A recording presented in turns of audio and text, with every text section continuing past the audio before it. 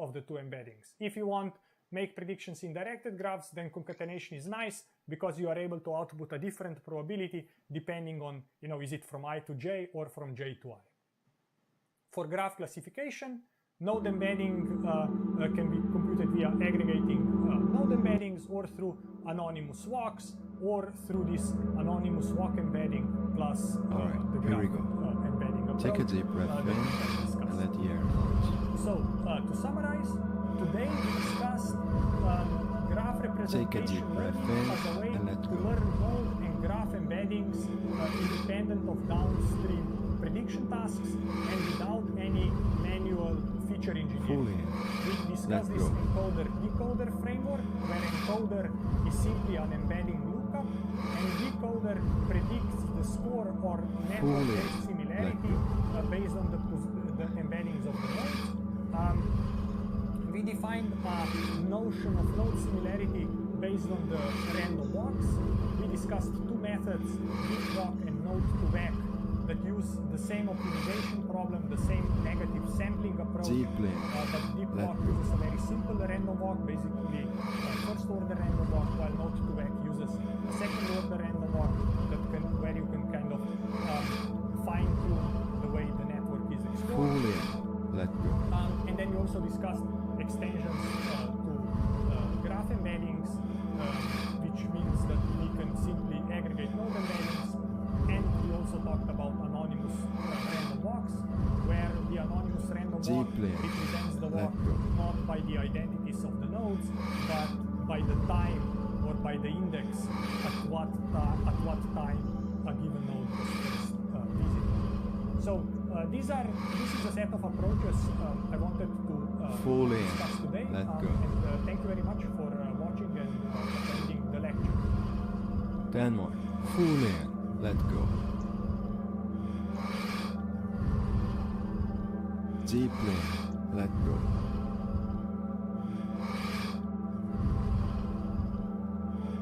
It is great to have everyone here today. And, we are going to continue our investigation of machine learning with graphs.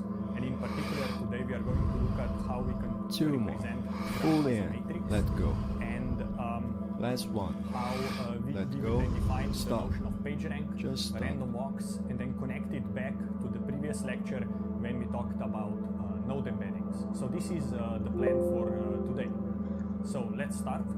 Today I want to talk about looking at graph as a matrix. So we are going to investigate graph analysis and learning from the matrix linear algebra perspective. And we are going to treat graph as a matrix, and this will allow us to define node importance via random walks, and this is the famous PageRank algorithm. We are then going to extend this into the notion of matrix factorization, and then we are going to see how node embeddings, meaning node to back and deep walk, are essentially a form of implicit matrix factorization.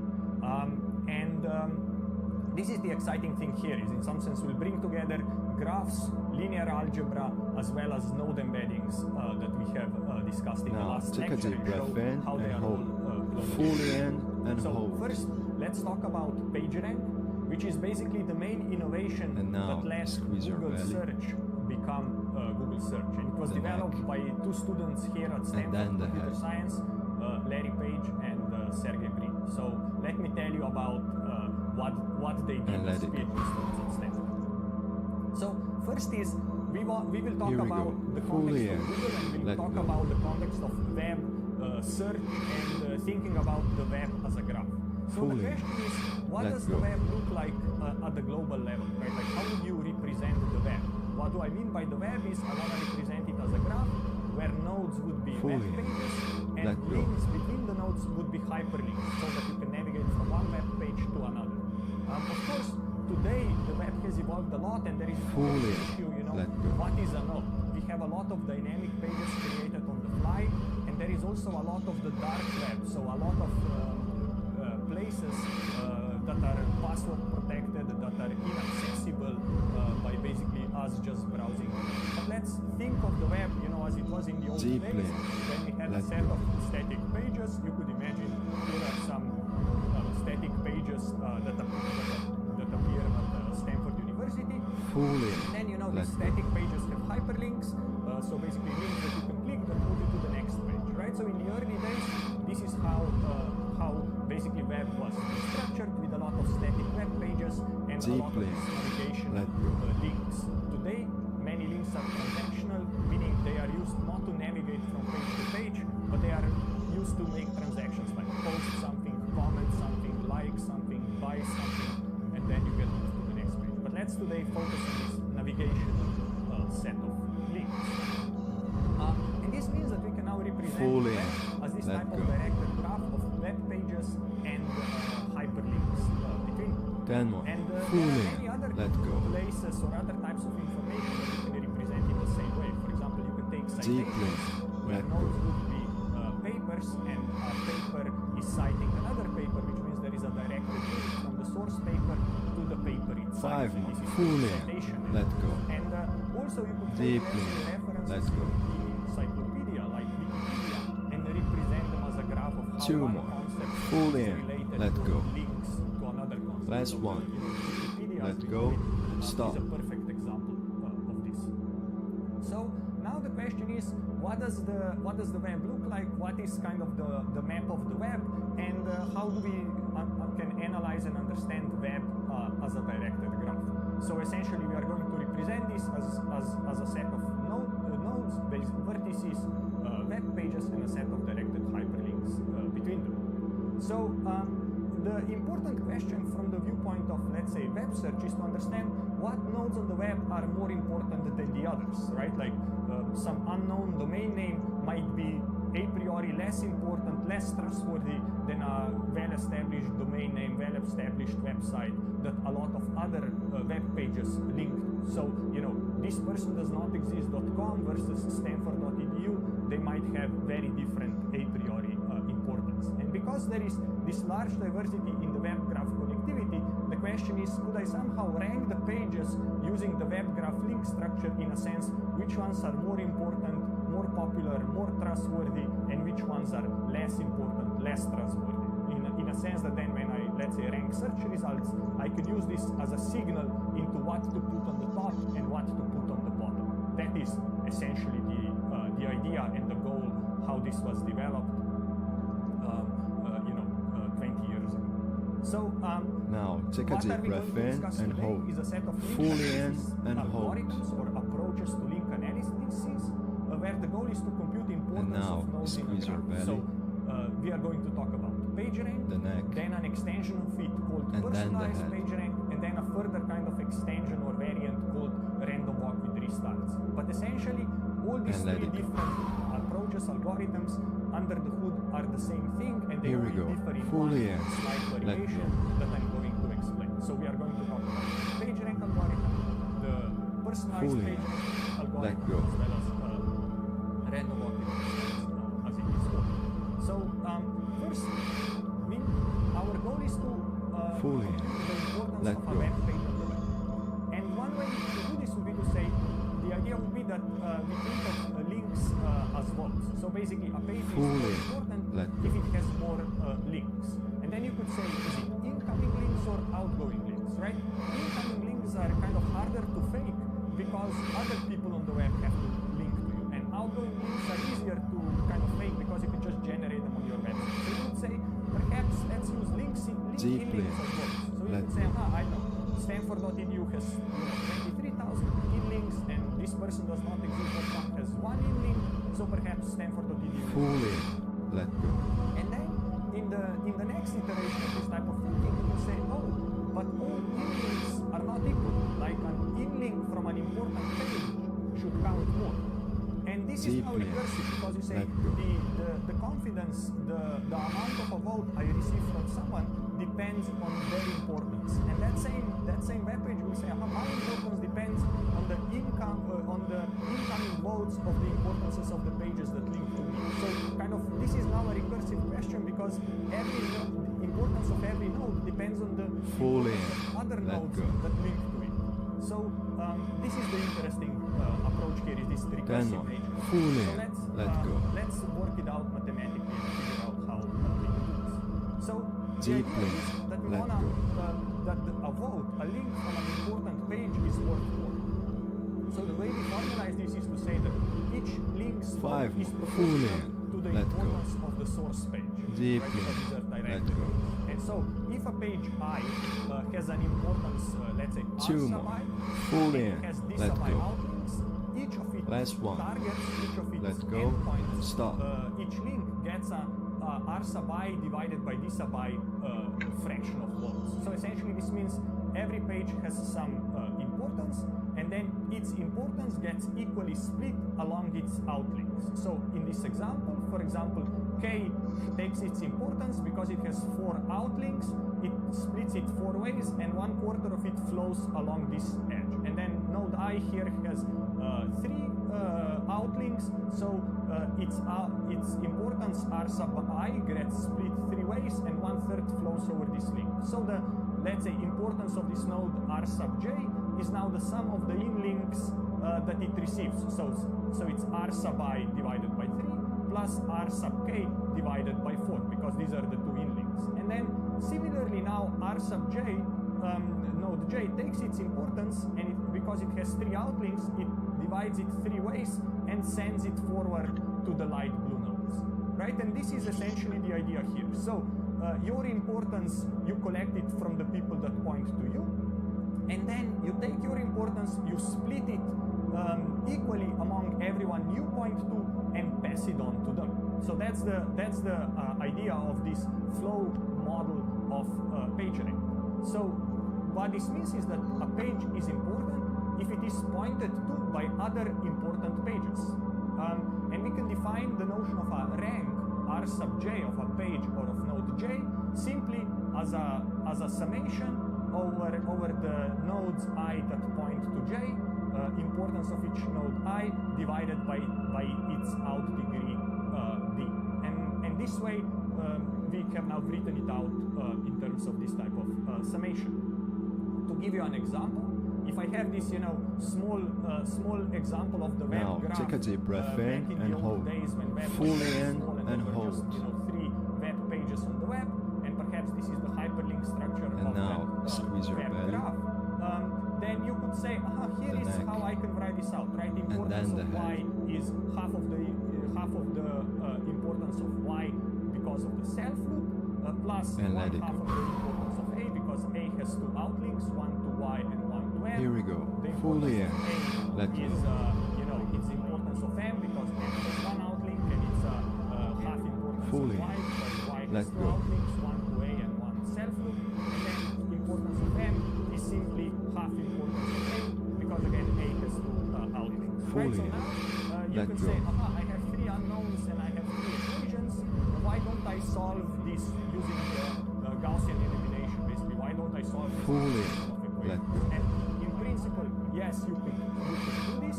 You need the 4th constraint, but you could say all these importances have to sum to be equal to 1, and you could use a large-scale equation solver, but this is kind of a bad idea. Nobody does it this way because it's not scalable. So there exists a much Deeply. more elegant Let way go. to solve this system of equations, and I'm going to show you how to do it. So to be able to do that, we will stop looking at the graph as this set of nodes and edges, but we are going to represent it as Fully matrices. let And go. we will define this notion of stochastic adjacency matrix M, where if a page J has out degree D sub J, then in the entries of the matrix. So if J points to I, Deeply then the entry let go. Ij of the matrix M will have the value of 1 over D sub J.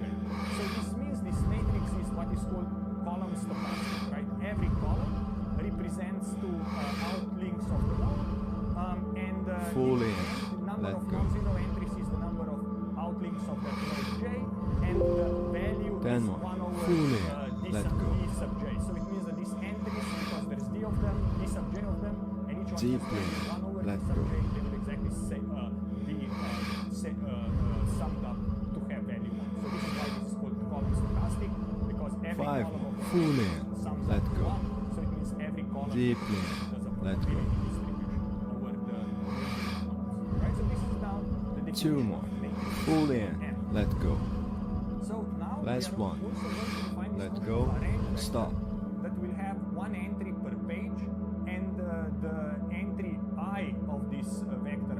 will be the importance score of page I, right? So basically matrix M has size n by n, number of nodes, and then vector R has also the size number of nodes, where for every node there is an entry telling or storing how important is that node. And one other thing we will do is we are going to say that the entries of the vector R have to sum to 1. So again, the way you can think of this is that this is a probability distribution of over the nodes in the network. And then what is interesting is that the equations I showed on the previous slide can actually now be written in this very simple matrix form, that R equals n times R, right? So basically you say, entry of J is simply a sum over the nodes I that point to the node J. And in the matrix form, this is how you would say it, because you basically go over the row and sum up the importances of the nodes that point to it. So these two representations are equivalent. We can write it as an equation, or we can write it in this matrix form. So now let me just give you an example how this would look like. Here is my previous example of the web graph with 3 nodes. Here is my system of equations that I had before. Now this is my stochastic adjacency matrix, meaning that you notice that every column now sums to 1. And then the way I could write the system of equations is simply to say R equals n times R. And if you see this, for example, Y is one half of R sub Y plus 1/2 of R sub A, which is exactly what this equation says, right? So basically these two representations are equivalent. So now I want to kind of stop this mathematical discussion and give you some intuition. And the intuition here will be the connection back to random walks that we talked about in the last lecture. So let me make a connection to random walks and see how this mathematical formulation of this Gaussian system of equation, how is now that take a deep breath in and hold. And this is so Fully in and hold. It's mathematically kind of the same thing, algorithmically the same thing, but we can think about it in so many different ways, and we can use so many different intuitions about the same kind of underlying object or underlying thing. So let's kind of pause a bit and think about this hypothetical case of a random surfer. Here we go. So the idea is a random surfer would be a person who basically randomly navigates the web pages of the web. So this is somebody or this surfer who at some time is one of the pages on the web.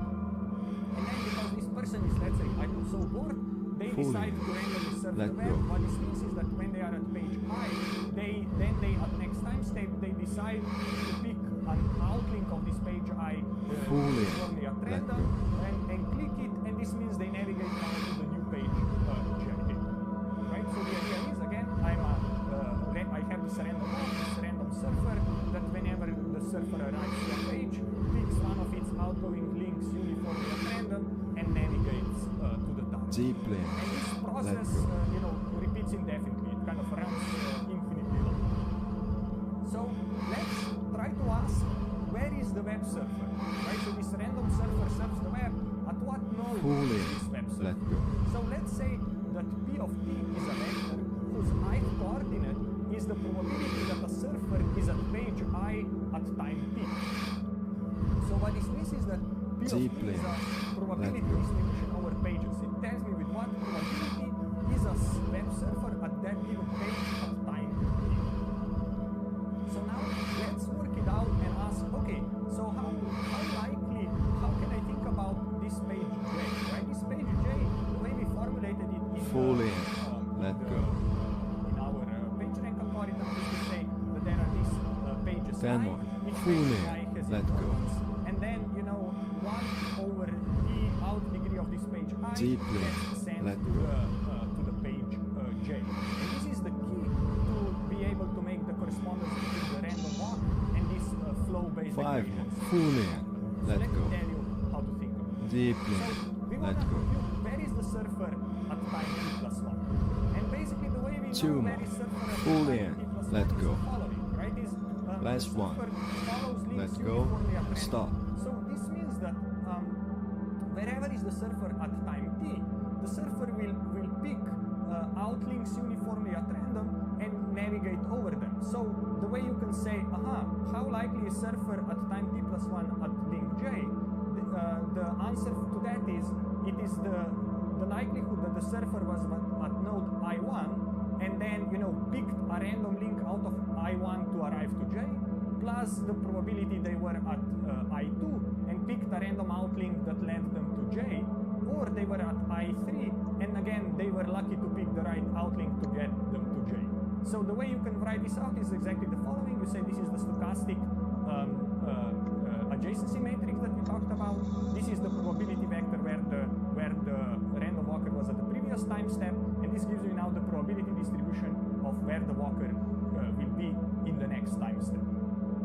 Right? So you notice how now we can basically say the random walker started somewhere, we multiply it with matrix M, and we get the probability distribution where the walker is going to be in the next time step. So now let's suppose that this random walk process reaches a steady state.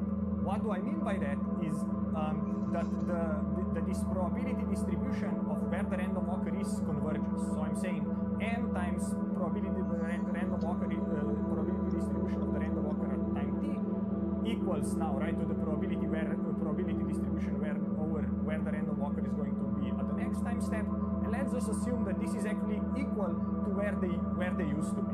And technically, P of t is called a stationary distribution of a random walker, right? So a random walker walks around so long that kind of time doesn't really matter, and this distribution of where the random walker is kind of stabilizes over the graph.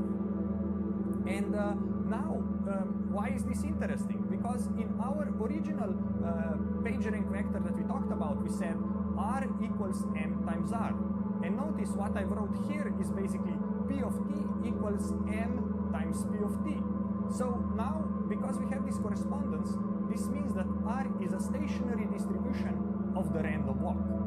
So basically it means that these flow-based equations can be interpreted based on the flow, or can also be interpreted as with this intuition that there is a random walker walking around infinitely long over the graph, so that after some time, basically, it doesn't matter where the random walker started, but it's really all about this distribution of where the random walker is going to converge to this stationary distribution.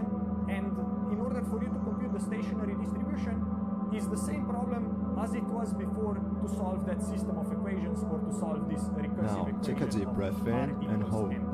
Fully in and hold. This is the interesting correspondence that I wanted to talk about. And now, squeeze your belly. And now this is very interesting because this also links back to the lecture number 2, when we talked about eigenvector centrality, and we said let adjacency matrix A be an adjacency matrix of an undirected graph. All right, as an well example done. is here, and we Have said a good one. eigenvector centrality of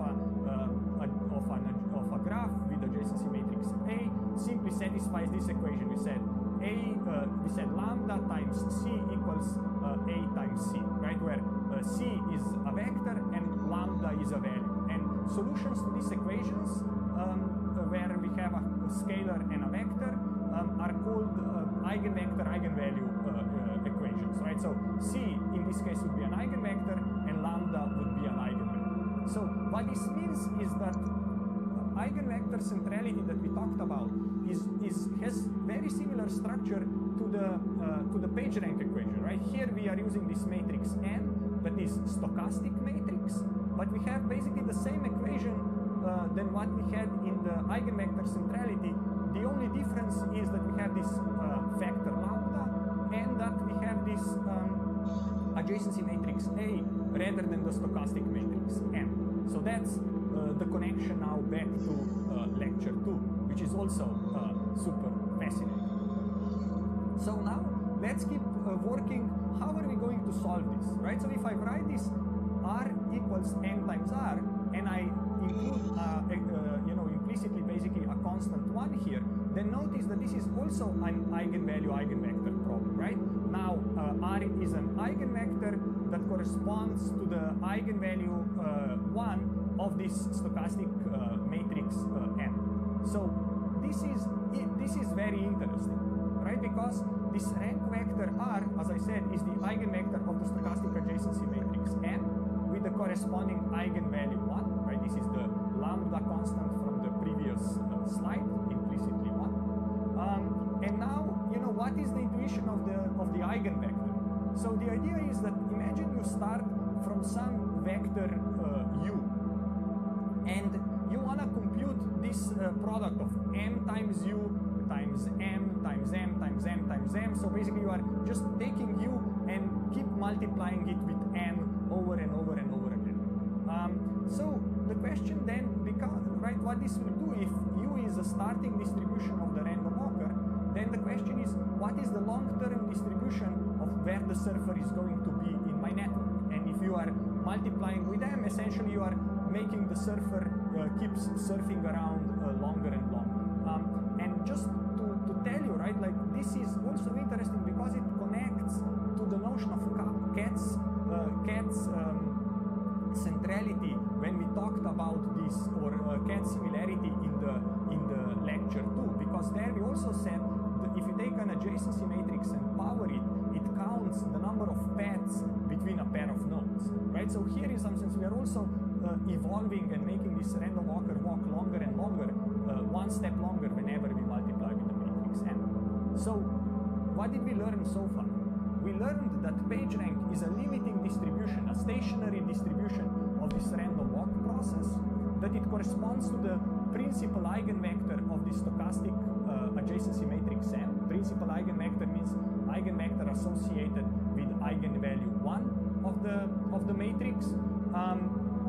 And also notice if R is the limit of this product of M, of number of multiplications of matrix M and U, then R satisfies this flow equation that we have written up here. That, 1 times R equals M times R. So what this means is that our vector R is the principal eigenvector of matrix M, and that it corresponds to eigenvalue 1. So now we brought three different things together. We brought together the random walk equation, we brought together this flow-based equation that I wrote here, and we brought together this concept of eigenvectors and eigenvalues from linear algebra. And it's super fascinating that these very different intuitions all converge in the same spot, and they are just different interpretation of the same underlying mathematics. So now, what I want to say is, how can we solve for this vector R? How do we determine vector R? And it turns out there is a very elegant and powerful algorithm to do this. It's called power iteration. And the approach is amazingly simple and amazingly scalable. So let me summarize what we learned so far. So we defined this notion of PageRank that measures importance of nodes in a graph using link structure of the graph. We talked today about directed graphs. PageRank models a random web surfer using this stochastic adjacency matrix M, and this random web surfer basically resides at the page, picks a outlink at random, and makes a transition. And then we said, how could we compute the stationary distribution of this random walk process, of this random surfer process on the graph? We saw that PageRank solves this equation R equals M times R, where R can be viewed both as the principal eigenvector of M, as well as the stationary distribution of this random walk process of the graph. And this is the fascinating thing, right? It's just an eigenvector, but it has this very rich interpretation of the random walker, random surfer surfing around. So this is the summary so far.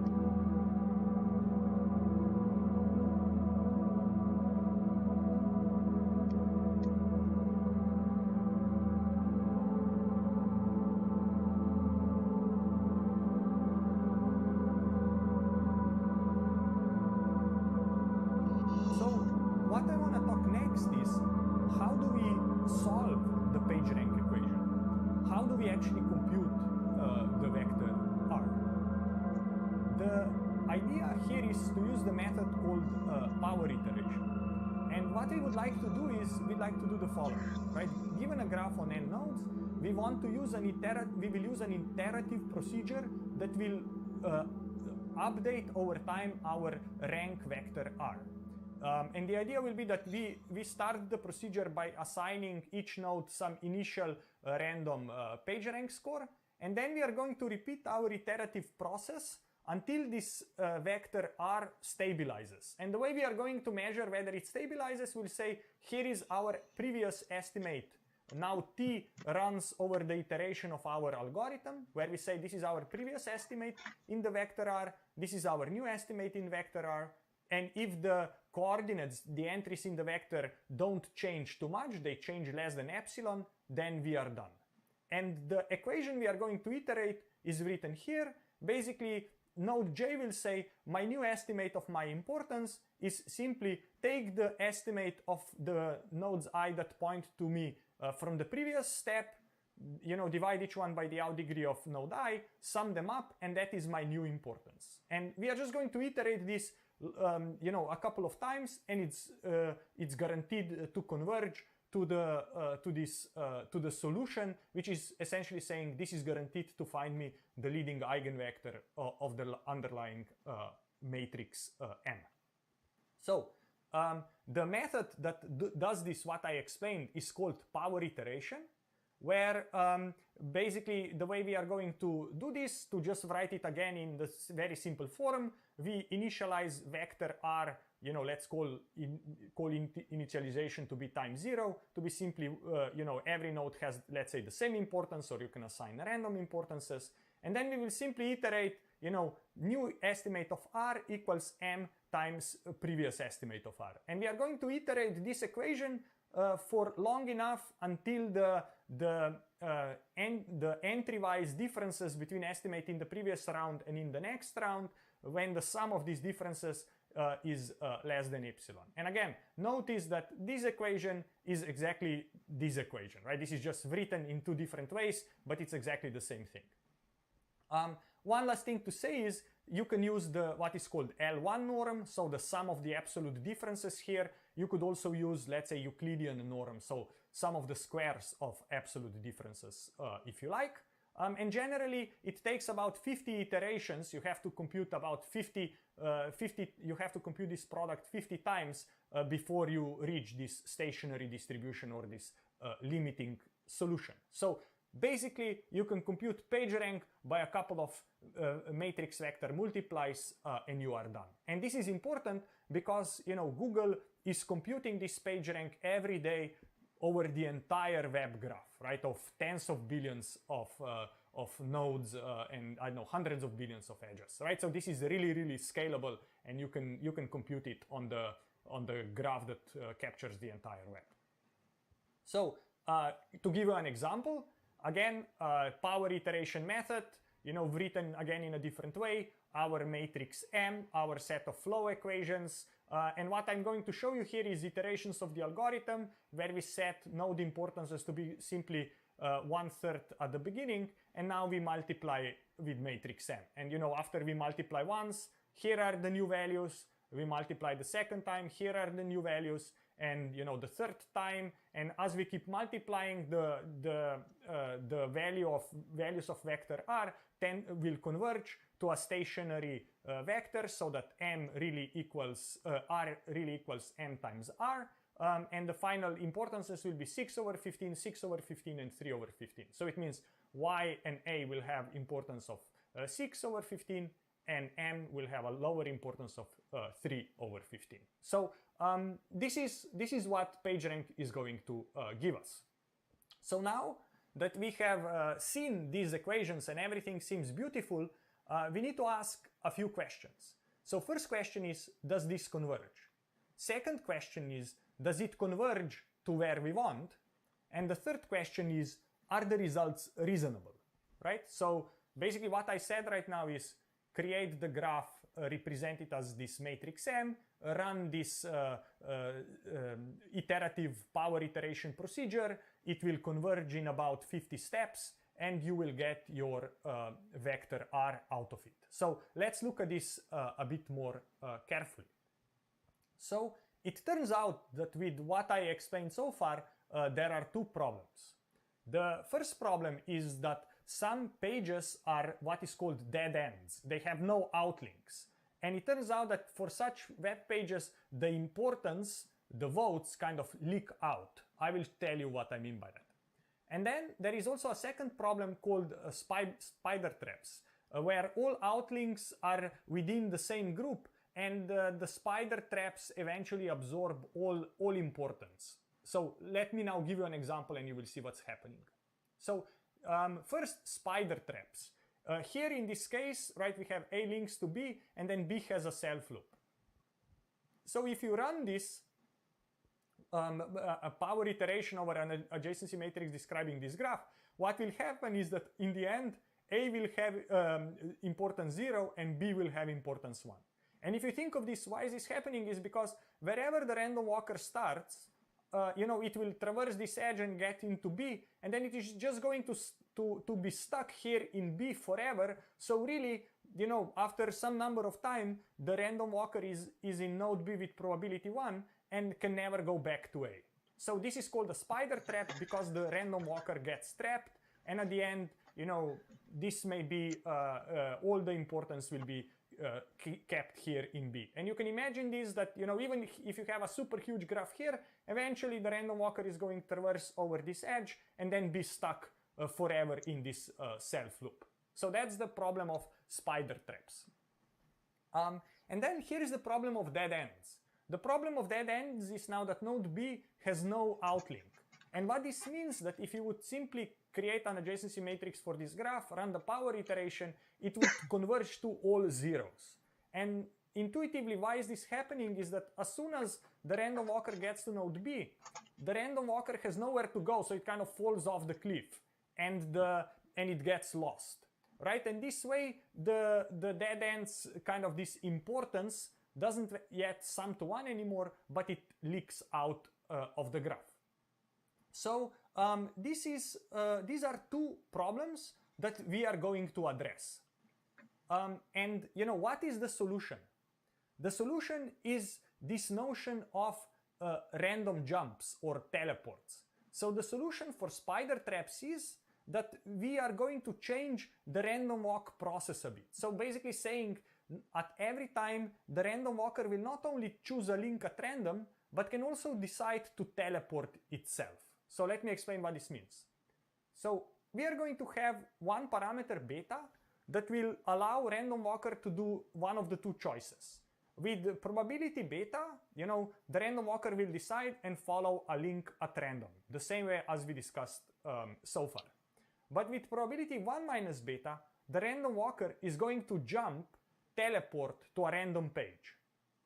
And the common values of beta usually are between 0.8 to 0.9. So it means that, if a random walker gets stuck in a spider trap, it will stay here for a few steps, but eventually it will be able to teleport out, right? Because with some smaller probability, the random walker will say, let me just randomly teleport to a random page. So it means that out of every web page, out of every node, there is a way for you to teleport yourself somewhere else, to basically randomly jump somewhere else. And this is how now spider traps are no longer the problem, because you don't get trapped. You can always jump out. You can always teleport. The Scotty can always kind of beam you up. That's kind of the idea. How about the dead ends? The way you do this is also with teleports. Essentially what you say, if you come to a dead end, if you come to node M and there's nowhere for you to go, what you do is you simply teleport with probability 1. Right? So, why were the dead ends the problem? Dead ends were the problem because M has no outlinks. So our column of this matrix M, the column stochastic adjacency matrix, the column stochasticity is violated because column for node M does not sum to 1 because M has no outlinks. So what do? Is we fix this by basically saying when you arrive to node M, you can randomly teleport wherever you want. You can jump to any node. So this means in some sense now M is connected to all other nodes in the network, including itself, and the random walker can choose any of these links with equal probability. And this solves the problem of dead ends. It essentially eliminates them. So why do teleports solve the problem, right? Why are dead ends and spider traps a problem, and why do teleports solve both of them, right? Spider traps, in some sense, are not a mathematical problem, in a sense that the eigenvector is still well defined, the power iteration is going to converge, everything is fine mathematically. But the problem is that the PageRank score is not what we want, right? We don't want to say there is one page on the web that is important, has all the importance, and everyone else is zero important, right? So the solution here is to add teleports. This means the random walker never gets trapped in a spider trap, and it will be able to teleport itself out in a finite number of steps, which means that all the nodes on the web will now have some importance. So this basically solves us this particular issue. So spider traps are not a mathematical problem, but are a problem that PageRank value becomes not what we want. And then dead ends are a problem mathematically because our matrix M is not column stochastic anymore, and our initial assumptions are not met. So power iteration as a method does not work and does not converge. So the solution here is to make the matrix column stochastic by always teleporting when there is nowhere to go, right? Whenever you come to a node without any outlinks, you always randomly teleport. And this now means that basically the same solution of teleports both gives us PageRank the way we wanted to define it intuitively, and also fixes the underlying mathematical problems that all these concepts that I discussed are well defined. So what is the final solution, or the Google solution to this problem? The solution is that at each step, the random walker has two options. You know, it flips a coin, and with some probability beta, it's going to follow an outlink at random. And with the remaining probability, it's going to jump to a random page. So the way now our PageRank equation that was defined by Sergey and Brin, or Page and Brin back in 1998, is the following. We say the importance of node J equals the beta times the importances of node I that point to it, right, divided by their out degrees, plus 1 minus beta 1 over n. So the way you can think of this is to say, how likely is a random walker to be at node J right now?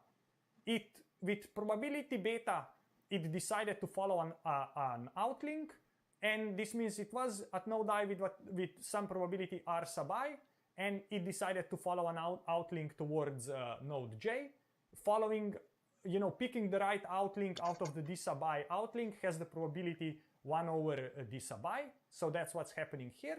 And then we say, oh, and also the random walker could come to the node J by basically teleporting.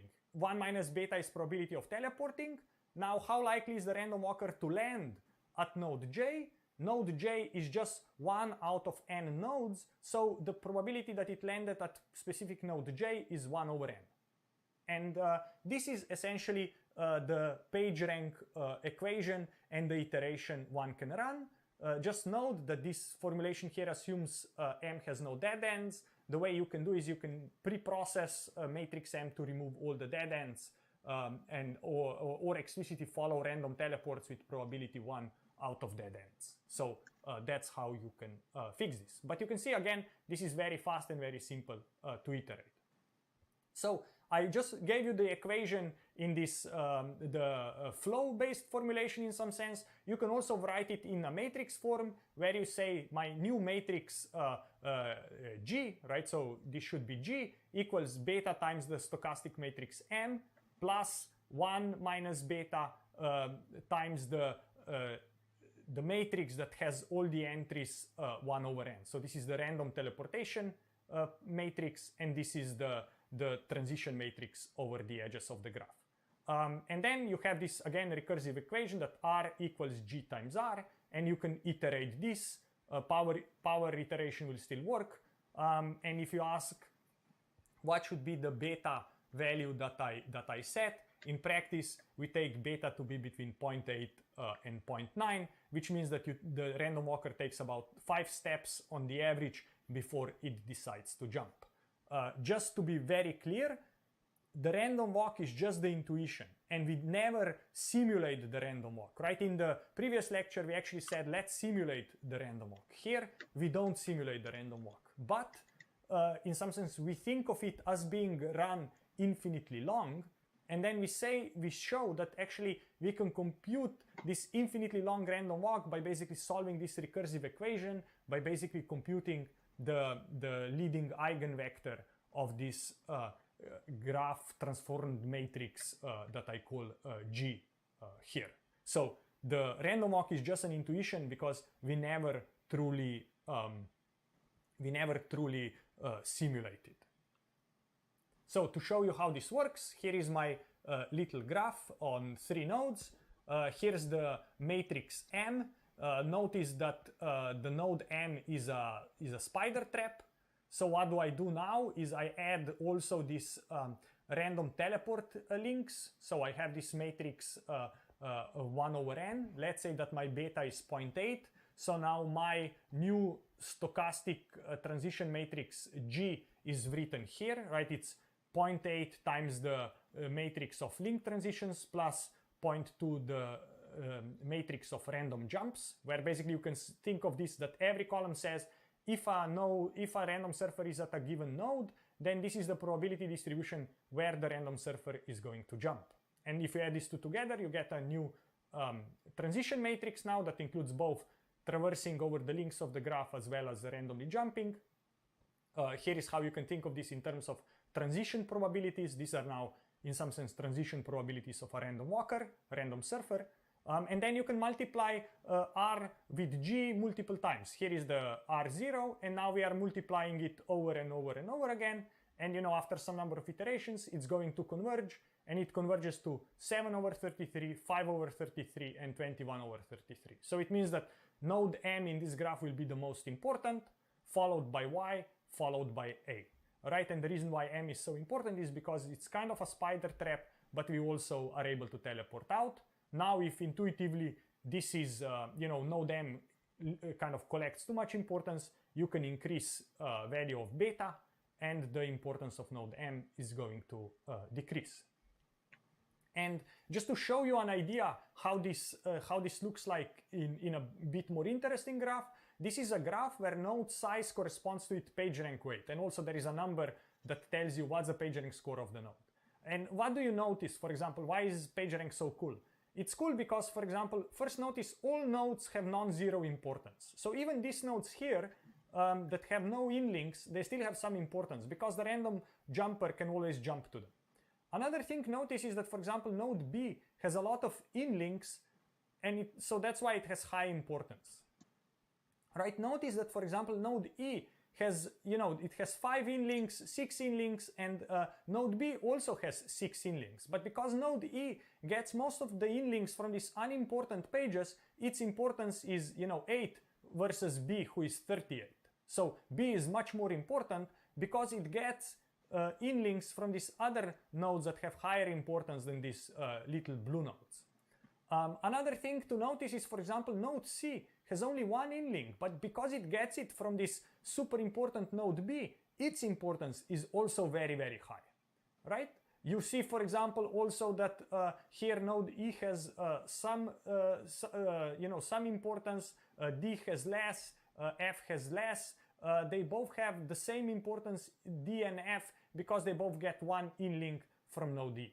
So notice how these importances are very nuanced, and they take a lot of different considerations into account that all make sense, in a sense of I want a lot of in-links, I want in-links from important nodes. Even if I have 1 in-link but somebody very important links to me, that means I'm very important, and so on and so forth. So this is why this notion of PageRank is so useful, and also there is a lot of mathematical beauty behind its definition, and we can efficiently compute it for very large-scale graphs. So to summarize, we talked about how do we solve the PageRank scores. we solve them by iterating this equation R equals G times R, and this can be efficiently computed using power iteration of the stochastic matrix G. And adding uniform teleportation solves both the issues with dead ends as well as the issue with spider traps.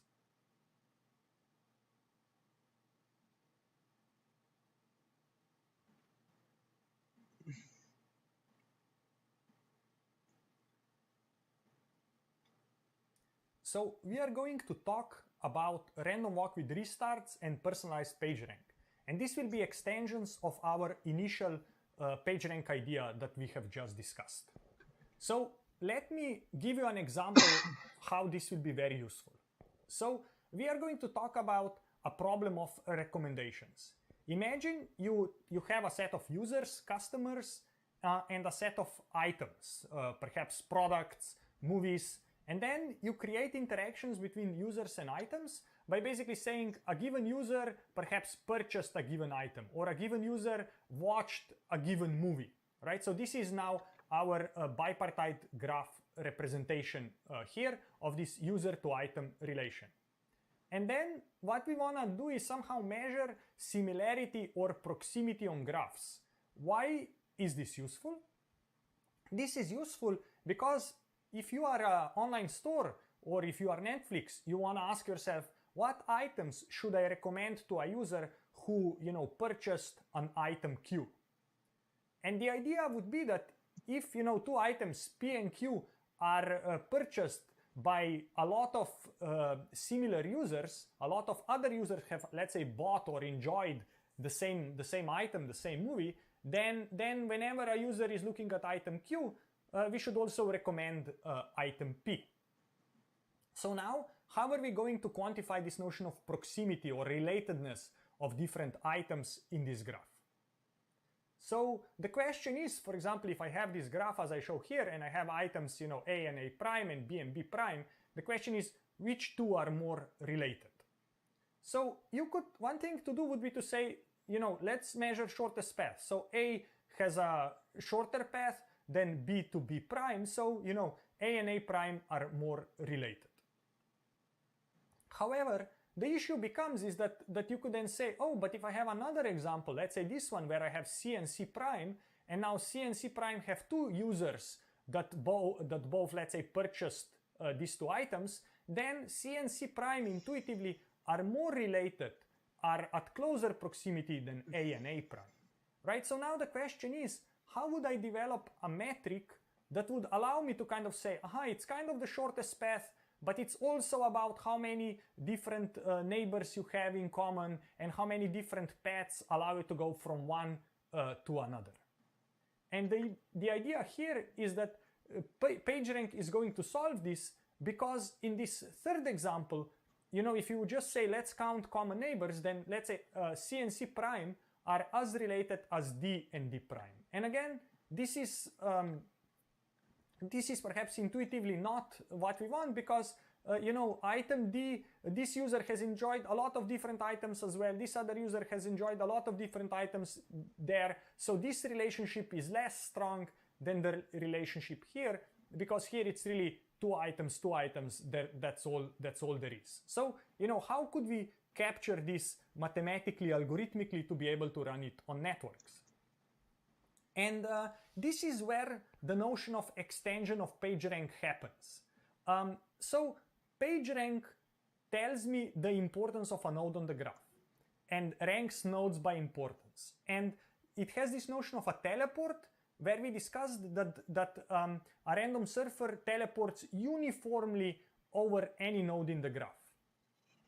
So now we will first define a notion of what is called personalized PageRank, where basically the only difference with the original PageRank is that whenever we teleport or whenever the random walker teleports, it doesn't teleport anywhere in the graph, but it only jumps back to a subset of nodes S.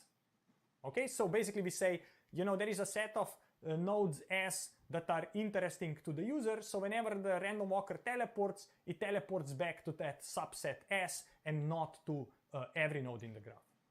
And then in terms of, proximity in graphs, you can now take this notion of a teleport set S and you can shrink it even further and say, what if S is a single node?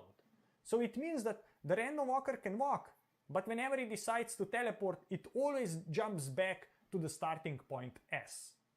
And this is what is called a random walk with restart, where basically you always teleport back to the starting node S.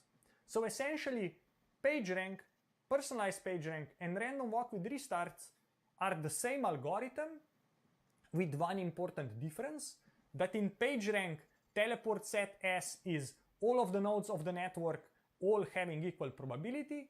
In personalized PageRank, the teleport set S is a subset of nodes, so you only can jump to the subset. And in random walk with restart, the teleportation set S is a simple node, is simply one node, and that's the starting node, our query node item Q from the previous slide.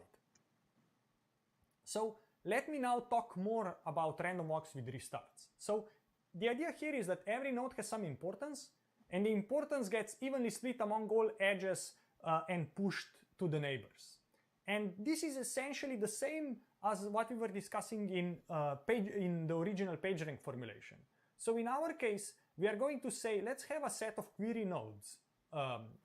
This is basically the set S, and let's now physically simulate the random walk over this graph, right? We will make a step at random neighbor and record the visit to that neighbor. So we are going to increase the visit count of that neighbor. And with some probability alpha, we are going to restart the walk, which basically means we are going to jump back to any of the query nodes and restart the walk.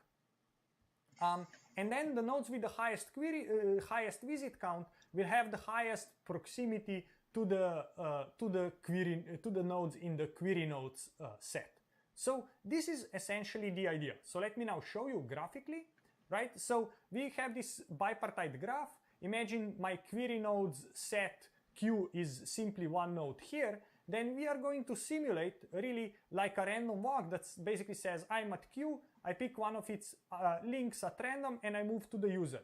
Now I am at the user, I pick one of the links at random, move to the other side, and I increase the visit count 1 here. And now I get to decide, do I restart, meaning go back to Q, or do I continue walking by picking one link to go to the user, pick another link to go back and increase the visit count. And again, ask myself, do I want to restart or do I want to continue walking?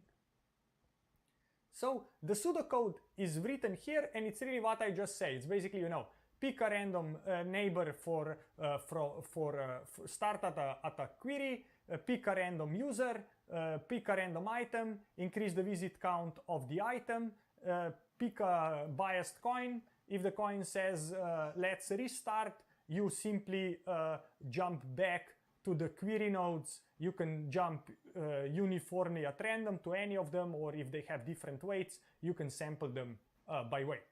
And that is this notion of a random walk with restart. And if you do this, then you will have the query item, and then you will also get these visit counts. And the idea is that items that are more related, that are closer in the graphs, will have higher visit counts, because it means that the random walker will visit them more often, which means you have more common neighbors, more paths lead from one to the other. These paths are short, so that the random walker does not decide to restart, and so on and so forth. And this allows us to measure proximity in graphs very efficiently.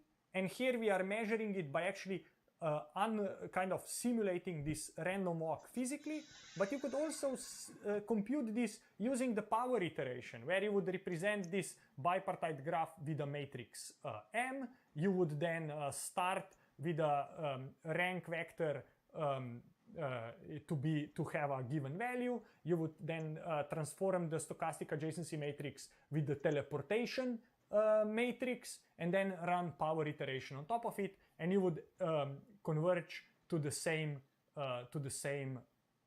set of node importances as we show here by basically running this quick simulation. So what are the benefits of this approach?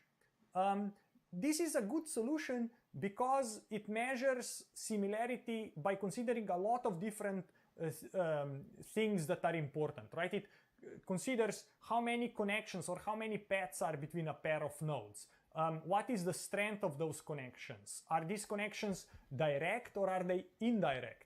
It also considers the degree of the nodes on the path, because the more edges it has, the more likely is for the random walker is to kind of walk away and don't go to the node, let's say, that we are interested in. So in all these cases, this is has a lot of properties that we want.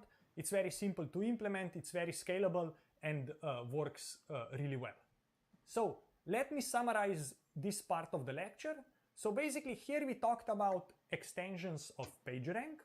We talked about classical PageRank where the random walker teleports to any node. So, if I have a graph with 10 nodes, then its teleport set S, you can think of it as it includes all the nodes, and each node has a equal probability of the random walker landing there. This is called PageRank. Then the personalized PageRank, sometimes also called topic-specific PageRank, is basically the only difference is that now the teleport vector only has a couple of non-zero elements, and this now means that whenever the random walker decides to jump, 50% of the times it will jump to this node, 10% to this node, 20% to this one and that one. So that's what is called personalized PageRank. And then random walk with restarts is again PageRank, but here the teleportation vector is a single node. So whenever the surfer decides to teleport, it always teleports to one single node. But mathematically, all these formulations are the same power iteration can solve them. We can also solve, for example, especially the random walk with restarts by actually simulating the random walk, which in some cases might be faster, but it is approximate. And the same algorithm works, only thing is how do we define the set S, the teleportation set.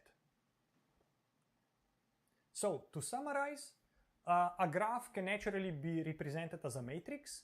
We then define the random walk process over the graph.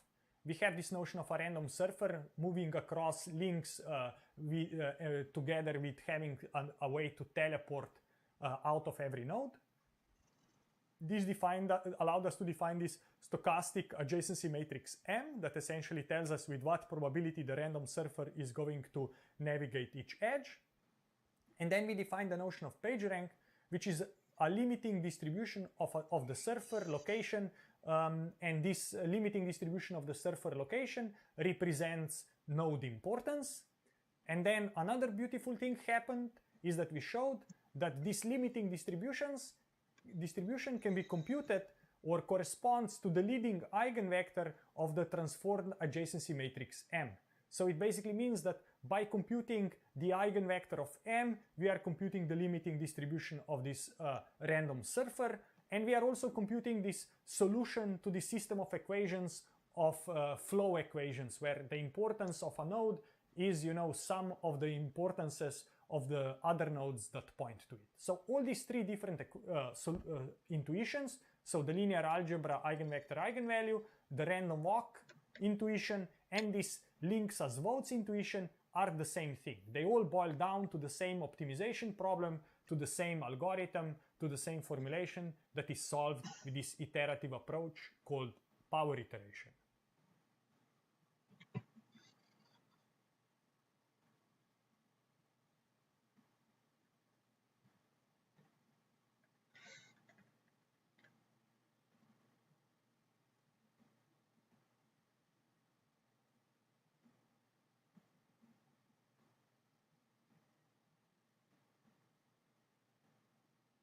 So this now concludes the first two parts of the lecture. And what I want to do in the remaining few minutes, 10 minutes or so, I want to talk about connection to node embeddings and matrix factorization. So let me refresh you what we talked on Tuesday. So we talked about embeddings, and we talked about how we have this embedding matrix Z that, the number of rows is the embedding dimension, and the number of columns is the number of nodes in the graph. And this means that every column of this matrix Z will store an embedding for that given node. And our objective was, in this encoder-decoder framework, is that we want to maximize the dot product between pairs of nodes that are similar. So if two nodes are similar, then their dot product of their embeddings, of their columns in the matrix Z, has to be high. And that was the idea. Then, of course, how did you define this notion of similarity? We said two nodes are similar if they co-appear in the same random walk, starting at a given node. So now, how can we think about this more broadly, right? You could say we defined the notion of similarity through random walks in the previous lecture. What if we define an even simpler notion of similarity? What if we say two nodes are similar if they are connected by an edge? Then what this means is we say, oh, I want to approximate this matrix A, like entry in the UV in the matrix A, this is either 0 or 1, by this dot product, right? I'm saying if two nodes are connected, U and V are connected, then I want their dot product to be 1, and if they are not connected, I want their dot product to be 0, right? Of course, like if I write it this way at the level of the single entry, if I write it in the matrix form, this I'm writing basically saying this is Z transpose times Z equals A. So this is now called matrix factorization because I take my matrix A and I factorize it, I represent it as a product of two matrices, Z transposed and Z. So essentially I'm saying I take my adjacency matrix A, here is for example one entry of it, I want, because there is an edge, I want the dot product of this row and that column to be value 1.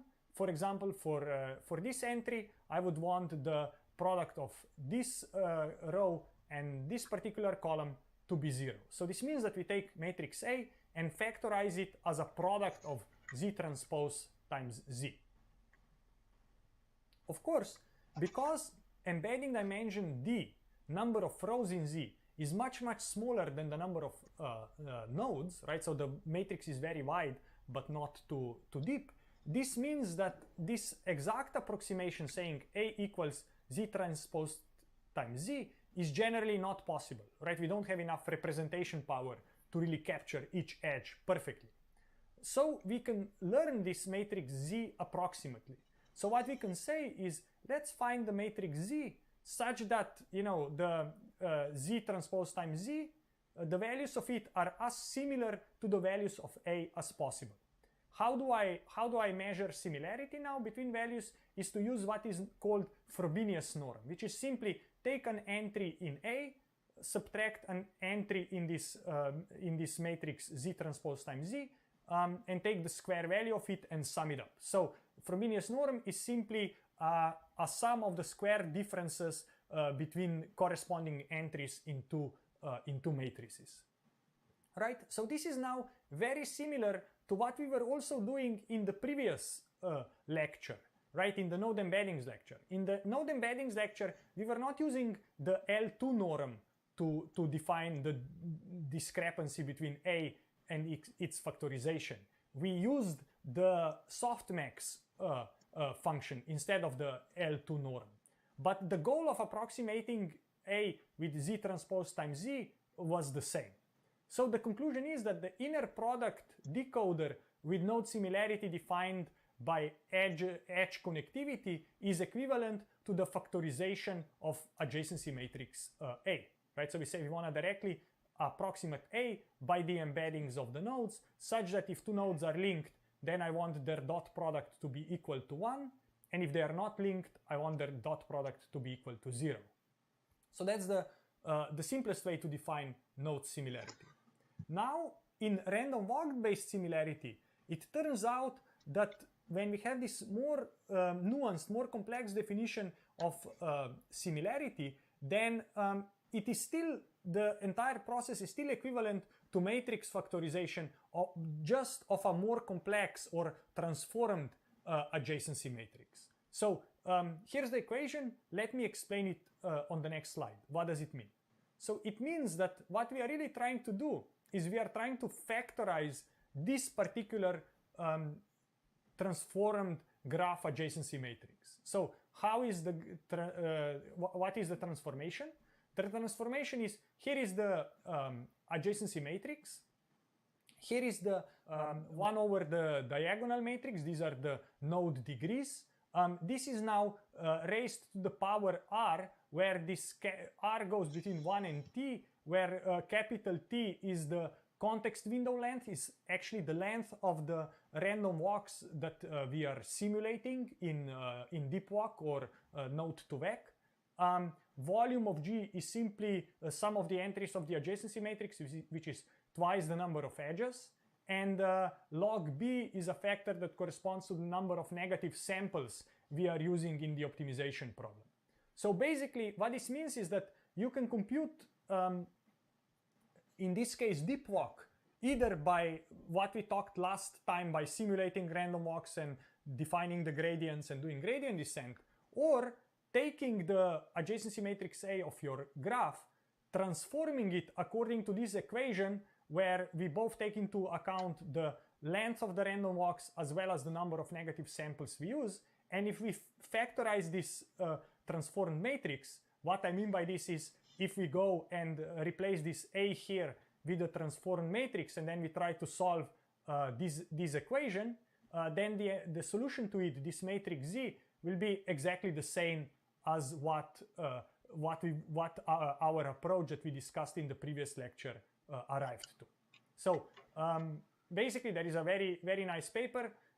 If you want to know more about this, called Network Embedding as Matrix Factorization, that basically unifies DeepWalk, Line, and a lot of other algorithms, including Node2Vec, in this one mathematical framework. So, as I said, this random walks-based similarity can also be thought as matrix factorization. The equation I show here is for DeepWalk. You can derive similar type of matrix transformation for Node2Vec. Just the matrix is even more complex because the random walk process of Node2Vec is more complex, is more nuanced. So to conclude the lecture today, I want to talk a bit about the limitations and kind of motivate what are we going to talk about next week.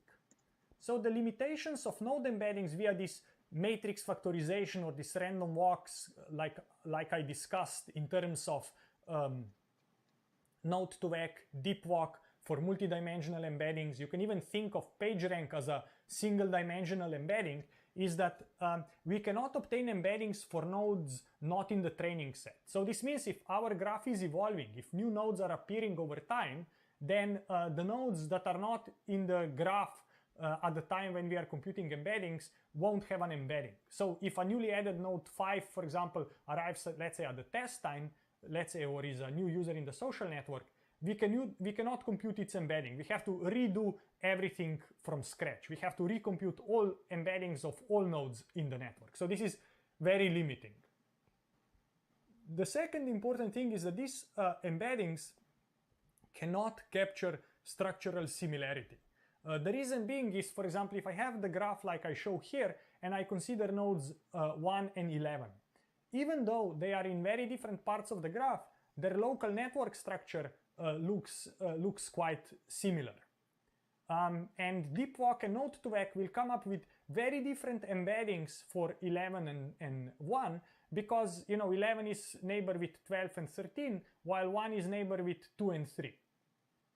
So this means that these types of embeddings won't be able to capture this notion of local structural similarity, but it will more be able to capture what are the identities of the neighbors next to a given starting node. Of course, if we would define this over anonymous walks, then that would allow us to capture the structure, because 2 and 3 would basically, the identities of the nodes are forgotten, and then we would be able to solve this problem. And then the last limitation I want to talk about is that these approaches cannot utilize node, edge, and graph level features, meaning, feature vectors attached to nodes, edges, and graphs cannot naturally be incorporated in this framework, right? We basically create node embeddings separately from the features that these nodes might have. So for example, a user in a social network may have a set of properties, features, attributes, or a protein has a set of properties, features that you would want to use when creating embeddings.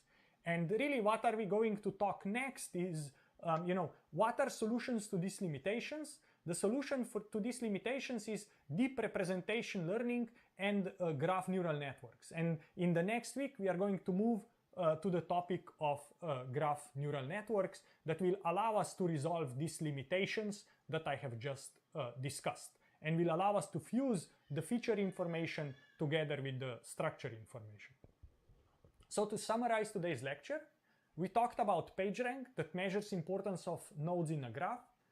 We talked about it in 3 different ways. We talked about it in terms of flow formulation, in terms of links and votes.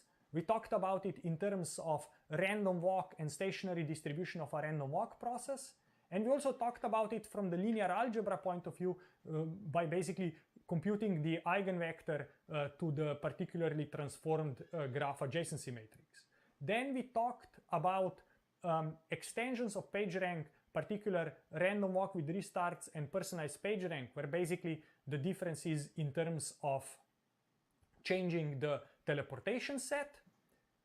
And then the last part of the lecture, we talked about node embeddings based on random walks and how they can be expressed as a form of matrix factorization. So this means that viewing graphs as matrices plays a key role in all of the above algorithms, where we can think of this in many different ways, but mathematically at the end it's all about matrix representation of the graph, factorizing this matrix, computing eigenvectors, eigenvalues, and extracting connectivity information out of it with the tools of linear algebra. So thank you very much everyone for the lecture.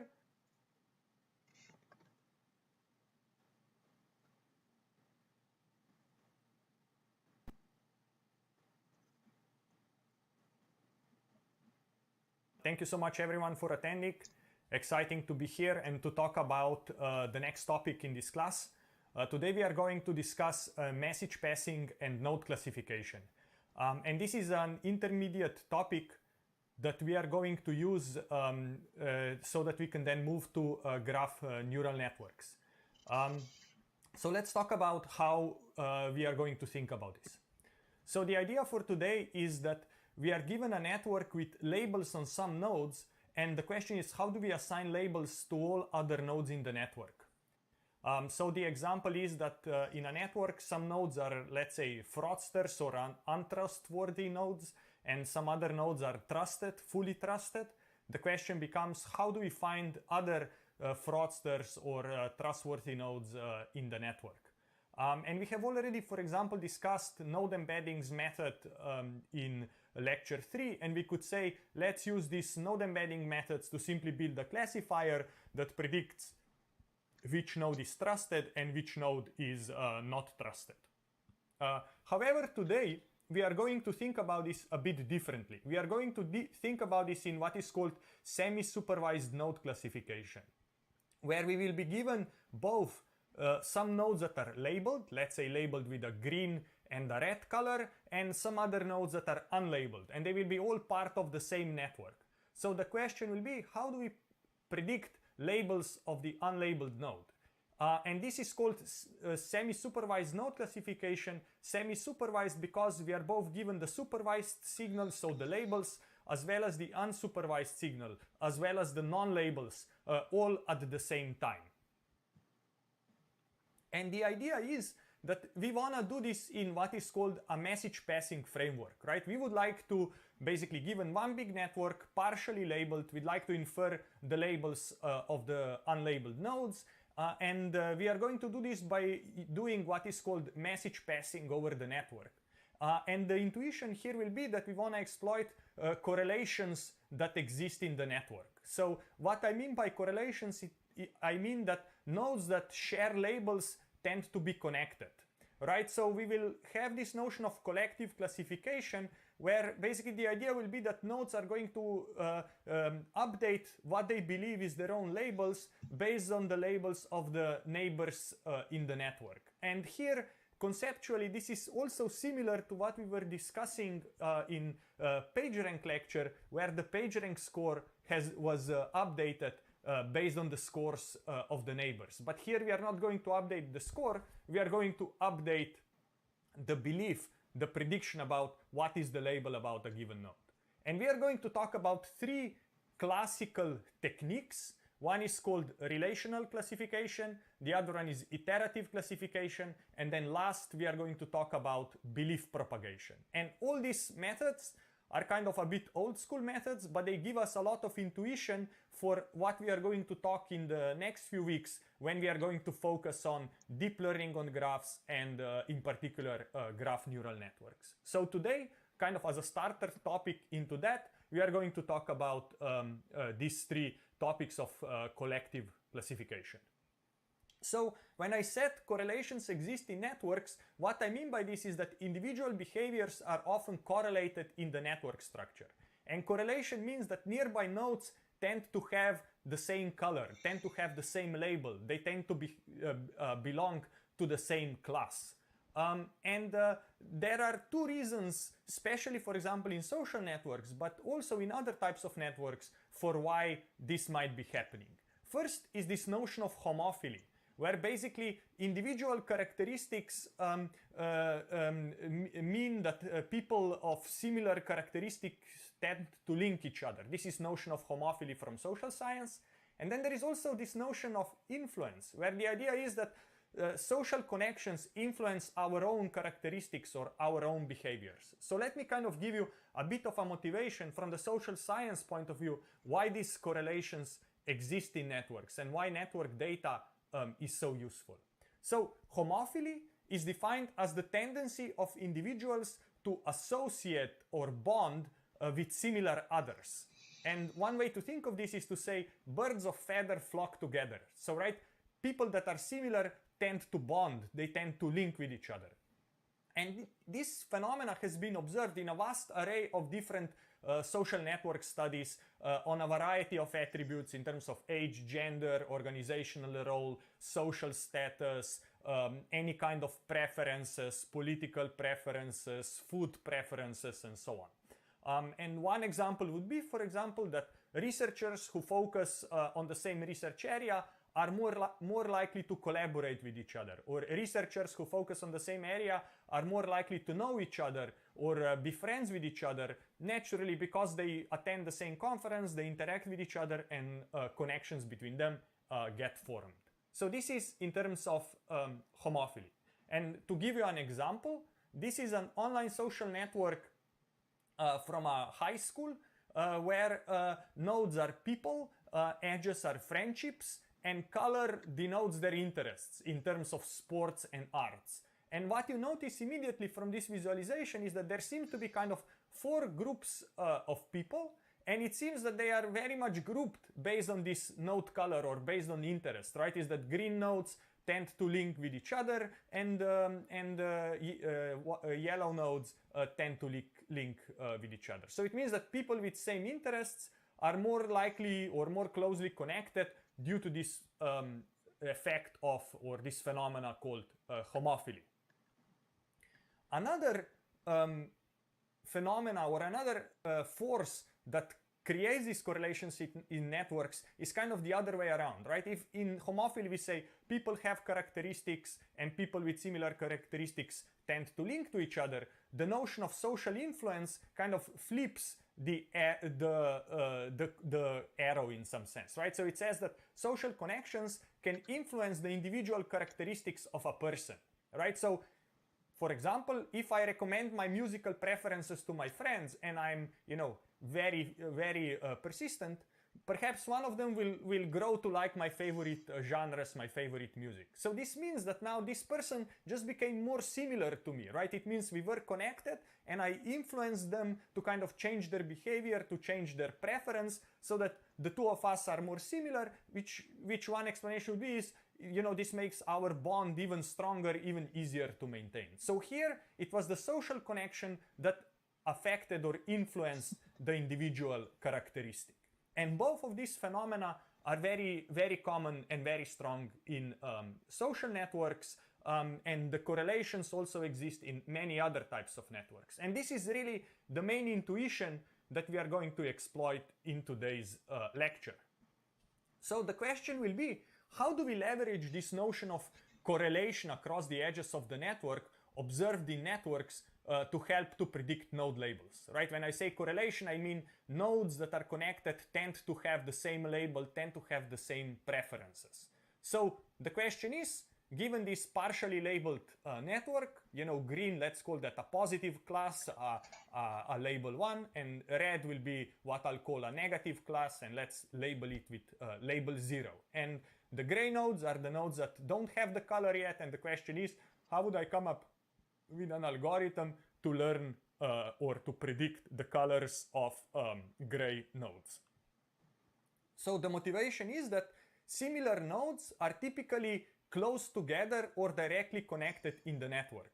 So the principle we are going to use is also known as guild by association, in a sense that if I'm connected to a node with label X, then I'm likely to have that label X as well. And that's this notion of correlation I was saying about, right? So if you could say about, let's say, malicious and benign web pages, you could say malicious web pages tend to link to one another to increase visibility and look credible and rank higher in the search engines. So if I know that one web page is malicious, then perhaps other pages that link towards it also tend to be malicious, right? That's the intuition. So the way we are going to think of this is that we are going to determine the classification label of a node V in the network, that it will depend on two factors. It will depend on the properties, features of the node V, and it will also depend on the labels of the neighbors of the node V of interest. And of course, because the V's label depends on the labels of nodes in the neighborhood, those labels will also depend on the features of those nodes in the neighborhood. So kind of, this means that also the label of node V will depend on the features of the nodes in its neighborhood. So here is how we are thinking about this graphically. Given a graph and a few labeled nodes, right, we want to find label class of remaining nodes. When I say label, in this case it will be positive or negative, it will be green or it will be red. And the main assumption, the main modeling assumption, the main inductive bias in this in our approach will be to assume that there is some degree of homophily in the network, so that basically these labels tend to cluster, meaning that nodes of the same label tend to link to each other. So to give you an example task, let A be an adjacency matrix over n nodes. This is basically captures the structure of the graph. This adjacency matrix can be unweighted, can be also weighted. All methods generalize to weighted graphs as well, can be undirected or directed. All the methods generalize to both types of graphs. And we will use the y as a vector of node labels, right? So we'll say y sub v equals 1 if the node v belongs to class 1, to the green color, and y sub v equals 0 if the node v belongs to the class 0, meaning it is labeled with a red color. And of course there will be also other unlabeled nodes that need to be, whose label needs to be predicted, whose label needs to be classified, and right now we don't know their label. The goal is predict which labeled nodes are likely to be of class 1 and which ones are likely to be of class 0. So that's the idea of what we want to do. There are many examples of this notion of collective classification, right? You can think about, I want to do document classification and documents linked to each other. I want to do link prediction in graphs, and the links will depend on the properties labels of the neighbors. Even like you can take certain other domains where you have optical character recognition, and you can represent that as a graph and say, you know, the label of what character I am also depends on the labels, what are the characters around me. Meaning that I know how to form, let's say, English words, and some random sequence of characters is very unlikely. So whether I'm letter A or a letter G will depend what my neighbors here in the, let's say, the line graph think about. So there is a lot of different cases where you basically want to make prediction about one object based on the relationships of the object to its nearby objects in terms of nodes, images, letters in OCR, part of speech tagging. In many other cases, knowing what are the labels of the nodes around you helps you determine your own label. That's essentially the idea. So collective classification that we are going to talk about today is going to have three different parts, right? So the intuition we are going to have is that we want to simultaneously classify linked nodes using edges and propagate information across the edges of the network. And this will be a probabilistic framework where we will be making what is called a Markov assumption. And a Markov assumption means that the label of a node only depends on the labels of its neighbors, right? So this is a first order Markov assumption because we only assume that a label depends on the label of the neighbors. And we don't, for example, assume that the label depends on the label of neighbors, right? Like degree 2 neighborhood. We only look at the degree 1 neighborhood. And this notion of collective classification, the reason why we use this term is because we will be all together classifying all the nodes on the graph, because every node's label depends on other nodes' labels. So we are going to iteratively reclassify nodes. Nodes are going to update the belief or prediction about their labels until the process will converge. And in order for us to do this kind of collective iterative classification, we'll need three types of classifiers. We'll have this local classifier that assigns the initial label to the node. We'll then have what we call a relational classifier that captures correlations between nodes, and we'll basically say, what are the labels of other nodes in the network, of the neighbors of the node of interest. And then we'll have this notion of collective inference where we will be propagating these correlations, these beliefs over the network until the labels will converge to some stable state or until some fixed number of iterations will be achieved. So what are these three pieces that we need to define? First, we have this notion of a local classifier that will assign initial labels to unlabeled nodes. So this is used for initial label assignment, and it will predict label of a node based on its attributes or features. It is just a standard classification task where given a set of given features of a node, we want to predict its label. And this does not use the network information yet. So this is applied only once at the beginning to give initial labels to the gray nodes. Then we will define this notion of a relational classifier that will capture the correlations between the nodes. So what does this mean is that we learn another predictor that will predict a label of one node based on the labels or attributes of other nodes in its neighborhood. And this is where the network information will be used, because this relational classifier will say what is given node's label based on the labels of the nodes that are connected to it. And this is where the network information is used. And then we won't only apply this relational classifier once, but we are going to apply it in rounds. So we will have this collective inference stage where we are going to keep updating the predictions based on the updated predictions on the neighbors, right? So we are going to apply a relational classifier to each node iteratively and iterate until the inconsistency between neighboring nodes is minimized, meaning network structure is going to affect the predictions, and these predictions are going to converge and the predictions are going to stabilize. And usually we will either run this iteration until it stabilizes or until some maximum number of iterations is reached. And I will give you specific examples what I mean by that. So the problem setting is, how do we predict labels y sub v of unlabeled nodes v, here denoted in gray color? Each node v will have a feature vector f sub v. Labels of some nodes will be given to us. We'll use label 1 for green nodes and label 0 for red nodes. And the task is find the probability that a given node is, let's say, positive, is green, based on the features it has, as well as the network structure and the colors of the nodes around it. So that's the problem we are trying to solve, and we are going to solve this by propagating the beliefs, propagating the information across the underlying network structure in an iterative way. So what's the overview of what is coming? We are going to focus on this notion of semi-supervised node classification. Semi-supervised in a sense that we are given both labeled and unlabeled data at the same time. We are given a partially labeled network.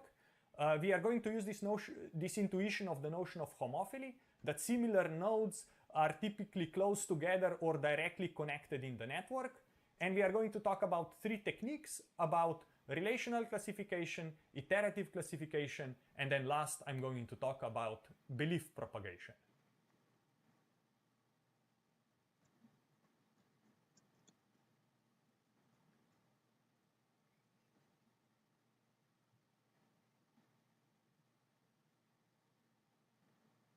So first, we are going to talk about relational classification and iterative classification. So let me explain you the ideas for this part of the lecture.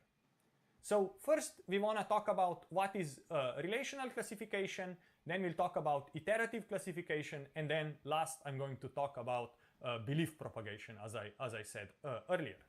So probabilistic relational classifier, the idea is the following. The class probability y sub v of node v is a weighted average of class probabilities of its neighbors. Right, so this means that for labeled nodes, we are going to fix their class label to be the ground truth label, the label we are given. And then for unlabeled nodes, we are just initialize their belief that, let's say, they have the color green to be, let's say, 0.5, so something uniform. And then nodes are going to update their belief about what color they are about based on the colors of the nodes in the network around them. And this is going to iterate until it converges.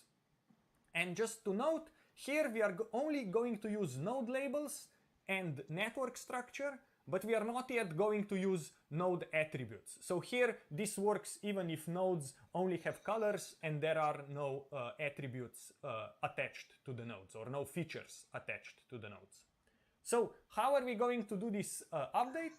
We are going to update this formula that I show here, and the idea is the following. We say that probability that my node of interest V is of class C is simply 1 over the sum over, let's say, the weights of the edges that are adjacent to our node V.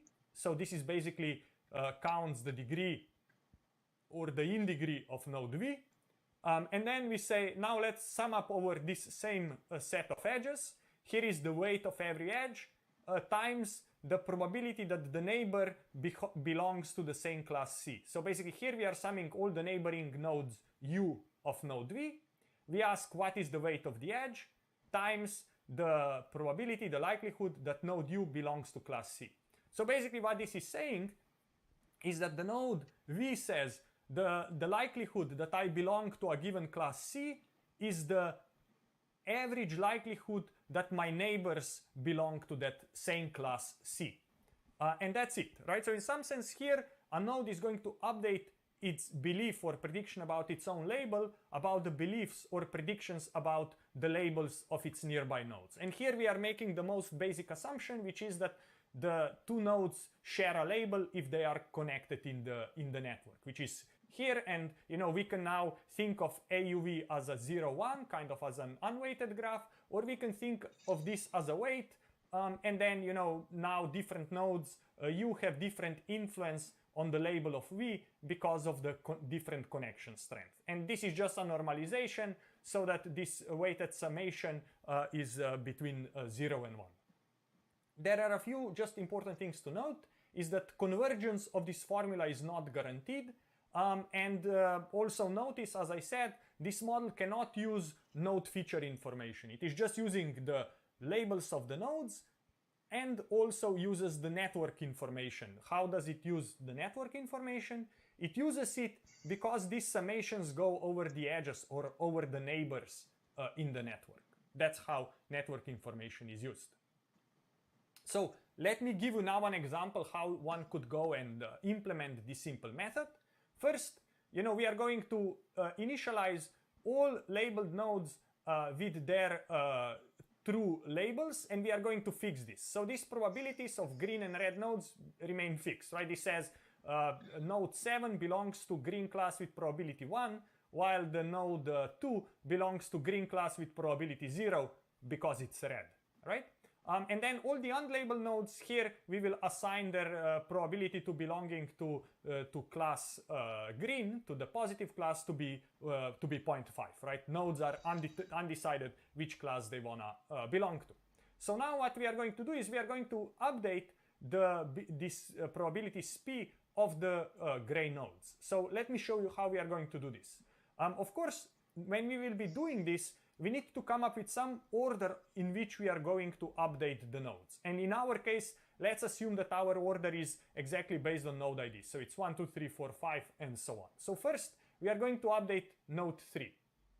And node 3 says the following. It says, I have 3 neighbors, and how am I going to do this? I have, the 2 neighbors of me have the probability 0 of belonging to the green class, and I have one gray member that has 0.5, so this is 0, 0 plus 0.5, and because I have 3 neighbors and my graph is unweighted, so this is divided by 3, so now the node number 3 has a probability of belonging to green class of 0.17. Now there is, now node 4 wakes up, and we are going to update its own predicted probability of being green. And again, it goes over its 4 neighbors, and we sum up a 0. This is because of this one. Then we sum up 0.17, 0.5, and 1, and divide it by 4. So the node number 4 will say my likelihood or my probability that I am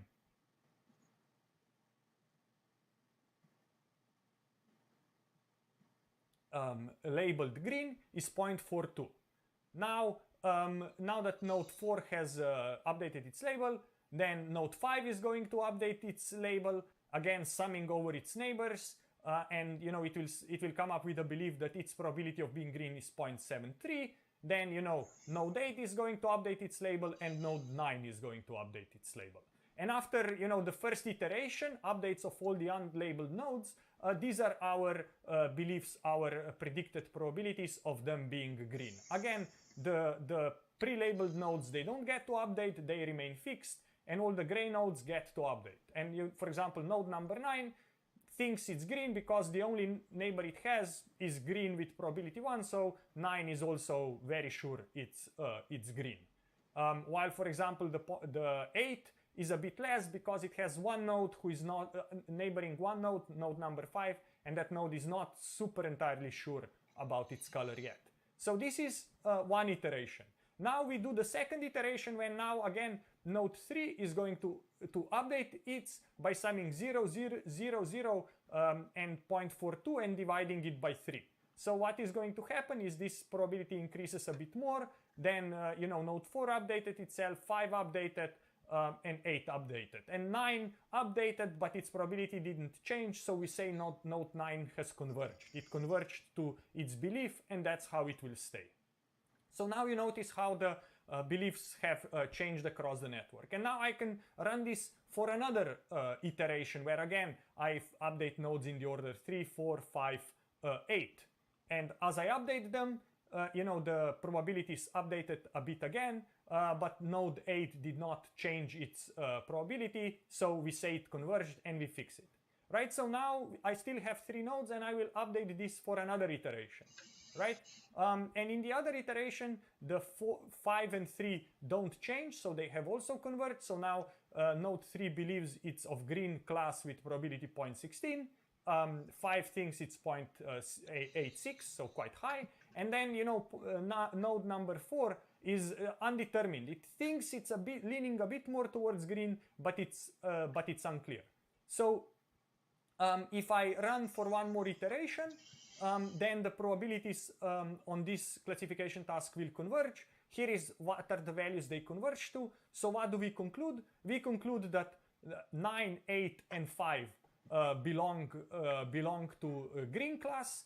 Node 4 also belongs to green class because it's just above 0.5, but very slightly. So 4 is also green, and 3 says, you know, I have a very low belief that I am of green color, so 3 is of red color, right? So our predictions now would be that 4, 5, 8, and 9 belong to green color, and 3 belongs to red color. And we did this by basically just doing this iterative classification by propagating this label information and nodes updating its belief about its label based on the labels of other nodes. So in this approach, we used the notion of the network, but we did not use the notion that nodes have any kind of features or any kind of signal attached to them.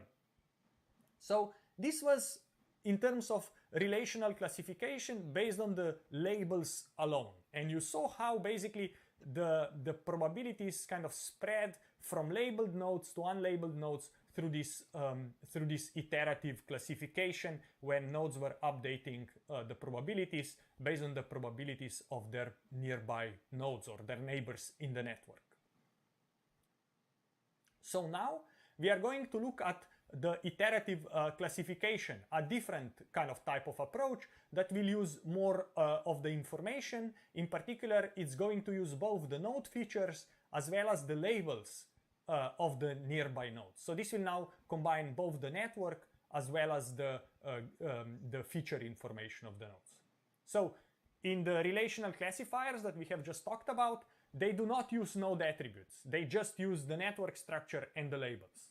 So now the question is, how do we label, how do we take advantage, how do we harness the information in node attributes?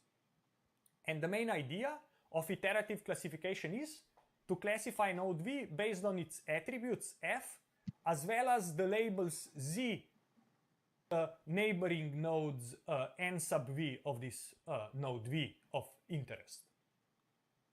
So how is this going to work? On the input, we are given a graph. Each node will have a feature vector associated with it, and some nodes will be labeled with labels Y. The task is to predict labels of unlabeled nodes, and the way we are going to do this is that we are going to train two classifiers. We are going first to train a base classifier that is going to predict a label of a node based on its feature vector alone. That's the classifier phi1. And then we are also going to train another classifier that will have two inputs. It will have inputs about the features of node V.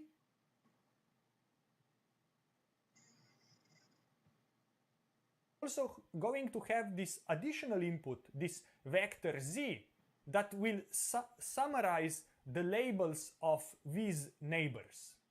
So with this classifier phi2, using two types of input. One is the feature information captured in this feature vector F, and also the labels of its neighbors captured in the vector Z. And this way, this approach will now be using both the feature information as well as the network information. So let me tell you now, how do we compute this label summary vector Z of a given node V? So the idea will be that, you know, I'm a given node here in the network, let's say blue, and I have some nodes that believe they are green and other nodes that believe they are red. So now what I need is to create this summary vector Z that will tell me what are the beliefs, what do my neighbors think about their labels. So for example, there are many choices I can make to set this vector Z.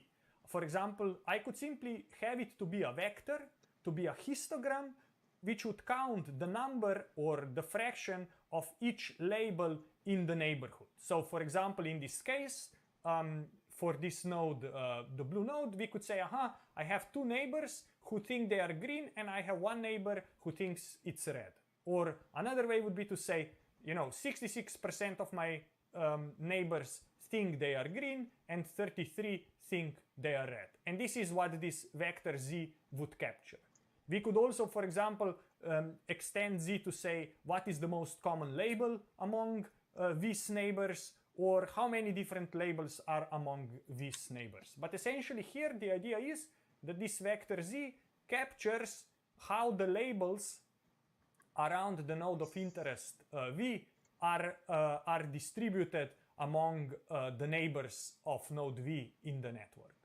And there are a lot of different choices how we come up, how we can come up with this vector. So these iterative classifiers are going now to work in two steps. In the first step, or in the first phase, we are going to classify node labels based on node attributes alone. So it means using the training data, we are going to train two classifiers, for example, using a linear classifier, a neural network, or support vector machine, or a decision tree, that given a feature vector of a given node, it's going to predict its label. And in phase one, we are going to apply this classifier phi1 so that now every node in the network has some predicted label. And then using the training data, we are also going to train this classifier phi2 that is going to use two inputs. It's going to use the feature of the node of interest as well as this summary vector z that captures or summarizes the labels of the nodes in its network neighborhood. And this phi2 is going to predict the label of the node of interest v based on its features as well as the summary z of the labels of its neighbors. And then, right, so we have first applied phi1, then we also have trained phi2, so that now we will go into phase 2 where we are going to iterate, and we are going to iterate until convergence the following iteration, where on the test set, which means on the unlabeled nodes, we are going to use this first the classifier phi1 to assign initial labels. We are going to compute the label summaries z, and then we are going to predict the labels with the second classifier phi2. And we are going now to repeat this process until it converges, in a sense that we are going to update the vector z, we are going to apply the classifier phi2 to update the label of the node. And now that node labels have updated, we are going to update the label summary z, and again apply phi2 to update the node predictions, update z, update the prediction, and keep iterating this until these class labels stabilize, converge, or some maximum number of iterations is reached. Note that in general, or in worst case, convergence is not guaranteed, so we would set some maximum number of iterations, you know, maybe 10, 50, 100, something like that. Not too many. So that's the idea. So what I want to do next is actually show you this to give you a sense how this works on a simple toy example. So the idea here is that we have an input graph. Let's say that we are thinking about web pages. So we have a graph of how web pages link to each other. Each node will be a web page. An edge will be a hyperlink between the web pages. And we will have a directed edge, which means that one page points to another page. And imagine that every node in my network is described with a set of features. In our case, you know, we could simply assume that these features captures what words, what text a web page is using. And imagine that the task we want to do is to predict the topic of the web page. And what we would like to do in this prediction is use two facts. First is, of course, we'd like to use the words of the web page to predict the topic. And then the second thing we would like to do is we also can assume that pages that are on similar topics or on the same topic, they tend to link one another. So when we make a prediction about the topic of a page, we don't only rely on the words that the page uses itself, but we also want to rely on the labels, on the topics of the pages that link to this page of interest. So that is the idea. This is what we would like to do. So let me now show you how this would work in this example of web page classification. So the idea here is that first we are going to train this baseline classifier, this classifier phi1, that is going to use and classify pages, classify nodes based on their attributes. So just to give you, to explain what is happening here, we have this graph on 4 nodes. We will do the following. It's the color will denote the ground truth color. So this is the ground truth topic of the real topic of the web page. Then each page also has some feature vector, let's say, describing the words on that page. And let's assume these are the feature vectors of my 4 pages. The pages also have hyperlinks that are directed and point to each other. And then, for example, based on the labeled data, we can apply our phi1, and phi1 will say, this web page belongs to topic 0, and the ground truth is 0, so this is a correct classification. But for example, this web page here, based on its features alone, we will predict that it is of topic 0, but in reality it is of topic 1. And the question will be, can we, using kind of network information, could network information help us to decide that this should really be green topic, not the red topic, as it is predicted based on the features alone? And then, we have these 2 other pages. Here are their corresponding feature vectors. Here the classifier would predict that they are both green, while here the classifier would predict that these 2 should be red. And perhaps, one way to think of this is that it's really whether the first feature is set to 1, you are red, and if it's set to 0, you are green. That would be one way to think of what the classifier is learning. So now, in the first step of this, or in the first phase, we came up with predictions of the labels based only on the features alone. So we applied the classifier phi1 from the previous slide. So now, what we want to do next is we want to create our label summary vectors z.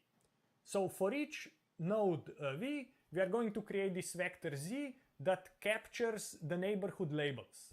And given that this is a directed graph, we are going to use a 4-dimensional vector to capture the statistics. Basically, we are going to have 2 parts to this vector z, a part I and O.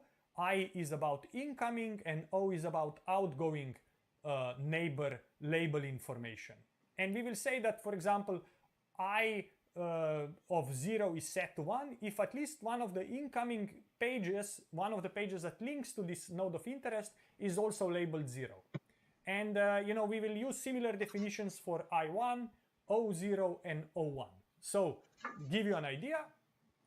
So this is now same graph as before. These are the features of the web page, but now these 4 more numbers appear here. And let me again explain what do they mean. So this is now, these 4 numbers are basically my vector z that summarizes the labels of the neighbors around it. And we have I, which is for incoming neighbors. I want to say, is any of the incoming neighbors of class 0, is any of the incoming neighbors of class 1. Because this node here has one neighbor that is green, we set value 1 here, right? It's an incoming neighbor. And then on the outgoing neighbor side, this is this edge, we have one neighbor that believes its class is 0. So here it is, right? So notice that colors correspond to ground truth and numbers correspond to predicted labels, right? So that's why here I have a 1, 0, because the node of interest has one outgoing edge to a node of class 0 and has 0 outgoing edges to nodes of class 1, of the green class. Similarly, for example, you can look at this node here, its feature vector, and then the summary of the incoming edges and the summary of the outgoing edges. This node has here has one incoming neighbor that is of class 0. This is this one, and has 0 incoming edges of class 1. and in terms of the outgoing edges, it has 0 outgoing edges to class 0, and it has 1 outgoing edge to class 1. So this is now, you know, the 4-dimensional representation, the vector z, the summary of the labels around this particular node. Analogously, you can compute it for this node and you can compute it for that node. So now that you have for every node both the vector f and the vector z, what you do, you now train the second classifier. And again, you only train it on the labeled training set. And this classifier you train in such a way that it uses both the information in f as well as the information in z. So now you are basically training the classifier phi2 that uses both the feature information as well as the label summary information about what do the neighbors of a node of interest think about their own labels. And this now gives me the classifier phi2. So now, in the second step, I'm going now to apply my classifier phi2 on the graph of interest on the unlabeled nodes. So, right, so I'm going to use trained node features to apply the classifier phi1 on the unlabeled set, and I'm going to predict the labels. And now, I'm going to use trained node feature vectors as well to predict the labels. And now, given the predicted labels, I'm going to update the feature descriptors. The feature descriptors in a sense of class summaries around each node. Now that I have created this vector z, I can now apply my classifier phi2 to update the predicted label of every node. And if I do this, the labels of certain nodes may change. And basically the idea is, right now that I have used all this data, meaning the feature vector as well as the summary vector of the labels around a given node, I will be able to more robustly predict the label of the node of interest.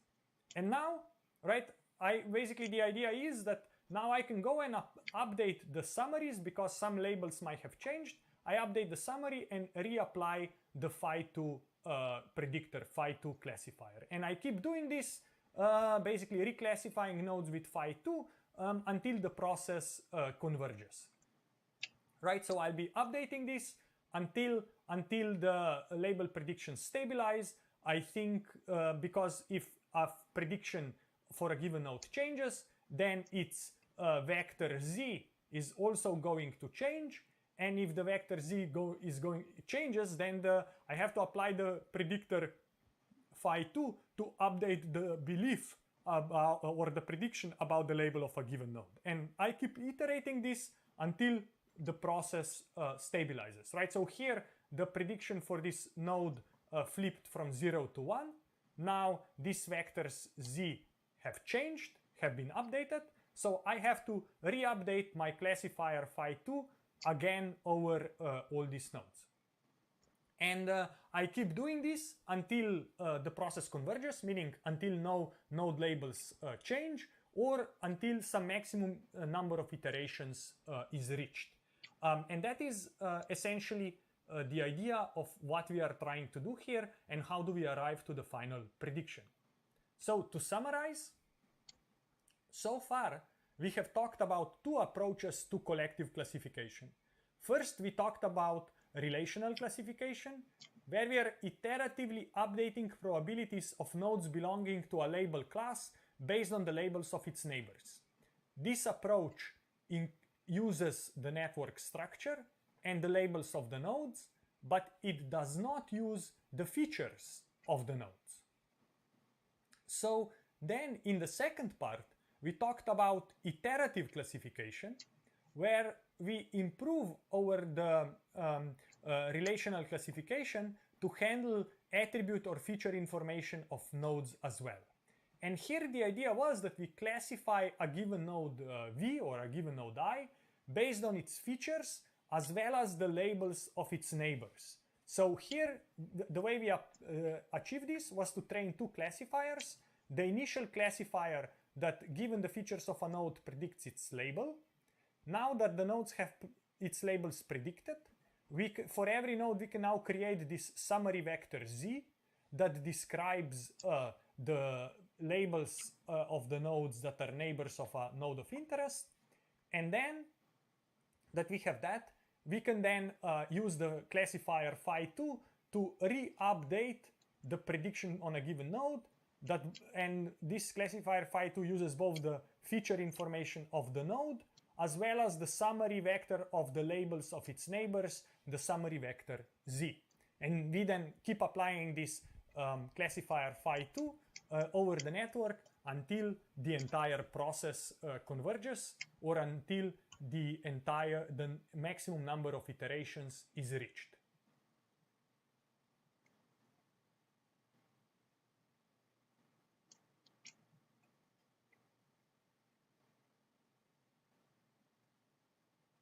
So to talk about the third method we discussed today, I'm going now to talk about belief propagation. So this is the final method around collective classification we are going to talk in this lecture. And really, this will be all about what is called message passing, right? We can think of these methods that we have talked about so far all in terms of kind of messages, beliefs being sent over the edges of the network, a node receiving these messages, updating its own belief so that in the next iterations its neighbors are able to get this new information and update their own beliefs as well. So this is basically what is the core intuition we are trying to explore today, which is all about passing information across the neighbors, either pushing it or receiving it and updating the belief about oneself. And the algorithm that does this is also known as loopy belief propagation. Loopy because we will apply it to graphs that may have cycles, and belief propagation because these messages, these beliefs are going to be passed over the edges of the network. So let me give you a bit of context and where does this notion of loopy belief propagation come from. Belief propagation is a dynamic programming approach about answering the probabilistic queries in a graph, right?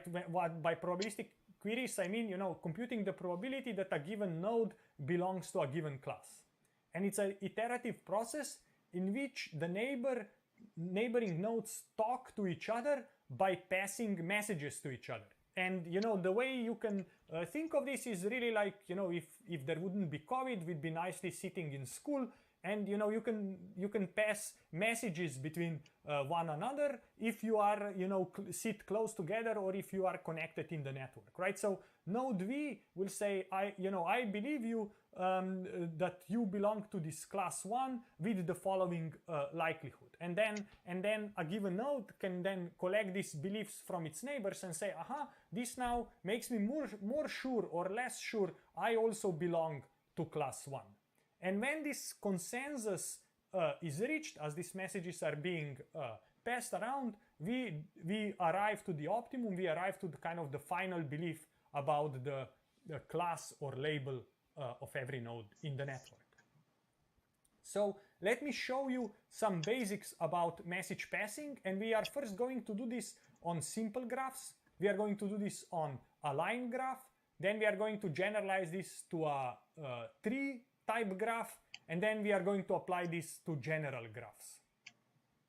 And just for simplicity, let's assume we want to count the number of nodes in a graph using message passing, right? So each node can only interact, meaning it can only pass messages with its neighbors, right? Other nodes it is connected to. So, as I said before, note that there might be issues if the graphs contain cycles, but for now let's assume there are no cycles, or let's ignore the cycles, right? So the idea is I have a line graph, I have nodes 1 to 6 linked in this type of linear structure. So the task is that we want to compute or count the number of nodes in the graph. And the way how we can do this using message passing is that we define some ordering on the nodes, right? And this ordering, let's say, results in a path. And then edge directions, we can think of them according to the ordering of the nodes, right? So, and this edge direction determines the order in which messages are being passed. So let's say we consider nodes in order 1, 2, 3, 4, 5, 6. So the messages will start at 1 and be passed to node 6. And the way these messages will go is that node I will compute the message, and then the message will be sent from node I to node I plus 1. And the idea will be that as the message passes to the node, a node gets to look at that message, may transform it, and pass it on. So if now we want to go back to this task of counting the number of nodes in the graph, the idea here is simple, right? Each node can only interact with its its neighbors can only pass messages. And the idea is that each node says, but however many nodes are in front of me, I also add myself to the count and pass on this message to the next node. So this means that each node listens to the messages from its incoming neighbors, updates the message, and passes it forward. And we will use the letter M to denote the message. Right, so for example, the way to think of this, node 1 will say, oh, there is one of me, and then it will pass this message M to the neighbor number 2. Neighbor number 2 is going to get the incoming message and say, oh, there is one node in front of me, but there is me here as well. So this means there are 2 nodes so far. So it will update the belief that there are, M plus 1 messages ahead of it. And then it's going to send this message forward. The message will now have value 2. And then node 3 is going to collect this message with value 2, update it, it will say, oh, there's me as well, so it will add 1 to it, so it will become a 3, and it will send it on. And this way, like when we arrive to node 6, we will be counting the number of nodes on the path, because every node increases the message value by 1 and passes it on. So at the end, the final belief of node 6 will be that there are 6 nodes in the graph. And then we could even now take this message and pass it back to the beginning node 1. But the main idea here is that each node collects a message from its neighbor, updates it, and passes it forward. That's the core operation that I wanted to illustrate here. And you can see how this works nicely on a line graph with the proper ordering of the nodes. Now we can do the same algorithm also on a tree. Right? If we have a graph that has this acyclic tree-like structure, then we can perform message passing not only on a path graph, but also on a tree-structured graph. The important thing here is to propagate or do the message passing from the leaves to the root of the node of the tree. So the idea is, right, that first leaves 5, 6, and 7. Number 2 will say, oh, I'm one node, I'm the first node, and we'll set the message value to 1. And then they will send messages to their parents, right, who are here above them. And then the parents are going to sum up the values of the messages from the children, add 1 to it, and pass that message on. And then again, recursively, the next level, it's going to sum up the incoming. Here it will be 2 plus 1, it's 3, plus 1 for itself, it's 4 to send it on. And then this here is going again to sum up 1 plus 4 is 5 plus itself equals to 6.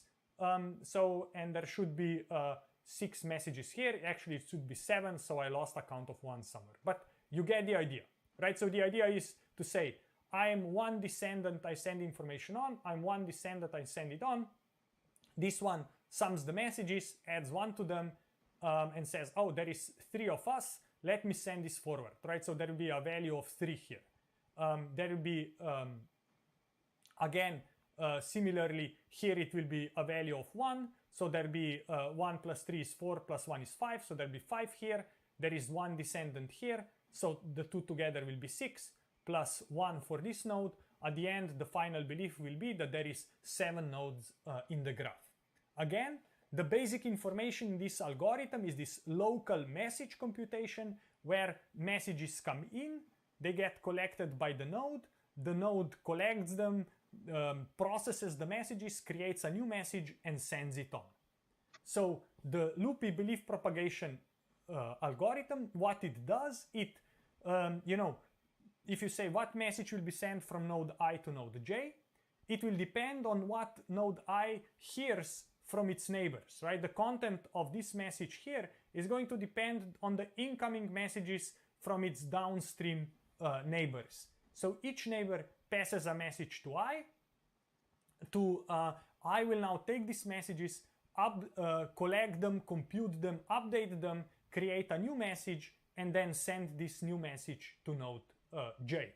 And that's essentially what loopy belief propagation does. The way we can think of this a bit more formally is the following.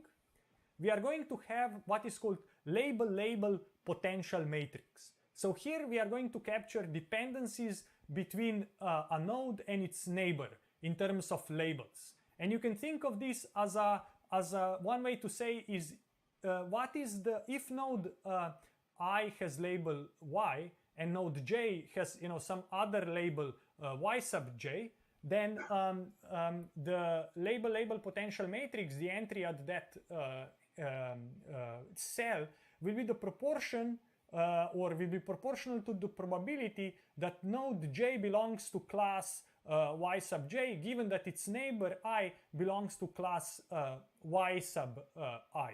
So this means that here, if homophily is present, this matrix will have high values on the diagonal, meaning if J belongs to class 1, then I should also belong to class 1. But given that we have this label potential matrix, if there are big values of the diagonal, this will mean that, if my neighbor is of class 1, then I am likely to be of class 0. So it also can capture the cases where the actually nodes that are connected are of the opposite labels, are of the opposite classes. So that's this label potential matrix that tells us if a node J is of one label, how likely am I of a different or of some other type of label if I'm node I. Then we are also going to have this phi, which is the prior belief about what should be the label of node I. So, right, so phi of yi is proportional to the prior probability of node I belonging to class yi. And then we'll have this notion of a message, where message goes from node I to node J. And this means that this is I's message or estimate of node Y being in class Y sub J. And L will be the set of all class labels. So to give you now the formula, first in the initial iteration, in the initialization, we are going to initialize all messages to have value 1. And then we are going to repeat for every node the following formula, where basically we are right now at node I, and we'd like to compute the message that we are going to send to node J. And this message will be I's belief that J belongs to a given class. So the way we are going to do this is to say, okay, let's sum over all the states or over all the possible labels. Let's take the belief that I belongs to a given label, and this is the potential that J will belong to the label Y sub J, right? So this is the label potential matrix that I have introduced in the previous slide. Now we are going to multiply that with a prior probability of node I belonging to class Y sub I. And now here, what we are doing is we are going to sum over all the neighbors k of node I, omitting the j. J is the node to which we are sending the message. So we are summing over everyone but j, or multiplying over everyone but j, where now for every neighbor k here, these three neighbors, we are asking, what is your belief about node y being in class y sub I, right? So now basically what this means is that node I collects beliefs from its downstream neighbors, aggregates the beliefs, multiplies with its belief what its own class should be, and then applies the label potential matrix to now send a message to node J about how i's label should influence j's label. And this is the core of loopy belief propagation, right? And we can keep iterating this equation until we reach some convergence, right? When basically we collect messages, we transform them, and send that message onward to the next level neighbor, right? And after this approach, this iteration is going to converge. We will have the belief about what is the likelihood or probability of node I belonging to a given class or to a given label y sub I. And essentially, the way this will look like is that our belief will be a product of the prior belief about what's the label of that node times the messages of what other nodes downstream, here labeled as J, think about what the label of node I is, and this is encoded in these messages. So this is the idea how belief propagation algorithm works. Here I call it loopy belief propagation because in practice people tend to apply this algorithm to graphs that have cycles or loops as well, even though then any kind of convergence guarantees and this kind of probabilistic interpretation that I gave here gets lost. So if you consider graphs with cycles, right, there is no longer a fixed ordering of the nodes, which otherwise the fixed ordering exists in terms if the graphs are trees. But if a graph has a cycle, you cannot sort the nodes in a nice order. And basically the idea is that we apply the same algorithm as in the previous slides, but we start from arbitrary nodes and then follow the edges. Take a deep breath in. So basically we can propagate this in some kind of random order, again until it converges or until take a deep breath in and let go. Iterations is reached. So to give you an idea how this would look like, for example, on a fully graph let go. The issue becomes that if our graph has cycles, messages from different subgraphs, from different subgraphs are no longer independent, right? So it means that, for example, when our graph was a tree, we could say, oh, let's collect information from the left child, from the right child, and add it up and send it to our parent. So it means that kind of children don't talk to each other, and these messages really are coming from disjoint parts of the tree. However, if there is a cycle, then this idea of something being disjoint or independent is no longer true, right? Like, for example, when node U would collect messages, it would collect messages from I and K, but really these messages are no longer independent because they both depend on the message they got from J. So in this sense, in some sense, J is talking to U twice, once to I and once to K. Deeply. So this creates problems in terms of theory and in terms of convergence, but what people tend to do in practice and what works really well in practice is that you still run this belief propagation even though the graph fully has cycles. Let go. Right? And here what I try to show you is that once you are in a cycle, kind of fully will amplify artificially because it gets deeply. And this is similar, if you think about it, when we talked about PageRank and we talked about spider ranks, right? That where the random walker kind of gets fully let go. In this spider deeply cycle. Let go. And the problem with cycles, what we do is that these messages start cycling. Two more. Fully let go. So the problem last one. In this case, let go. Cycles, Stop. so beliefs may not just stop. Message is based on initial belief of I and not on separate kind of independent evidence coming from nodes I. So the initial belief about I, which could be incorrect, is reinforced, let's say, through the cycle in this case. However, as I said, in practice, loopy belief propagation is still very good heuristic for complex graphs because complex real-world networks tend to be more like trees and they tend to have a relatively small number of cycles. So the cycles in reality are not such a big problem as they might be in this kind of worst-case scenario. And to give you an example, right, imagine we are doing belief propagation and we have two states. We have a state or a true or a false. And now, this node here sends a message to the following node and says, I think you are... Now, take a deep breath in and hold. Fully in and hold. My belief about you being true is 2 and my belief about you being false is 1. And now, so now squeeze this your node belly. will take this and pass it on. The And neck. this is now kind of going to be, And let's say, then the head. updated or passed on in a cycle. But when it comes back to this node, And let it go.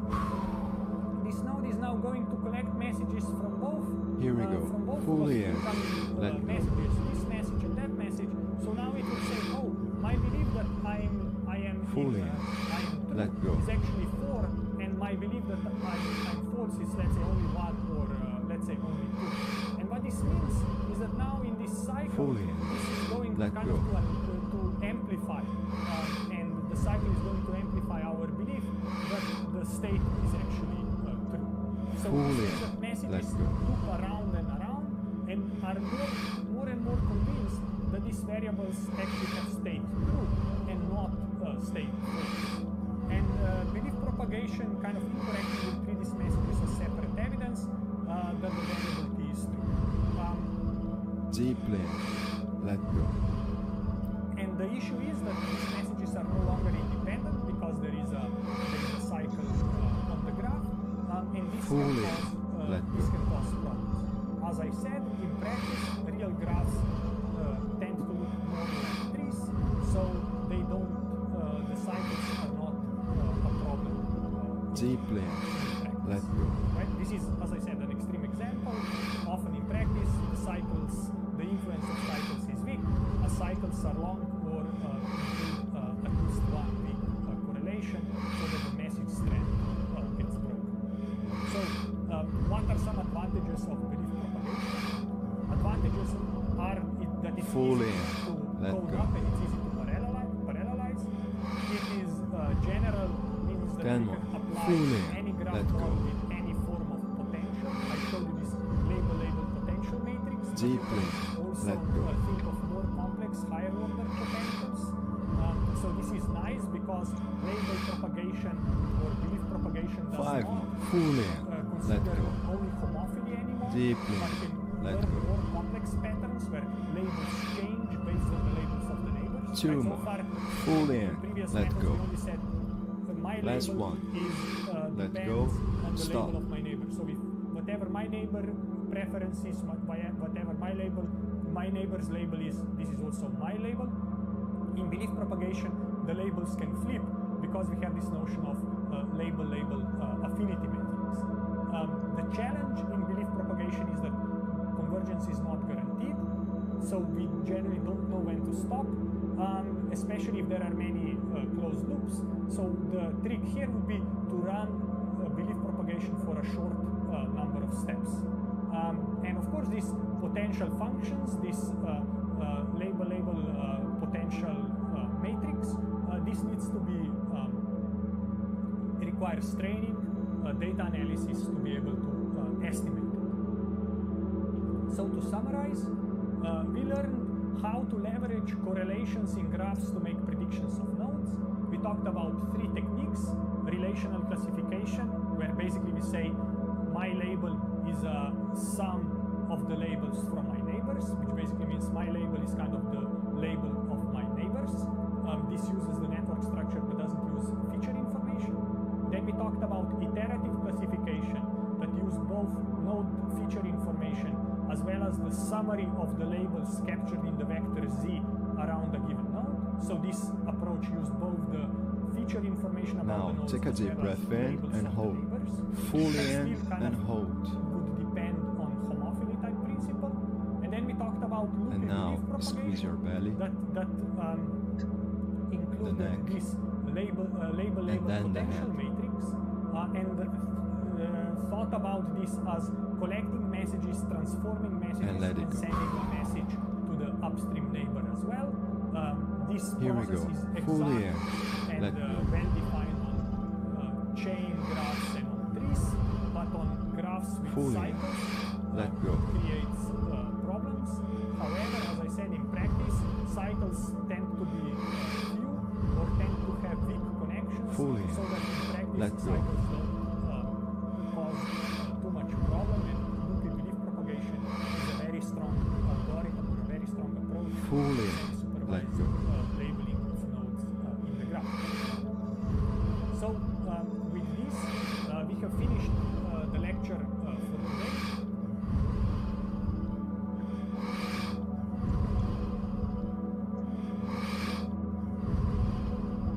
Deeply let go.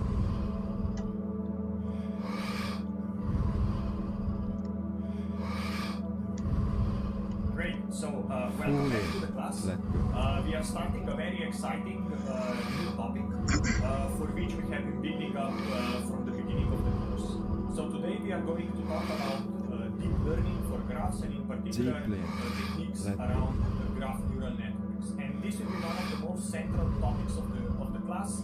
And we are going to spend the next 2 weeks discussing this and going deeper into this exciting topic. So the way we think of this is the following. So far we have been talking about node embeddings, where our intuition was to map Fully nodes of the graph let go. into three-dimensional embeddings, such that nodes similar in the graph are Then embedded fully together. let go. And our goal was to learn this function f that takes in a graph Deeply and gives us the let go. positions, the embeddings of individual nodes.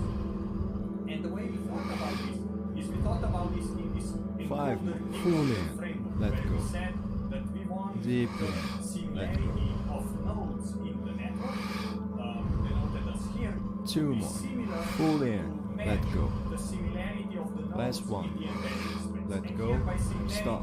we could measure distance.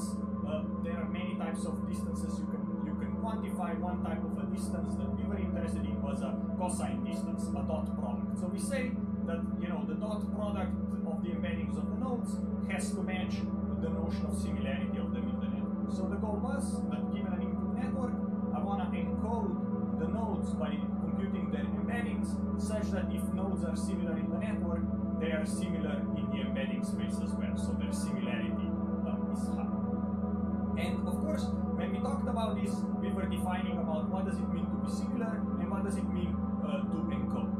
And as I mentioned, there are two key components in this node embedding framework that we talked to in the class so far. So our goal was to map each node to a low-dimensional vector, and we want to encode the embedding of a node in this vector ZV. And this is a d-dimensional embedding, so a vector of d numbers. And we also needed to specify the similarity function that specifies how the relationships in the vector space map to the relationships in the original network, right? So we said, this is the similarity defined in terms of the network. This is the similarity defined in terms of the embedding space, and this similarity computation in the embedding space, we can call this a dot. We can call this a decode. So our goal was to encode the coordinates so that when we decode them, they decode the similarity in the network. So far we talked about what is called shallow encodings, which is the simplest approach to learning an encoder, which is that basically encoder is just an embedding lookup, which means we said we are going to learn this matrix Z, where every node will have a column Now reserved take in a this deep matrix, breath in and hold. The way we are going Fully to in decode and hold.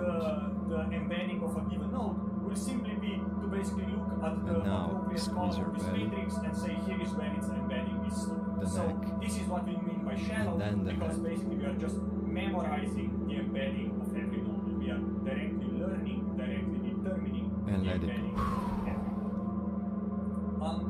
So what are some of the limitations go. of the Fully approaches in. Let like go. deep or node to vec that we have talked about so far that apply this shallow Fully in. approach to Let go. learning node embeddings? First is that this is extremely expensive in terms of the number of parameters that are needed, right? The number of parameters Fully that the model has, the let number go. of variables it has to learn is proportional to the number of nodes in the network. It's basically times the number of nodes. This Fully thing is that let for go. every node you have to determine or learn the parameters, the values that determine its embedding.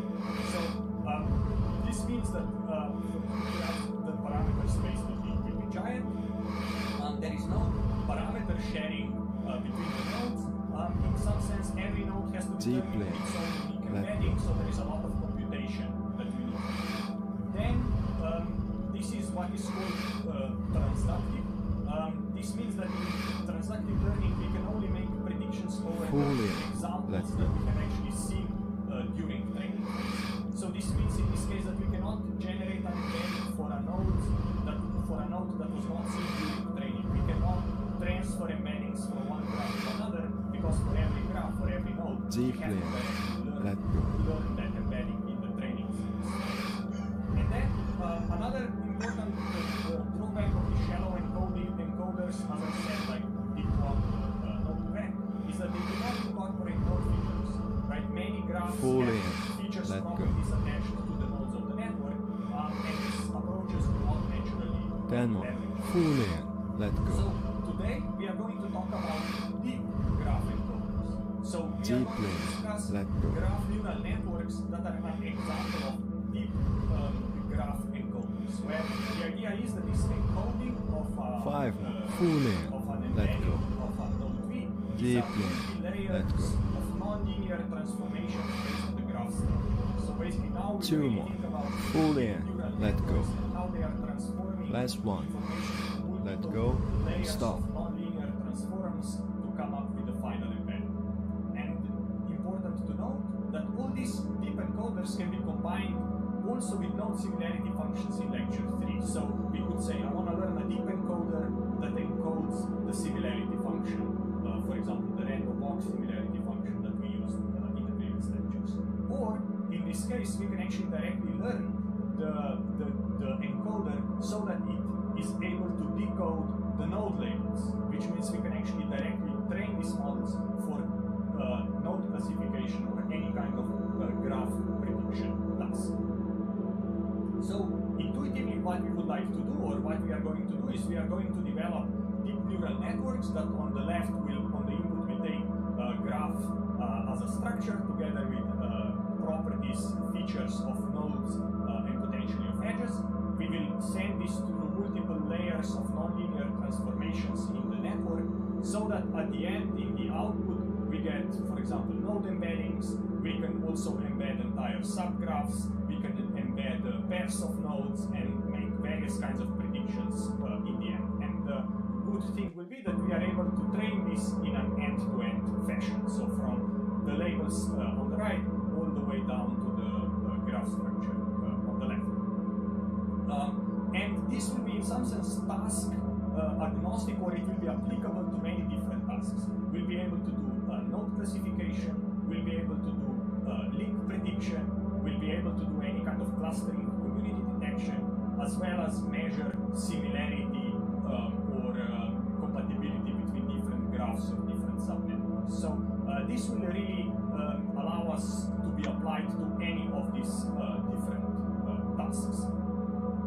So why is this interesting, or why is it hard, or why is it different from, let's say, classical machine learning or classical deep learning? If you think about classical deep learning toolbox, it is designed for simple data types. Essentially what the traditional or current toolbox is really good at is, we know how to process fixed size matrices, right? So basically I can resize every image and represent it as a fixed size matrix or as a fixed size grid graph. And I can also take, for example, text, speech, Now, take a deep breath in and hold. As a linear Fully sequence, in as a chain and hold. graph, and we know how to process that really well. So kind of the claim And now, squeeze your belly. for this is that modern deep learning toolbox is The designed neck. for simple data types, And then meaning the head. sequences, linear sequences, and fixed size grids. And of course, the question is, how can we generalize let it them? go. How can we apply deep learning, representation learning to more Here we complex go. data types? Fully in. This is Let go. where graph neural networks come into play, because they allow us to apply Fully in. representation learning Let go. to much more complex data types than just this type of very simple data types, fixed size grids and linear sequences. Fully in. And Let go. why is this hard? Why is this not trivial? It's because networks have a lot of complexity. Right? They have arbitrary size and they have complex Fully. topological Let go. structure. Right? There is no spatial locality like in grids. This means that there is also no reference point or no fixed orderings on the nodes, which means that in a graph there is no top left or bottom right as there is in tree, or there is no left and right as you find in a text because it's a sequence. In a graph there is no notion of a reference point, there is no notion of direction. And more interestingly, right, these graphs are often dynamic and have multiple features assigned to the nodes and edges. So this becomes very, very interesting because it really expands ways in which we can describe the data and in which we can represent the underlying data. Because not everything can be represented as a fixed size matrix or as a linear sequence. And there are, as I showed in the beginning, right, in the first lecture, there's a lot of domains, a lot of use cases where proper graphical representation fully is very, very important. 10 more. Fully in. Let go. Deeply. Let go. So, what we are going to discuss today is 3 5 topics. more. Fully First, I'm going in. to Let give go. a basic overview Deeply. of Let rudimentary go. deep learning neural network concepts. And this will be important so that we all 2 get on more. the same page. Fully in. Then I'm Let going to go. spend majority of the time Last talking about one. deep learning programs Let and go. this concept of Stop. graph neural networks. And then I'm going to discuss 2 specific architectures. One is called graph convolutional neural networks, and the other one is called graph sage. To give you some intuition, and then through the series of the next lectures, we are then going to go more deeper into the theory, or go deeper into different applications, different architectures, different design choices, and so on. So we are going to talk about this graph neural networks topic for the next couple of lectures. So let's talk about the basics or do a quick tutorial introduction to deep learning and to deep neural networks. So we will think of machine learning, supervised learning, as an optimization problem. So the idea is that we are given some inputs X, and the goal is to predict or to produce outputs Y. And these outputs Y we will call labels or classes and so on. And X can be represented in different ways. X can be a vector of real numbers. X can be a sequence, like a natural language sequence of words, sequence of tokens, voices. It can be matrices, meaning it can be a fixed size matrix, like images that are all resized to be the same size, or it can be also an entire graph, or a node in a graph, which is what we will be interested in later down in the lecture today. And then, right, the goal is that we want to map this abstract X, whatever it is, into the label Y, so we want to be able to predict label 1. And we are going to need to learn this function that makes this mapping, and we are going to formulate learning of this function as an optimization problem. So we formulate it as an optimization problem in a sense that we say this function f that we are interested in, that will take input x and produce output y, will be parameterized by some parameters theta. And our goal will be that we will define this notion of a loss that will say what is the discrepancy between the predicted value and the true value. So there are 2 important things here, right? Is that first we are going to say let's minimize over these model parameters theta such that this discrepancy, this loss is minimized. So theta is a set of parameters we want to optimize. This could be a scalar value, a vector, an entire matrix, or a set of matrices. And for example, if you think in this loss-based framework, our shallow encoders like DeepWalk and Node2Vec, in those cases, our parameter matrix theta was really the embedding matrix Z in the shallow encoder base, right? So theta is just a generic symbol to describe the parameters of the model. And then loss Now, function, take a deep breath in and hold. Fully in and hold. Between the predicted value and the true value. So for example, And now, if you think squeeze your about belly, regression, so predicting real value numbers, neck, then y is the and correct then the head. prediction, f of x is the prediction what our model returns, and L2 loss is simply And let a it go. square of the distance All right, between well the done. numbers, right? So we would Have say, a good one. I wanna find the model parameters theta such that the sum of the squared differences is as small as possible, squared differences between the true value and the predicted value. And of course, there are many different types of losses one may want to use depending on the problem, whether it's a regression, whether it's a classification, whether it is whether it is a ranking task, whether it's a classification task. And here's a link where you can learn more about various types of losses. I won't go more into details of this, but we mostly work with L2 loss, which is used for regression most often. So when we are trying to predict real values, or cross entropy loss, which I'm going to define later, which is all about classification, which is like classifying nodes into colors, for example. So now let me give you an example of a loss function, right? One common loss function that we are interested in is called cross entropy. And let's say that we are talking about multi-class classification, so we can have multiple colors. In this case, let's say we have 5 classes, 5 different colors. So this means that we are going to encode the color using what is called one-hot encoding, which means that we'll say, now what we are trying to predict, we are trying to predict a vector of dimensionality 5, where the first dimension perhaps corresponds to blue, second corresponds to red, third corresponds to green, fourth corresponds to black, and I don't know, the last corresponds to white, right? So now I have, and if a given node of interest is green, then the third entry of this vector is set to 1. So this is now how I encode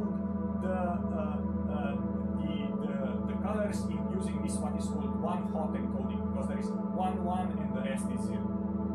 And then I can say, what I'm going to do is I'm going to model this now in some sense probability distribution over colors using a function f that will be a softmax of some function g.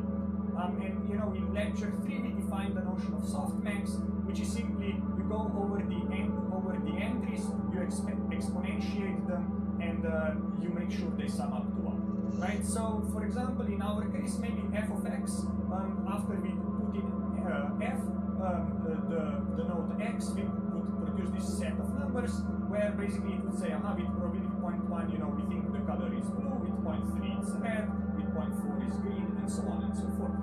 So now what we want to do is we want to measure the quality of this prediction, right? We want to say, what is the discrepancy between the predicted probability of being green and the item truly being green? And the way we compute this is denoted or called cross entropy loss, where basically we are saying, let's sum up over all the classes. Here we have 5 classes, so C goes up to 5. We say, what is yi, what is the true probability of that class times the log predicted probability of that class, right? So in this sense, what this means is y is the actual and f of x is the predicted value of the ith class or the ith color. And the intuition is the lower the loss, the closer the prediction is to one-hot, right? If the value here would be 1, then log of 1 is 0, so we made the correct prediction. So now that we have a loss, defined a loss or a discrepancy over an individual example or an individual data point, we can then define the notion of a total loss, which is just a loss summed up over all the training examples. So it's a total amount of discrepancy between the predicted value and the true value summed up over all the training examples, right? And what we want, right? We want to find our function f, our parameters of function f theta, so that this total discrepancy between the true values and predicted values is minimized. And in this case, we measure the discrepancy for each data point, for each prediction, using this notion of a cross entropy loss. So that's essentially the idea.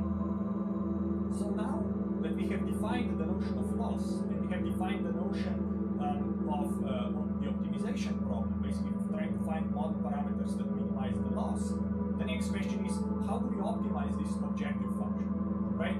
And the classical way to minimize objective functions goes through various kinds of more or less advanced notions of gradient descent. So this notion of a gradient, notion of a derivative, becomes central and most important, right? So recall that gradient vector at a given point is a direction and a rate of fastest increase of a function. So I can say, I have my loss function, and now I can ask my loss function, I can evaluate it with respect to my parameters, and this will tell me if I'm right, if my parameters have a certain value right now, what is the direction in which this objective function, this loss function, would increase the fastest, and that is very important because this means then that I can think about what is called a directional derivative, which is a multivariable function, like for example the loss function, which is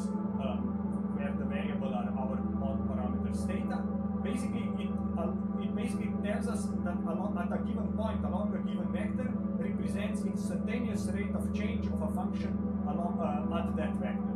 So this means that I can now say, given my current parameters, in which direction should I change them such that the loss will decrease the most. And that's essentially what we are trying to do, right? We will say we have a current estimate of our parameters. Let's compute the directional derivative of our loss function surface at that point where we are, and then we are going to move into the direction of the fastest decrease of the loss, and hopefully reach some good local solution or a global minimal solution. So gradient evaluated at a given point is the directional derivative that gives me the direction of the largest increase, right?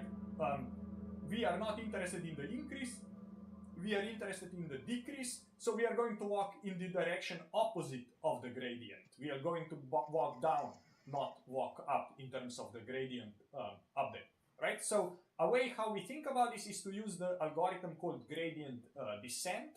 This is the most basic version, and then everything is kind of uses the same intuition, but it's just an improved over this. And essentially what this is saying is, let me repeatedly update the weights for the parameters of the model in the opposite direction of the gradients until I converge, right? So I say I have my current estimate of the grade of the parameters. Let me evaluate the gradient, the derivative of the loss function at that set of parameters at that point where my parameters currently are, and then let me make a step in the direction that is opposite of the gradient. So that's why I have minus here. And this constant eta, this is the learning rate, right? It says how big of a step I want to make. And then this gives me the new updated set of parameters. And now again, I put them here, I evaluate the gradient, and I make an update. So basically in training, we say that we optimize these theta parameters iteratively, and one iteration is one step of gradient descent. And as I said, eta here is the learning rate, which is a hyperparameter that controls the size of a step, right? And the idea is that usually at the beginning you can make bigger steps, but as you get closer to the minimum, you want to make smaller steps because you don't want to overstep. You don't want to kind of jump over the value. You want to slowly descend into the value. If you think of a function like this, right? You don't want to kind of jump across. And an ideal termination condition is when the gradient is 0, which means you got stuck in some local minimum where the function is flat, so you are at the bottom. In practice, we would stop training if it no longer improves the performance on the validation set. So rather than stopping when the gradient is 0, in practice, we have a separate validation set over which we validate the predictions of the model, but we don't use it to compute gradients. And as soon as our performance on that validation set stops improving, we stop the training. That's usually the case, even though it might be still possible to keep optimizing your objective function. So the problem with this general gradient descent idea is that computing the exact gradient requires a pass over the entire data set. This is the case because if you remember earlier when I defined the loss, I said the loss measures the discrepancy between the data point, the predicted value and the true value, and the total loss is a sum of the losses over all the training examples. So now this means that even when you are computing the gradient of the loss, it means you have to kind of propagate the gradient inside the sum over all the training examples. So which means that when you compute the gradient, each discrepancy, each training example and the loss evaluated at the training example will have some contribution to the total gradient. So it means that one iteration of gradient descent in this case would require you to make a pass over the entire training data set. And this is problematic because modern data sets often have or often contain billions of data points. And this can become very expensive and very slow. So the solution, the speed up, is called stochastic gradient descent, or SGD. And the idea is that rather than computing the loss over all the training examples, we are only going to compute the loss and the gradient of the loss over what is called a mini batch. And the mini batch is simply some small subset of the data.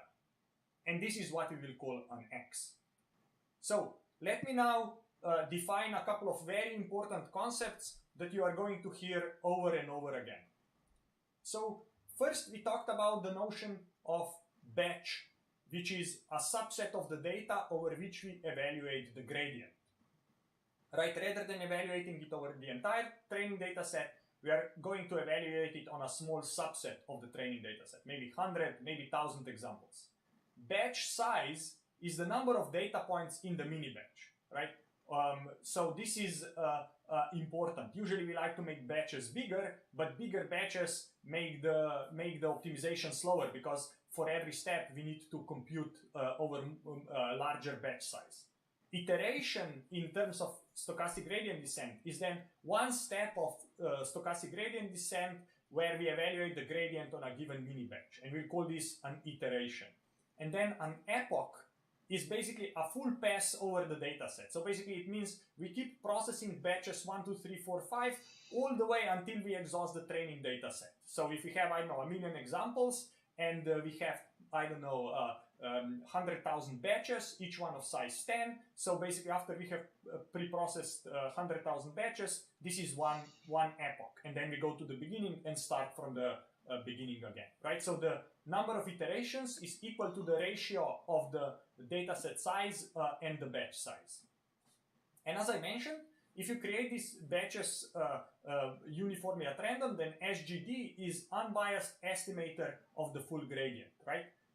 Of course, there is no guarantee on the rate of convergence, and in practice, this means it requires tuning the learning rate, and this SGD idea is kind of a common core idea that then many other optimizers improve on, like ADA, ADA-grad, ADA-delta, MRS prop, and so on. They essentially all use this core idea of selecting the subset of data, evaluating the gradient over it, and making the steps. Now the details vary in terms of what data points you select, how big of a step you make, how do you decide on the step size, and so on and so forth.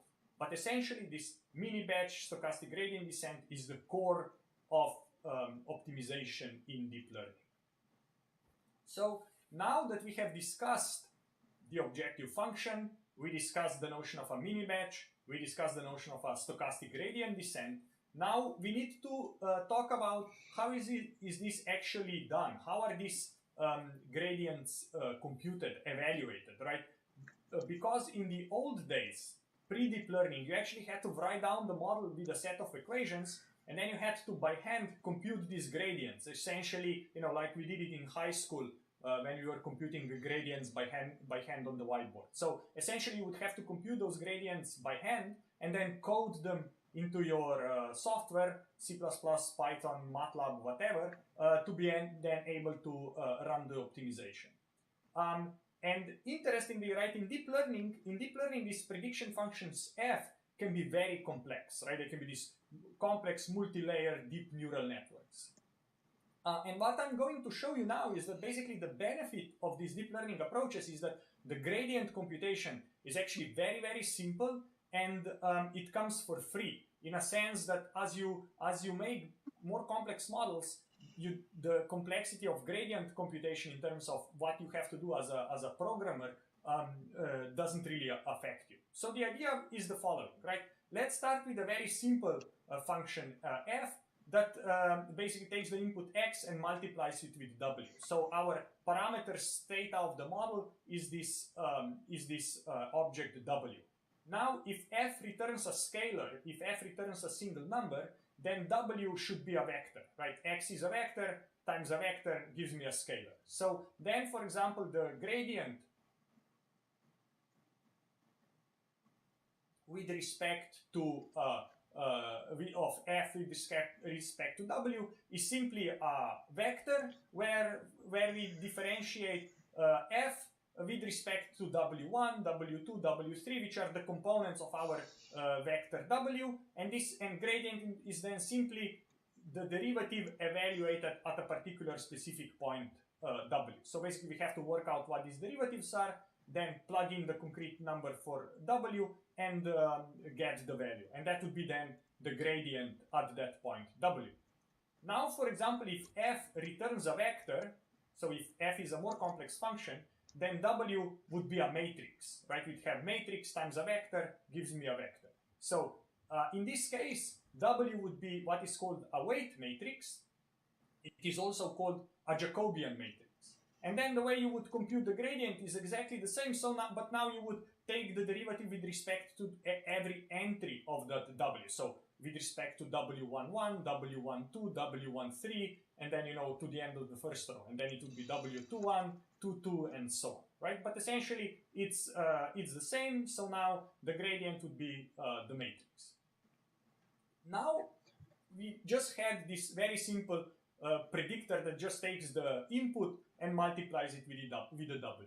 But now what if we want to create more complex predictors? Imagine, just for the sake of the example, I want to have this complex predictor f that now first takes input x, multiplies it with w, and then multiply w1, and then multiplies it with w2. So this now seems kind of more complex, because first we are multiplying with one weight matrix, and then we are multiplying with the second weight matrix. In this case, parameters of the model are the two, let's say, weight matrices. And now, what we'd like to do is we'd like to compute the derivative, both with respect to w1 and w2. And what happens here is that we can actually apply the chain rule, right?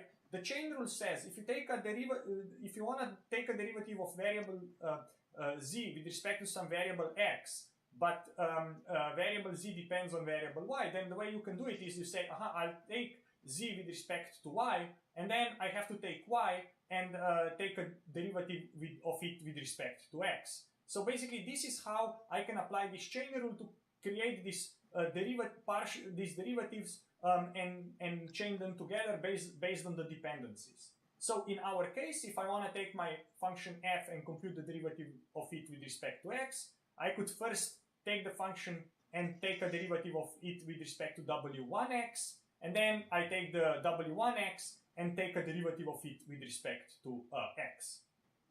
And the notion of backpropagation uses the chain rule to propagate gradients of intermediate steps and finally obtain the gradient with respect of the loss with respect to the model parameters. And this is very interesting because it means we can mechanically compute the gradients. So let me give you an example, right? So we are still working with this simple two-layer linear network. Right here is kind of the neural network representation of this, but essentially it takes, let's say, two-dimensional input x, multiply it with w1, this is happening here, and then multiply it with w2 here to get an output, right? Imagine I have some loss function. Let's say I have a L2 loss, a squared loss that simply says what's the discrepancy between the predicted value and the true value. And then, I evaluate this over the mini badge B. And then I also have the notion of a hidden layer.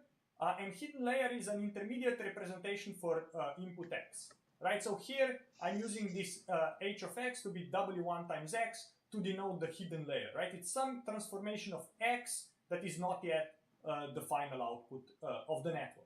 And then, of course, then I can rewrite this to say f of x is, h of x, which is the first product, and then evaluated on the g of h, which is the multiplication with w2.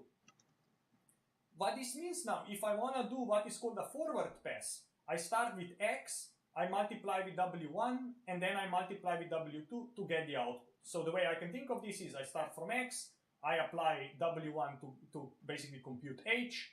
Now I take h to and apply function g to it, which is again I multiply with w2, and I get now the output f, and now I want to evaluate f with respect to the loss. So we have this kind of nesting or chaining of functions.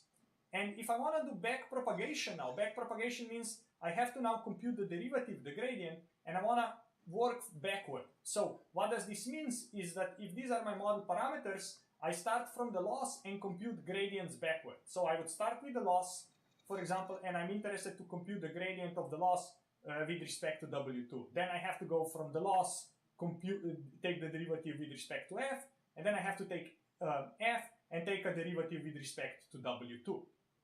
Right, so I went from loss to f to W2. While, for example, to compute the derivative of the loss with respect to W1, I have to take the loss, compute f, the derivative with respect to f, take f, compute the derivative with respect to W2, and then kind of take the result of that W2, take a derivative with respect to W1. And you can see kind of how I'm working backwards, and how as I go deeper into the network, I can kind of reuse previous computations. And this is why this is called backpropagation, because I'm kind of working backwards from the output all the way towards the input. And this then tells me how to update my parameter values so that the discrepancy, the value of the loss, will be smaller.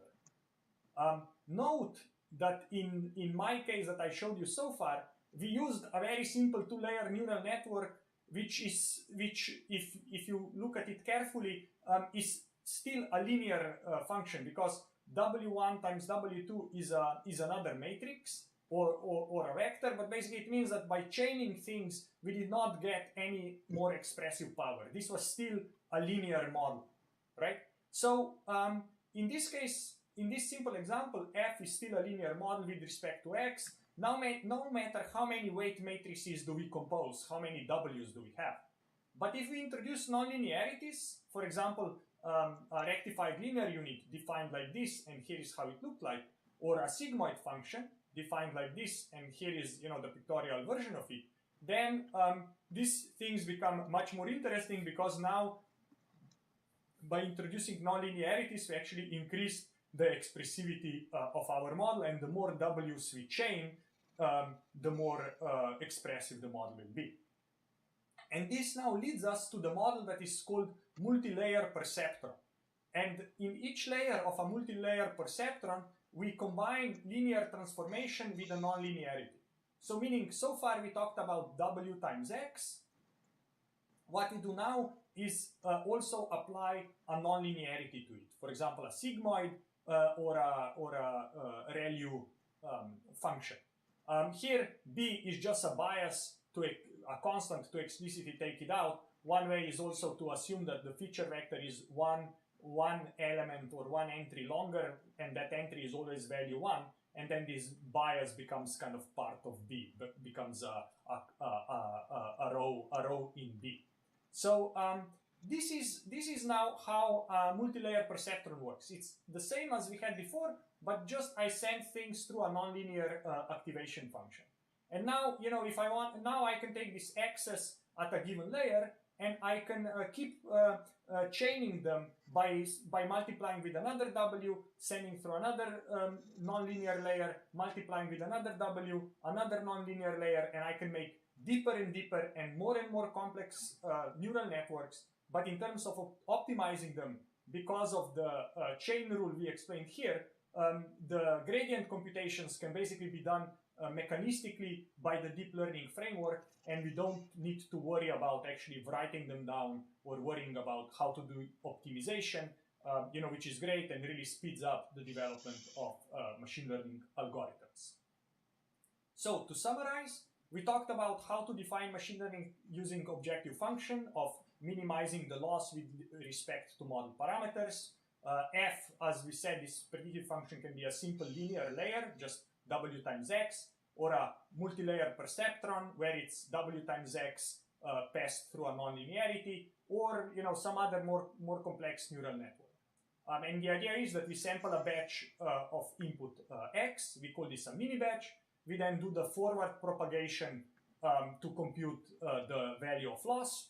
And then we do the backward propagation where we obtain gradients of the loss with respect to the model parameters using the chain rule. And then now that we have computed the gradients with respect to the model parameters, we use stochastic gradient descent over these mini batches to optimize our parameters theta over multiple iterations. And this now concludes our deep learning tutorial. And what we are going to talk about next is actually graph neural networks.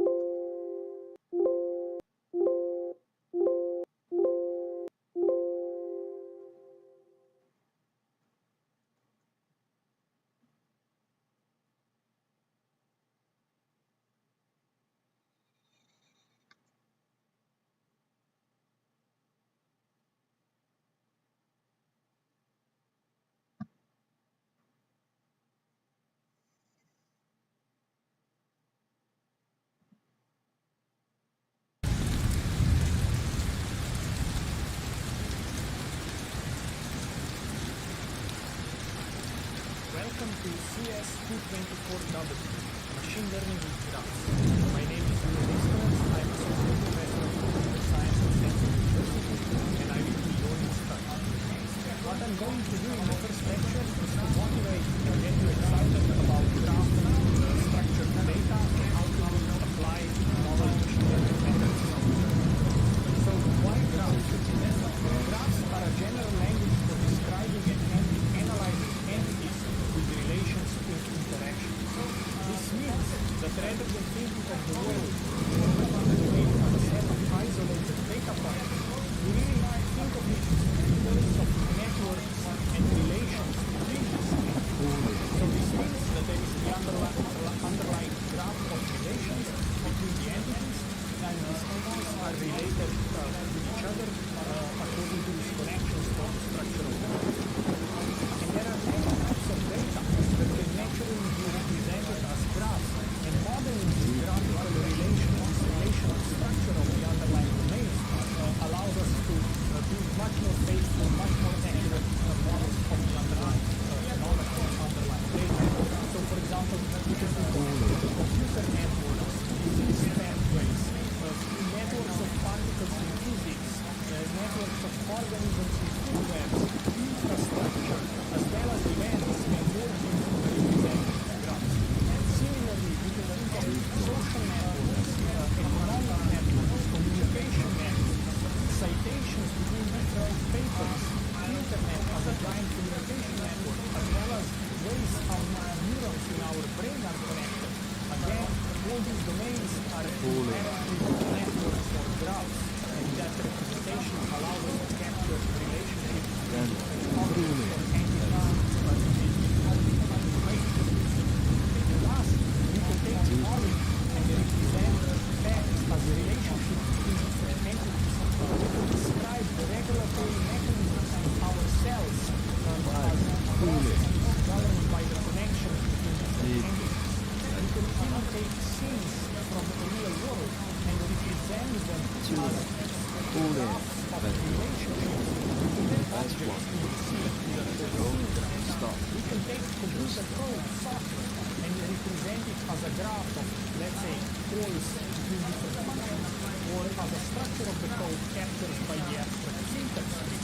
We can also naturally take molecules, which are composed of nodes of atoms and bonds, as a set of graphs where we represent atoms as nodes and their bonds as edges between them. And of course, with computer graphics, we can take many-dimensional shapes and represent them as graphs. So in all these domains, graphical structure is the important part that allows us to model the underlying domain, underlying phenomena in a faithful way. So the way we are thinking about graph relational data in this class is that there are essentially two big parts of data that can be represented as graphs.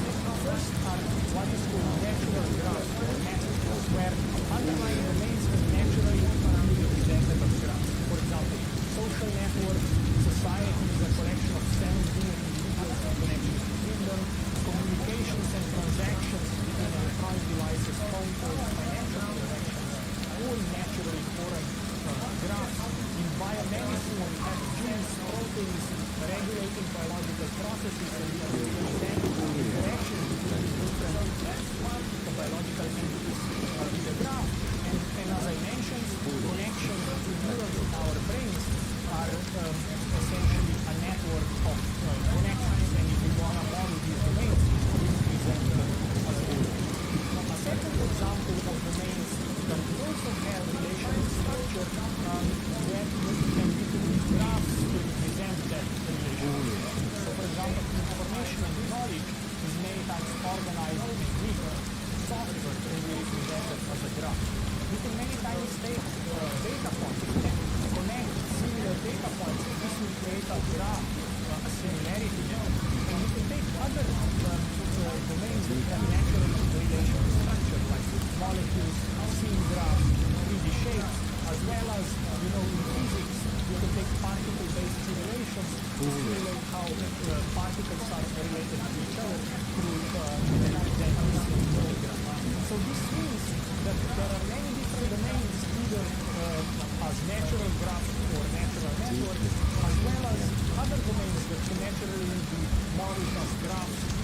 structure their relational structure. And the main question for this class that we are going to address is to talk about how we take advantage of this relational structure to make better, more accurate predictions. And this is especially important because complex domains have rich relational structure, which could be represented in the graph. And by explicitly modeling these relationships, we will be able to achieve better performance, use more accurate models, make more accurate predictions. And this is especially interesting and important in the age of deep learning. Today's deep learning model is specialized for simple data. It is specialized for simple sequences and grids. A sequence is like text or speech that has this linear structure, and there have been amazing tools developed to analyze this type of structure. Images can all be resized and have this spatial locality so they can be represented as fixed size grids or fixed size tensors. And again, deep learning methodology has been very good at processing this type of fixed size images. However, graphs, networks are much harder to process because they are complex. First, they have arbitrary size and complex topology. And there is also no spatial locality as in grid or as in text. In text, we know left and right, like up and down, left and right. But in networks, there is no reference point. There is no notion of spatial locality. The second important thing is there is no reference point. There is no fixed node ordering that would allow us to do deep learning. And often these networks are dynamic and have multimodal features. So in this course, we are really going to talk about how do we develop neural networks that are much more broadly applicable. How do we develop neural networks that are applicable to complex data types like graphs? And really, it is relational data graphs that are the field of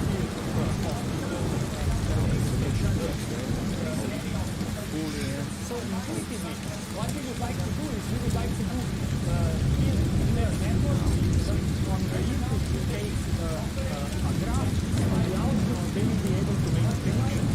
And these predictions can be at the level of individual nodes, can be at the level of pairs of nodes or links, or can be something much more complex like a brand new generated graph or prediction of a property of a given molecule that could be represented as a graph on the input. And the question is, how do we design this neural network architecture that will allow us to do this end-to-end, meaning there will be no human feature engineering needed. So what I mean by that is that in traditional machine learning approaches, a lot of effort goes into designing proper features, proper ways to capture the structure of the data so that machine learning models can take advantage of it.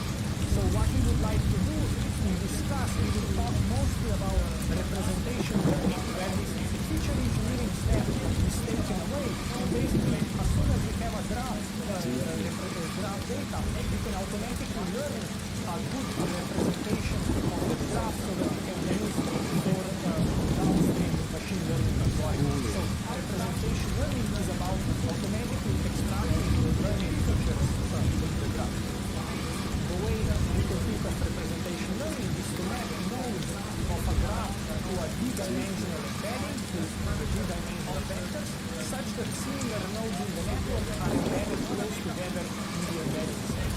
So the goal is to learn this function f that will take the node and map them into these d-dimensional real valued vectors, where this vector will call this representation or a feature representation or a embedding of a node, an embedding of an entire graph, an embedding of a image, and so on. So a big part of our class will be investigating and learning about latest representation learning, deep learning approaches that can be applied to graphic structured data. And we are going to talk about many different topics in machine learning and representation learning for graph structured data. So first, we are going to talk about traditional methods for machine learning and graphs, like graphlets, graph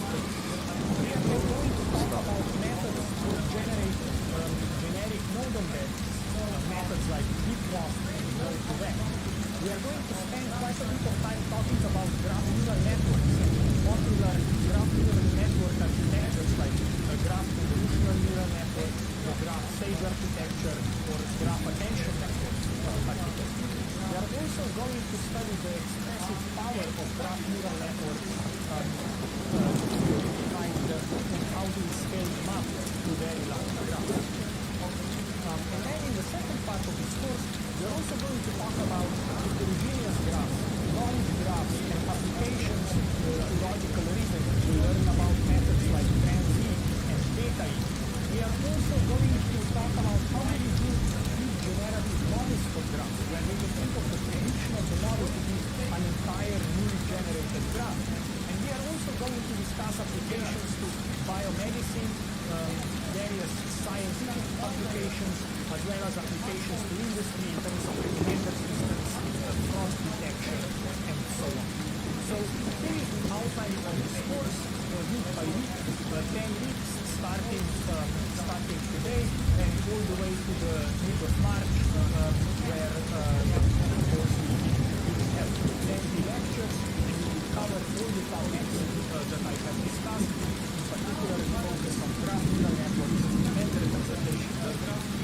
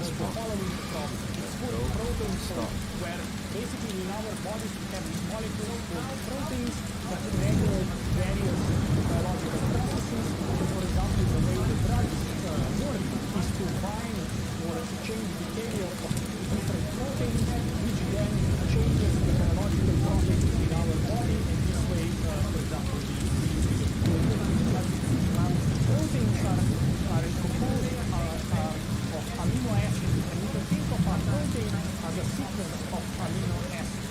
However, due to magnetic and different kinds of forces, these proteins are not these chains or strings, but they actually fold in very complex shapes. And one of the very important problems in biology, a problem that hasn't yet been solved, is given a sequence of amino acids, can you predict the previous structure of the underlying protein? So the computational task that scientists have been trying competitions about since the 70s is about how do we computationally predict proteins' 3D structure based solely on this amino acid sequence. And here I show you a few three-dimensional structure of two different proteins, and what you can see is that this folding of a protein is very complex based on its amino acid structure.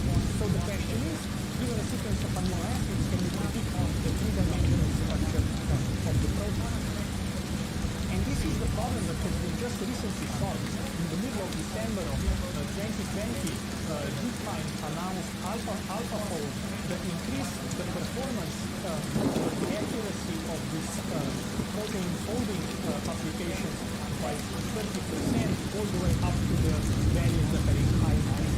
And here I just showed a couple of titles of articles in media about how an important achievement this has been, how it changed the biology forever, how it solved one of the largest scientific open problems, and how this will turbocharge drug discovery and all kinds of important implications that this has.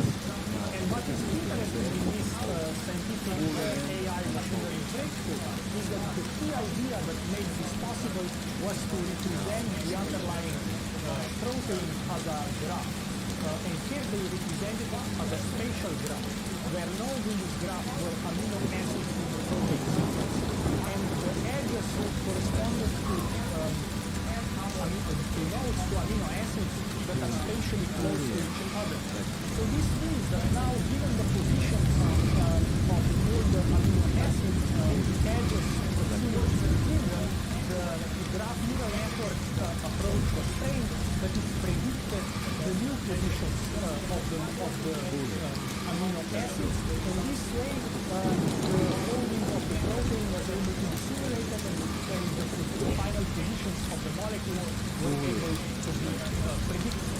So the key ingredient in making this work, in making this scientific breakthrough in protein folding, was the use of graph representation and the graph neural network technology. Now, this was at the level of nodes, where basically for every node in the graph, we try to predict its position in space. And this way, tell what is the three-dimensional organization of a protein. Now, we are going to talk about edge-level machine learning, where we are basically building link tables, trying to understand the relationship between these nodes.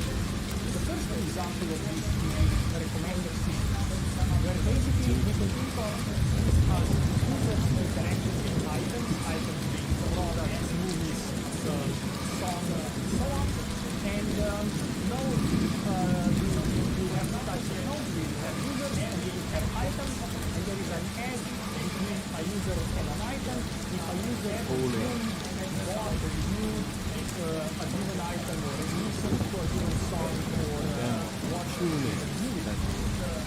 And based on the structure of this graph and the properties of the users and the items, we would like to predict or recommend what other items given users might be interested in the future.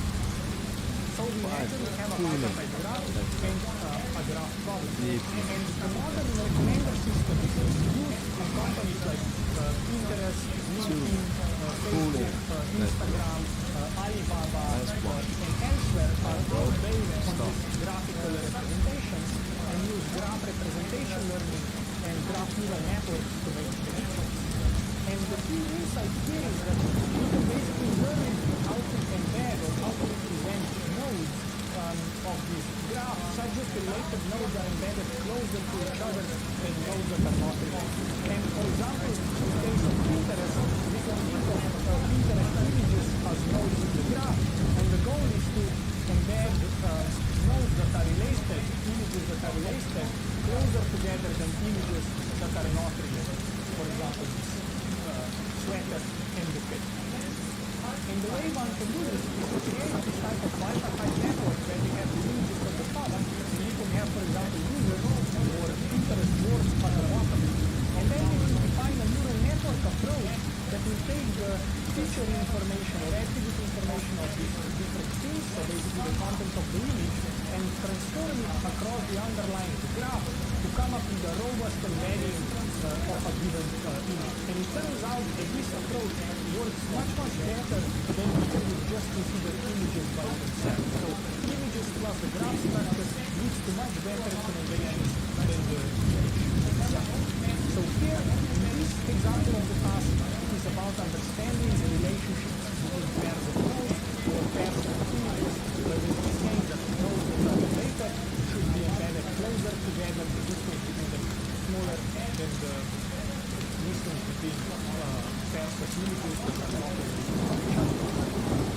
Another example of a link-level prediction task is very different. This is about drug combination side effects.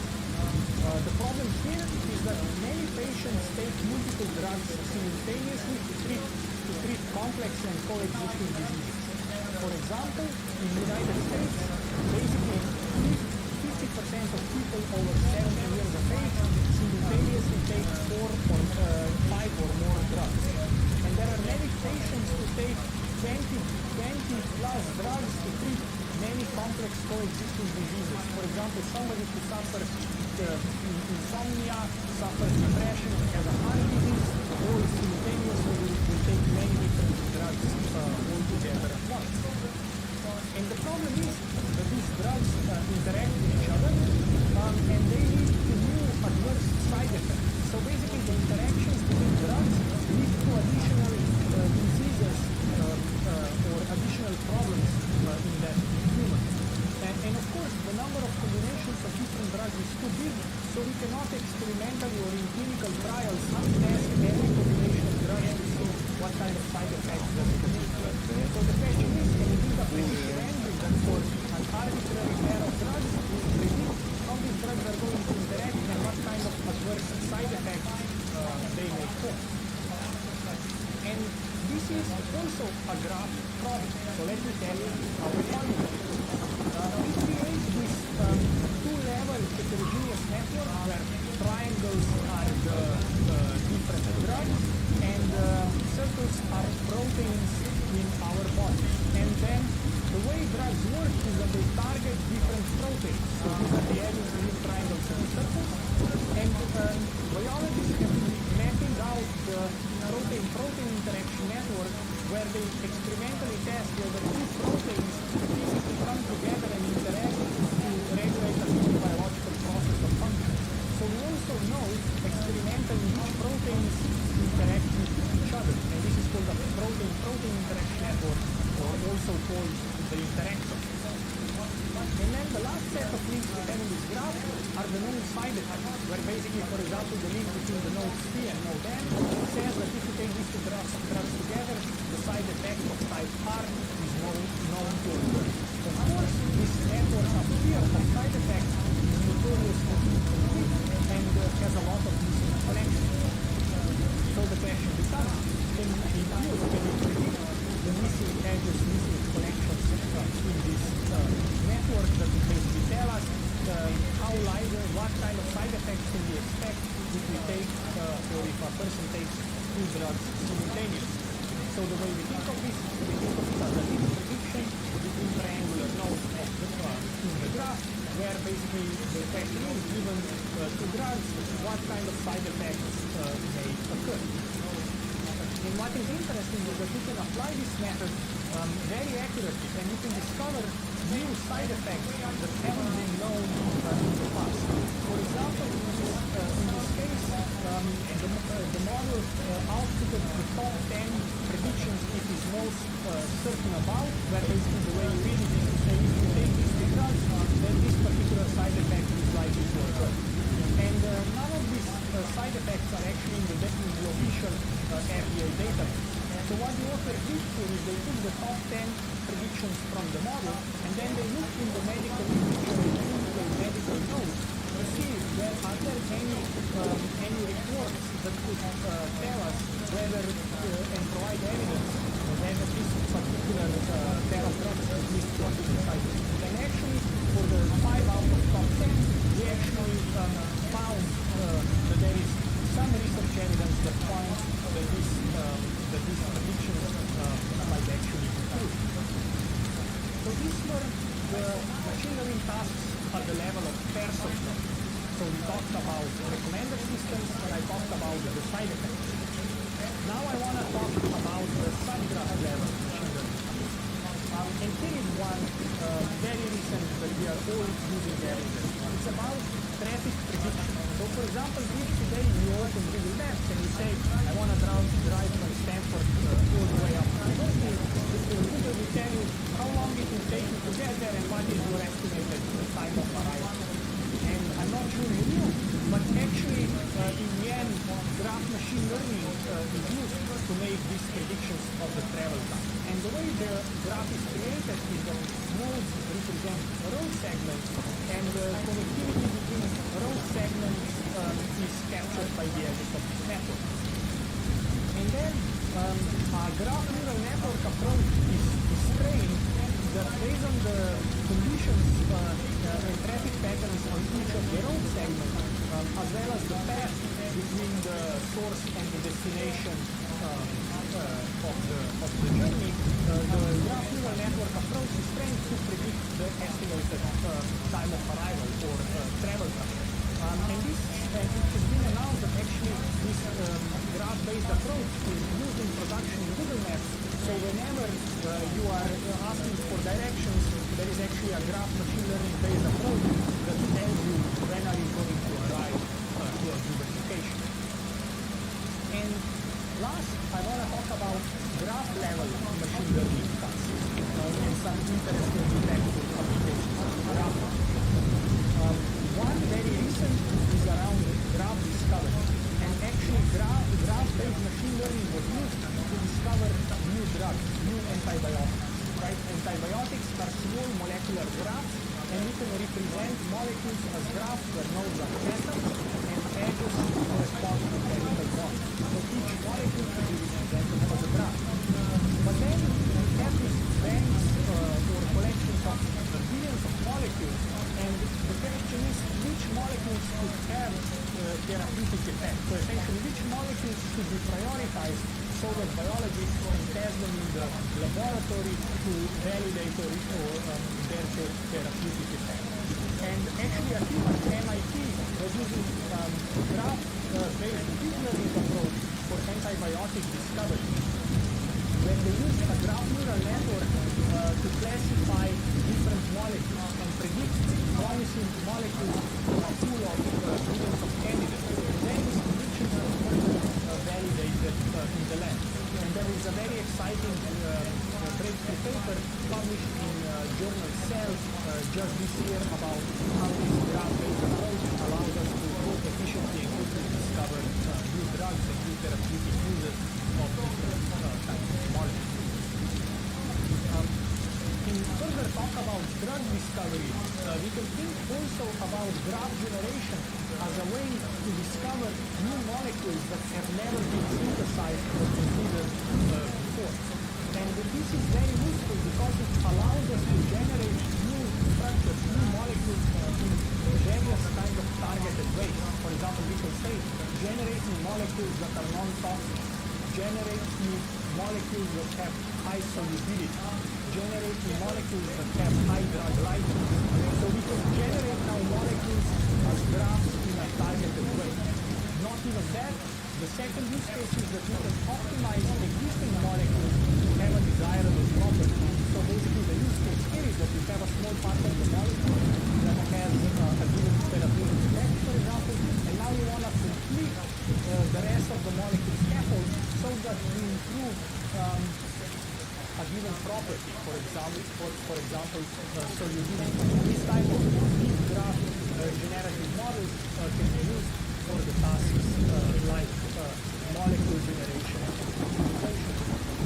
So, and the last graph level task that I want to talk about is a realistic physics-based simulation. In this case, we can basically have different materials. We represent the material as a set of particles, and then we can have a graph defined on top of this set of particles to capture which particles interact with each other. And now the underlying task for the machine learning is to predict how this graph is going to evolve in the future. And this allows us to predict how this material is going to be formed. So let me tell you how this is done. The way this is done is that essentially we iterate the following approach. We take the material and we represent it as a set of particles. Based on the proximities, interactions within the particles, we generate the proximity graph. Now that we have this proximity graph, we apply graph machine learning, a graph neural network that takes the current properties, meaning positions as well as velocities of the particles, and predicts what will be the positions and velocities of the particles in the future. And now based on this prediction, we can evolve the particles to their new positions, and then again we go to the first step, where now based on these proximities we create a new graph, predict the new positions, move the particles, and keep iterating this. And this allows for very fast and very accurate physics-based simulations. So these were some examples of graph level tasks and important applications of graph machine learning to various domains across sciences, industry, as well as different consumer products. So the way we think of model design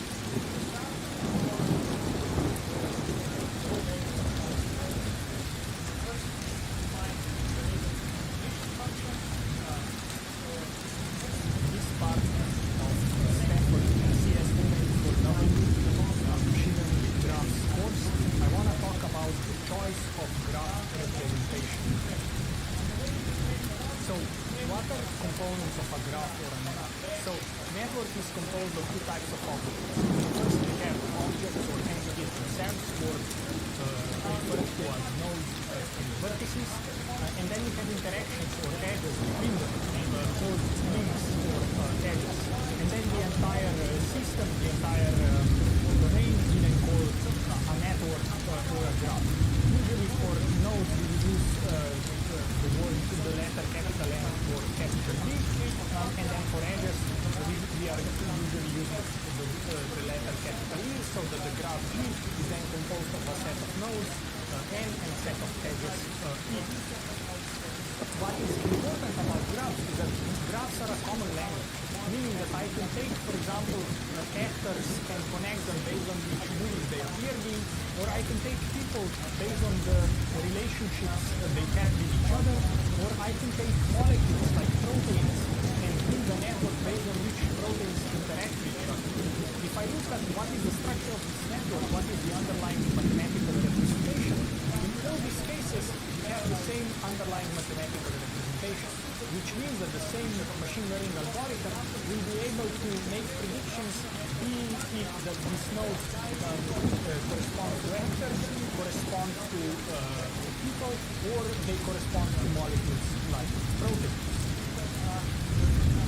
Of course, choosing a proper graph representation is very important. So, for example, if we have a set of people, we can connect individuals that work with each other, and we will have a professional network. However, we can also take the same set of individuals and connect them based on sexual relationships, but then we'll be creating a sexual. Or, for example, if we have a set of scientific papers, we can connect them based on citations, which paper cites which other paper. But for example, if we were to connect them based on whether they use the same word per type, the quality of underlying network and the underlying representation might be much worse. So the choice of what the nodes are and what the links are is very important.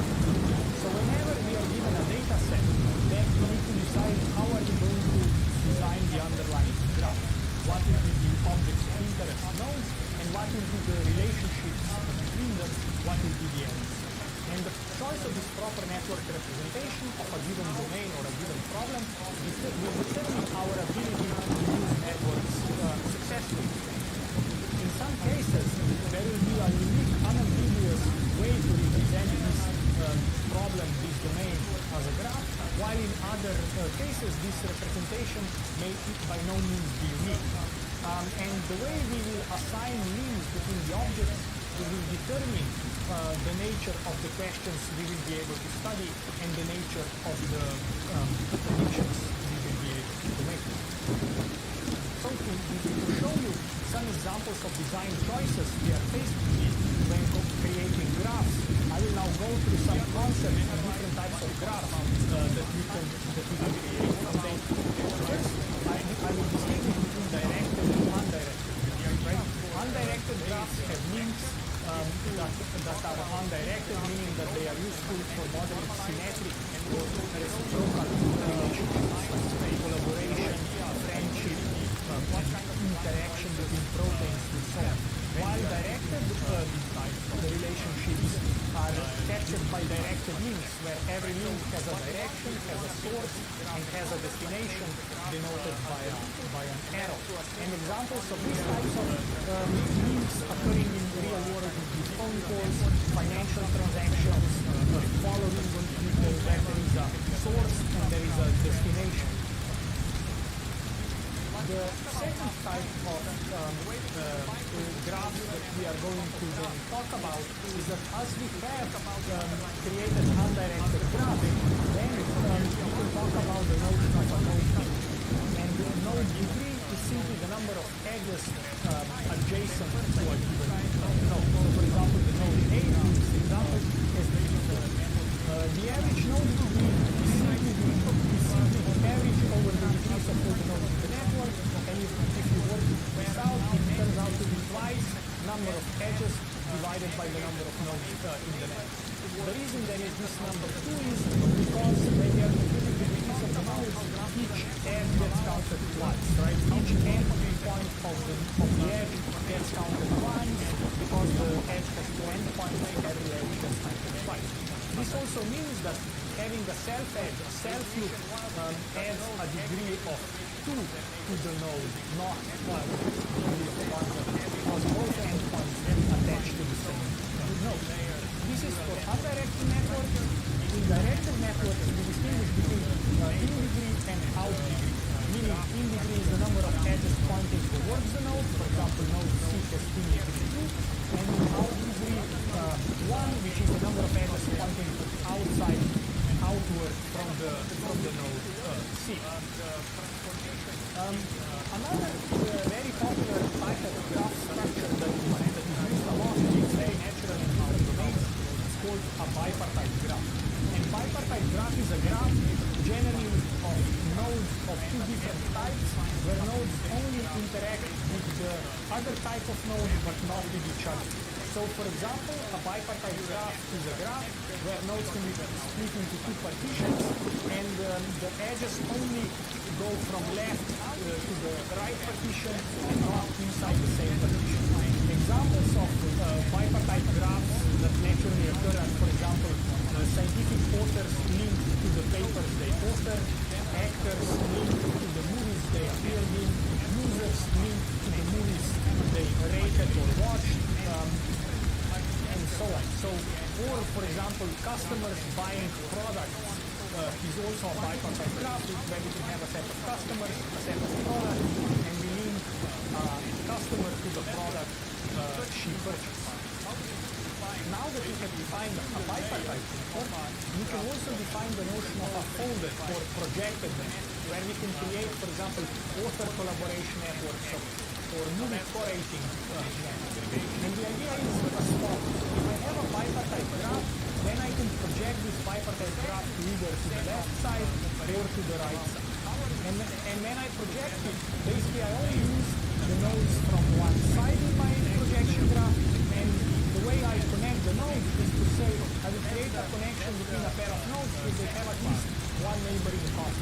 So if these are authors and these are scientific papers, then basically it says I will create a collaboration or a co-authorship graph where I will connect a pair of authors if they co-authored at least one paper in common. So for example, 1, 2, and 3 co-authored this paper, so they are all connected with each other. For example, 3 and 4 did not co-author a paper, so there is no link between them. But for example, 5 and 2 co-authored the paper, so there is a link between them where they co-authored this paper here. And in analogous way, you can also create a projection of this bipartite network to the right-hand side, and then you will obtain a graph like this. And as I said, bipartite graphs or multipartite graphs, if you have multiple types of edges, are very popular, especially if you have two different types of nodes, like users and products, users and movies, authors and papers, and so on and so forth. Another interesting point about graphs is how do we represent it? And representing graphs is an interesting question. One way to represent a graph is to represent it with an adjacency matrix. So essentially, if for a given undirected, for example, graph in space on n nodes, in our case 4, we will create a square matrix where this matrix will be binary. It will only take entries of 0 and 1, and essentially an entry of matrix ij will be set to 1 if nodes I and j are connected, and it will be set to 0 if they are not connected. So for example, 1 and 2 are connected, so at entry 1, row 1, column 2, there is a 1. And also because 2 is connected to 1, at row 2, column 1, you also have a 1. So this means that adjacency matrices of undirected graphs are naturally symmetric.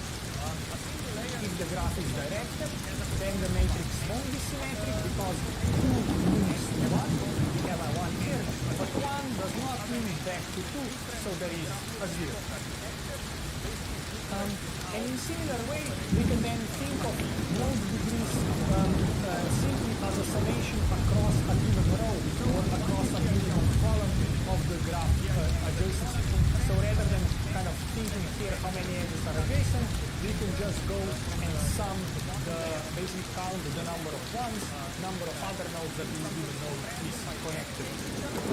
This is for undirected graphs. For directed graphs, in and out degrees will be sums over columns and sums over rows of the graph adjacency. As I illustrate here in this illustration. One important consequence of real-world networks is that they are extremely sparse.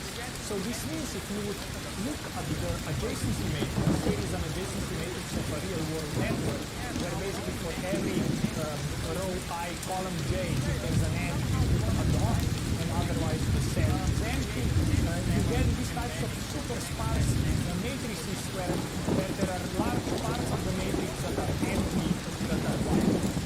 And this has important consequences for properties of these matrices because they are extremely sparse. To show you an example, right, if you have a network on n nodes, then the maximum degree of a node, the number of connections a node has is n minus 1, because you can connect to every other, in principle connect to every other node in the network. So for example, if you are a human and you think about human social network, the maximum degree that you could have, the maximum number of friends you could have is every other human in the world. However, nobody has 7 billion friends, right? Our number of friends is much, much smaller. So this means that, let's say, the human social network is extremely sparse. And it turns out that a lot of other different types of networks, power grids, internet connections, science collaborations, email graphs, and so on and so forth, are extremely sparse. They have average degree that is, around 10, maybe up to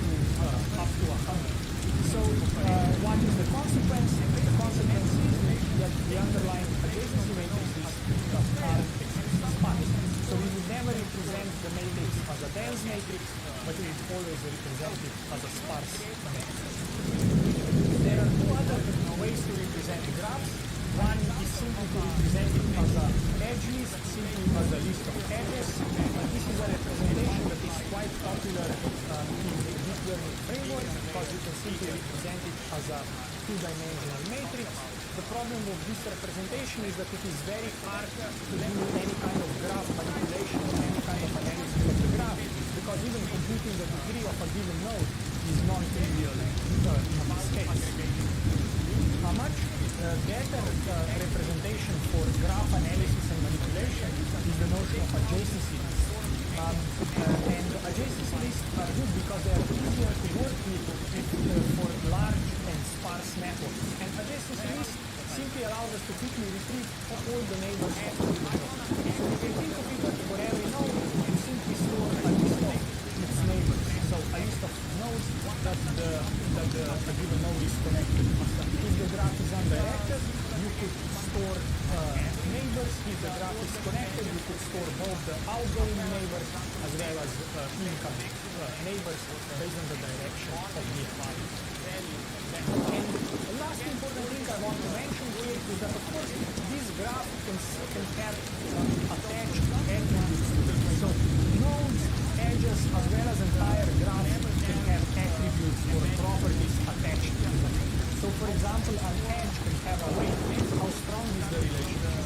Perhaps it can have a rank, it can have a type, it can have a sign, whether this is a friend-based relationship or whether it's animosity, a foe, distrust, let's say, based relationship. And edges can have many different types of properties, like if it's a phone call, its duration, for example. Nodes can have properties in if these are people, it could be age, gender, interests, location, and so on. If a node is a chemical, perhaps it is chemical mass, chemical formula, and other properties of the chemical can be represented as attributes of the node. And of course, also entire graphs can have features or attributes based on the properties of the underlying object that the graphical structure is modeled. So what this means is that the graphs we will be considering are not just the topology, nodes, and edges, but it is also the attributes attached to them.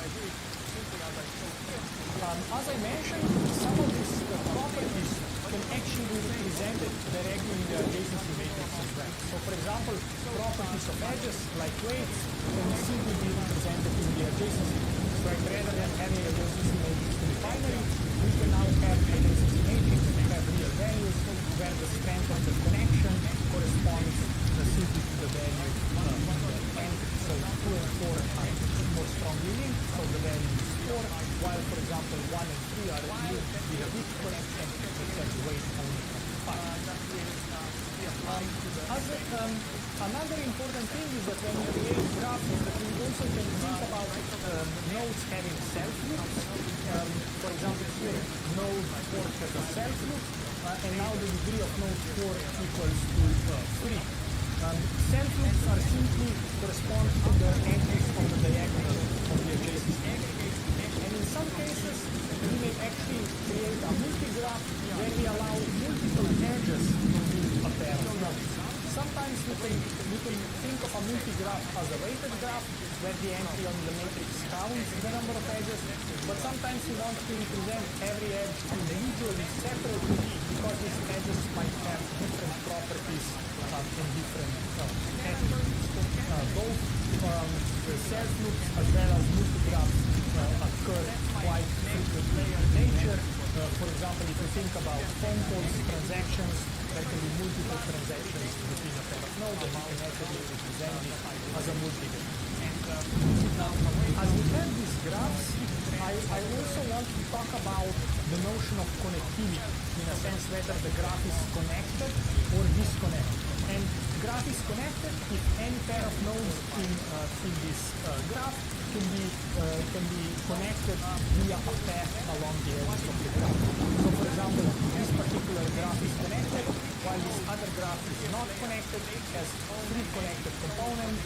This is one connected component, second connected component, and a third connected component of the node A, which is an isolated node.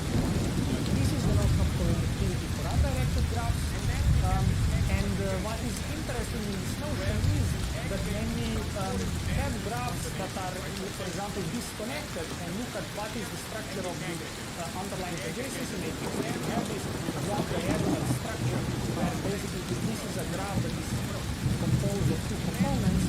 Then you have block diagonal structure where the edges only go between the nodes inside the same connected component, and there is no edges in the off-diagonal part, which means that there is no edge between red and blue part of the graph. The notion of connectivity also generalizes to directed graphs. Here we are talking about two types of strong and weak connectivity. A weakly connected directed graph is simply a graph that is connected if we ignore the directions of the edges. A strongly connected graph, a graph is strongly connected if for every pair of nodes there exists a directed path between them. So this means that there has to exist a directed path from, for example, from node A to node B, as well as from node B back to node A if the graph is connected. What this also means is that we can talk about notion of strongly connected components, where strongly connected components are sets of nodes in the graph, such that every node in that set can visit each other via a directed path. So, for example, in this case here, nodes A, B, and C form a strongly connected component because they are on a cycle, so from any node we can visit any other node. The example here shows directed graph with two strongly connected components, again, two cycles on three nodes. So this concludes the discussion of the graph representations and ways how we can create graphs from real data. In this lecture we first talked about machine learning with graphs and various applications and use cases. We talked about node level, edge level, and graph level machine learning prediction tasks. And then we discussed the choice of the graph representation in terms of directed, undirected graphs, bipartite graphs, weighted, unweighted graphs, adjacency matrices, as well as some definitions from graph theory, like the connectivity of graphs, weak connectivity, strong connectivity, as well as connectivity. Thank you very much.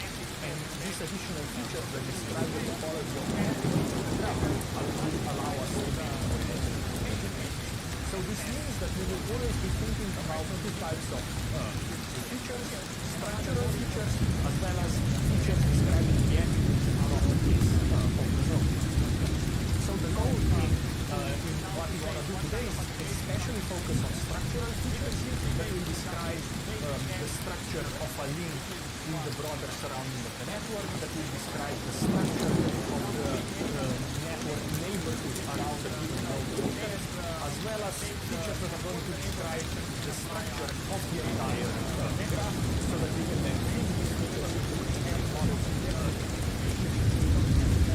Traditionally, in traditional machine learning pipelines, we have two steps. In the first step, we are going to take our data points, nodes, views, entire graph, represent them with vectors of features, and then on top of that, we are going to train a classical machine learning classifier or model, for example, a random forest, perhaps a support vector machine, a feed-forward neural network, something of that sort. So that then in the future, we are able to apply this model where a new node, link, or graph appears, we can obtain features and make a prediction. So this is a setting generally in which we are going to operate today. So in this lecture, we are going to focus, as I said, on feature design, where we are going to use effective features over the graphs, which will be the key to obtain good predictive performance, because we want to capture the structure, the relational structure of the network. And traditional machine learning pipelines use hand-designed, handcrafted features. And today's lecture will be all about these handcrafted features. And we are going to split the lecture into three parts.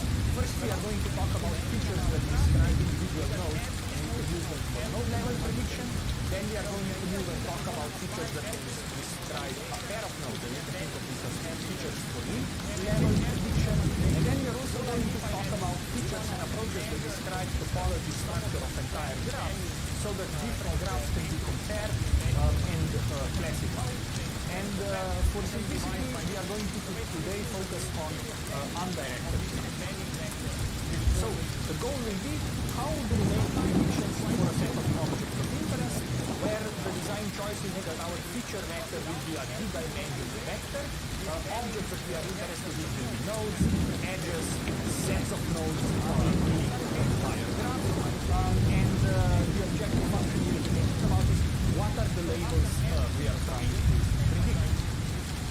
So the way we can think of this is that we are given a graph as a set of vertices and a set of edges, and we want to learn a function that, for example, for every node will give us a real value prediction. Prediction, for example, is useful if we are trying to predict the age of every node in our social network. And the question is, how can we learn this function f that is going to make these predictions?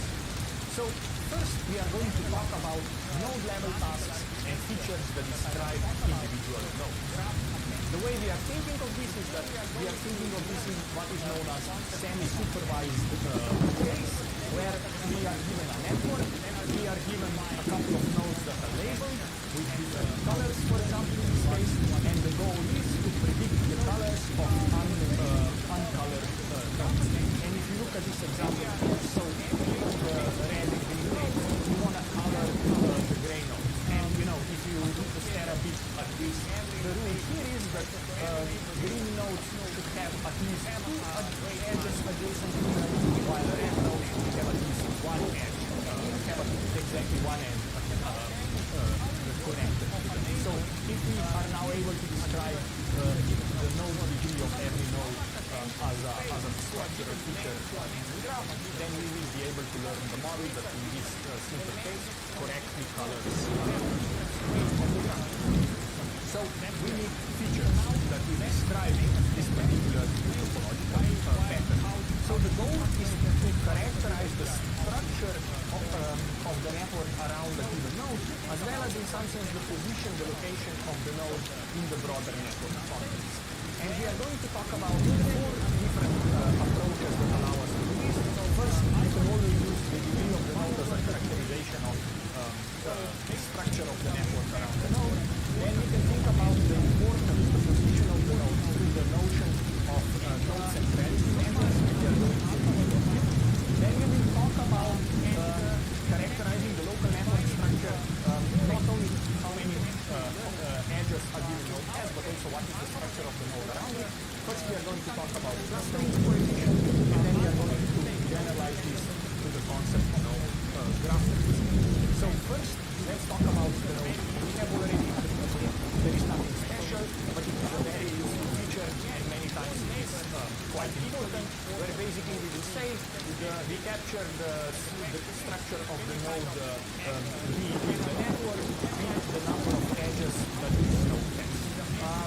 The drawback of this is that it treats all the neighbors equally, but in this sense, for example, nodes with the same degree are indistinguishable even though they may be in different parts of the network. So for example, node C and node E have the same degree, so our classifier won't be able to distinguish them, or perhaps node A, H, E, F, and G also have all 1, so they all have the same feature value, so our simple feature model that we all use with no degree as a feature would be able to predict the same value or force to predict the same value for all these results of the degree. So to generalize a bit this very simple notion, we can then start thinking about node degree only counts neighbors of the node, and without capturing, let's say, their importance of who they really are.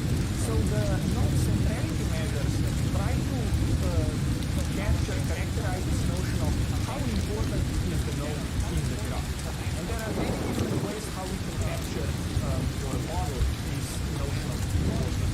I'm quickly going to introduce eigenvector centrality, which we are going to further work on and extend to the seminal PageRank algorithm later in the course.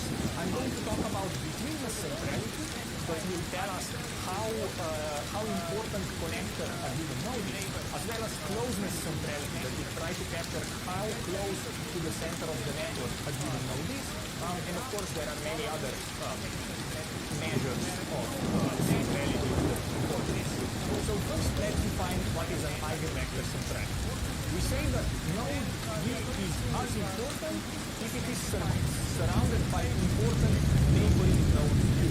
And so the idea then is that we say that the importance of a given node V is simply normalized, divided by 1 over lambda, sum over the importances of its neighbors in the network. So the idea is, the more important my friends are, the higher my own importance is. And if you look at this and you write it down, you can write this in terms of a simple matrix equation, where basically lambda is this positive constant, like a normalized vector. C is the vector of our centrality measures. A is now a graph adjacency matrix, and C is again that vector of centrality measures. And if you write this in this type of form, then you see that this is a simple eigenvector eigenvalue equation. So what this means is that the solution to this problem here is this is solved by the given eigenvalue and the associated eigenvector. And what people take as a measure of node centrality is the eigenvector that is associated with the largest eigenvalue. So in this case, largest eigenvalue is lambda max. By Caron's continuous theorem, because we are thinking of the graph as undirected, it is always positive and then the associated leading eigenvector Cmax is usually used as a centrality score for the node in the network. Again, the intuition is that the importance of a node is the sum, the normalized sum of the importances of the nodes that it makes. So it is not about how many connections you have, but it is who these connections point to and how important are those.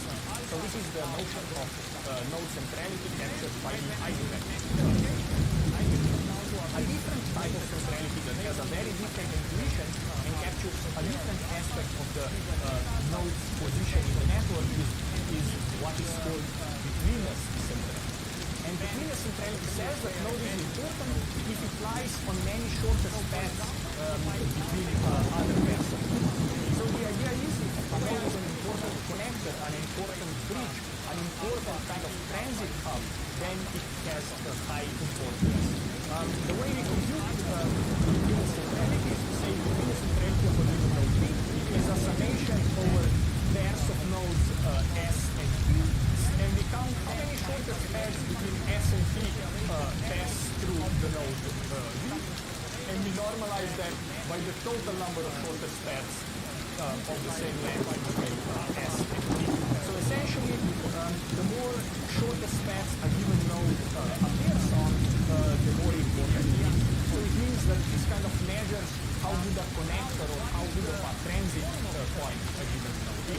So if you look at this example that we have here, for example, between the centrality of these nodes that are on the edge of the network, like A, B, and B is 0, but the between the centrality of node C equals 3 because the shortest paths from A to B pass through C, a shortest path from A to B passes through C, and a shortest path between A and B again passes through C. So these are the three shortest paths that pass through C. So its between centrality equals 3. And by similar argument, the between centrality of the node D will be the same, equals to 3. Here are the corresponding shortest paths between the two pairs of nodes that pass through this node D. Now that we talked about how important transit hub a given node is captured by the between centrality, the third type of centrality that again captures a different aspect of the position of the node is called closeness centrality. And this notion of centrality importance says that a node is important if it has small shortest path length to all other nodes in the network. So essentially, the more central you are, the shorter the path to everyone else is, the more important you are. The way we operationalize this is to say that the closest centrality of the node is 1 over the sum of the shortest path length between the node of interest 3 and any other node you implement. So, to give an example, right, the idea here is that the smaller is, the more in the center you are, the smaller the summation will be. So 1 over a small number will be a big number. If somebody is on the, let's say, very far on the edge of the network and needs a lot of long paths with each other node in the network, then low because the sum of the path lengths is going to be high.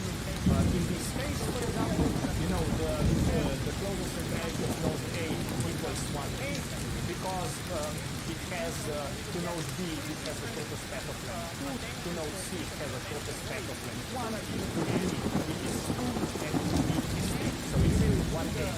While, for example, the node B, that is a bit more in the center of the network, has a length 2 shortest path to node A, and length 1 shortest paths to all other nodes in the network. So this is 1 over 5. So it's and sorry, the node centrality is higher. And then now I'm going to shift gears a bit. I was talking about centralities in terms of how important what is the position of the node in the network. Now we are going to start off, we are going back to think about the node tree and the local structure around the node. And when I say local structure, it really means that for a given node, we only look in its immediate vicinity and decide and characterize the properties of the network around it. And a classical measure of this is called clustering coefficient. And the clustering coefficient measures how connected one's neighbors are. So how connected the friends of nodes are. And the way we define it is to say clustering coefficient of is the number of edges among the neighboring nodes of divided by the degree of B choose 2. So this is the number, K choose 2 measures how many pairs can you select out of any different object. So this is saying how many node pairs there exist in your neighborhood. So how many potential edges are there in your neighborhood, and this says how many edges actually occur. So this metric is naturally between 0 and 1, where 0 would mean that none of your friends, none of your connections know each other, and 1 would mean that all your friends are also friends with each other. So here's an example. Imagine a simple graph of 5 nodes, and we have our red node V would be the node of interest. So for example, in this case, node V has clustering coefficient of 1 because all of its 4 friends are also connected with each other. So here the clustering is 1. In this particular case, for example, the clustering is 0.5. The reason being that out of 6 possible connections between the 4 neighboring nodes of node V, there are only 3 of them are connected, while here in the last example the clustering is 0 because out of all 4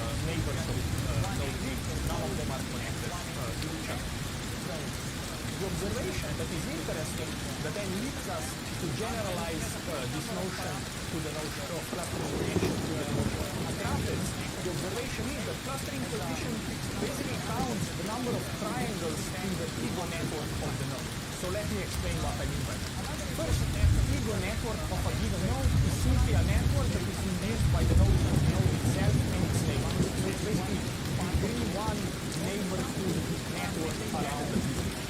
And then what I mean by counts triangles, I mean that now if I have this ego network of a node, I can count how many triples of nodes are connected. And in this particular use case where the clustering coefficient of this node is 0.5, it means that I find 3 triangles in the network neighborhood, in the ego network of my node of interest. So this means that clustering coefficient is really counting these triangles, which in social networks are very important because in social networks a friend of my friend is also a friend with me. So social networks naturally evolve by triangle closing, where basically the intuition is if somebody has 2 friends in common, then more or later, sooner or later, these 2 friends will be introduced by this node V, and there will be a link forming here. So social networks tend to have a lot of triangles in them, and clustering coefficient is a very important metric. So now the question is, could we generalize this notion of triangle counting to more interesting structures and count the number of pre-specified graphs in the neighborhood of a node? And this is exactly what the concept of graphlet captures. So the last way to characterize the structure of the network around a given node will be through this concept of graphlets, but rather than just to count triangles, also counts other types of structures around the node. So let me define that. So graphlet is a rooted, connected, non-isomorphic subgraph. So what do I mean by this? For example, here are all possible graphlets that have a different number of nodes. We start with a graphlet on 2 nodes, so it's basically nodes connected by an edge. There are 3 possible graphlets on 3 nodes, and then here are the graphlets on 4 nodes, and these are the graphlets on 5 nodes. So now let me explain what we are doing. So for example, if you look at the graphlets on 3 nodes, it is either a chain on 3 nodes, or it's a triangle, right? It's all 3 nodes are connected. These are all possible connected graphs on 3 nodes. Now why do I say there are 3 graphlets, not 2? The reason for that is that the position of the node of interest also matters. So here, for example, you can be at this position, and then the question is in how many graphs like this do you participate? Or you can be at this other position here, position number 2, and it's basically saying how many pairs of friends do you have. And then this in the case of a triangle, all these positions are isomorphic, they are equivalent, so there is only one of them, so this is the position in which you can be. Now, similarly, if you look at now at 4-node graphlets, there is many more of them, right? They look the following, right? Again, have a chain of 4 nodes, and you have some position specific. You're either at the edge, or you are one away from the edge. So if you go from the other end, you can just here, the second is kind of star graphlet. You can either be the satellite from the edge of the star, the center of the star in a square. All the positions are isomorphic, so you can be just part of the square. Here's another interesting example where it has 3 different positions. You can be here, or you can be at position 10, which is isomorphic to the other side. In this kind of square with a diagonal, again, you have 2 different positions, and in this last fully connected graph, all nodes are equivalent, so there is 4 positions are equivalent, so there is So what this shows is that if you say how many graphlets are there on 5 nodes, there is 73 of them, right? Labeled from 1 all the way to 73. Because it's different graphs as well as positions in these graphs. So now that you know what the graphlets are, you can define what is called graphlet degree vector, which is basically a graphlet based features for nodes. And graphlet degree counts the number of times a given graphlet appears rooted at that degree. So the way you can think of this is degree counts the number of edges that the node touches. The clustering coefficient counts the number of triangles that a node touches or participates in, and graphlet degree vector counts the number of graphlets that a node participates in. So, to give you an example, a graphlet degree vector is a simple account vector of graphlets rooted at that given node. So, to give an example, consider this particular graph here, and we are interested in the node 3. Then here is a set of graphlets on 2 and 3 nodes. This is our universe of graphlets. We are only going to look at graphlets all the way up to size of 3 nodes and not bigger. And then, what are now the graphlet instances? For example, the graphlet of type A, this node V participates in 2 of them, right? If one is here, and the other one is here, right? So this means this one and that one. Then the graphlet of type G, node V participates in one of them, right? This is the graph here, right? And then you say, how many graphlets of type D does of type C does node participate in? Doesn't participate in any because here it is, but these two nodes are also connected. So because graphlets are in use, this edge appears here as well. So for D we get 0, for C we get 0. How about for D? D is a path on 2 nodes. If you look at it, there are 2 instances of D. Here is one, and here is the other, as illustrated here. So graphlet degree vector for node 3 would be 2, 1, 0, 2. So 2, 1, 0, 2. And this now characterizes the local neighborhood structure around the given node of interest based on the frequencies of these graphlets that the node participates in. So if we consider graphlets from 2 to 5 nodes, we can now describe every node in the network with a vector that has 73 dimensions or 73 coordinates. And this is essentially a signature of a node that describes the topology of nodes neighborhood. And it captures its interconnections all the way up to the distance of 4 paths, right? Because a chain of 4 edges has 5 nodes. So if you are at the end of the chain, which means you count how many paths of length 4 lead out of that node. So it characterizes the network up to the distance of 4. And graphlet degree vector provides a measure of nodes' local network topology, and comparing vectors now of 2 nodes provides a more detailed measure of local topological similarity than, for example, just looking at node degree or clustering coefficient. So this gives me a very fine-grained way to compare the neighborhood, the structure of neighborhood of 2 different nodes in perhaps network. So to conclude, so far we have introduced different ways to obtain node features, and they can be categorized based on importance features like node degree and different centrality measures, as well as structure-based features, where again node degree is like the simplest one, then that counts edges, clustering counts triangles, and graphlet degree vector is a generalization that counts other types of structures that a given node of interest participates.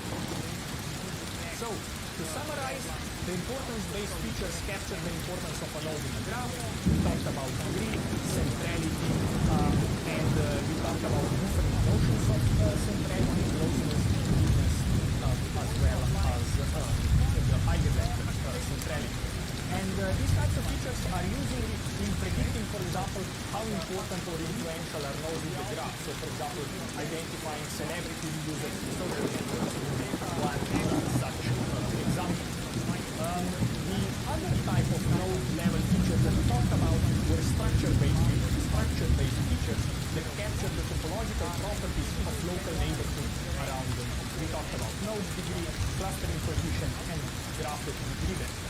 And these types of features are very useful for predicting a particular node's role in the network. So, for example, if you think about predicting the protein function, then this type of graphlet feature they characterize the structure of the network around the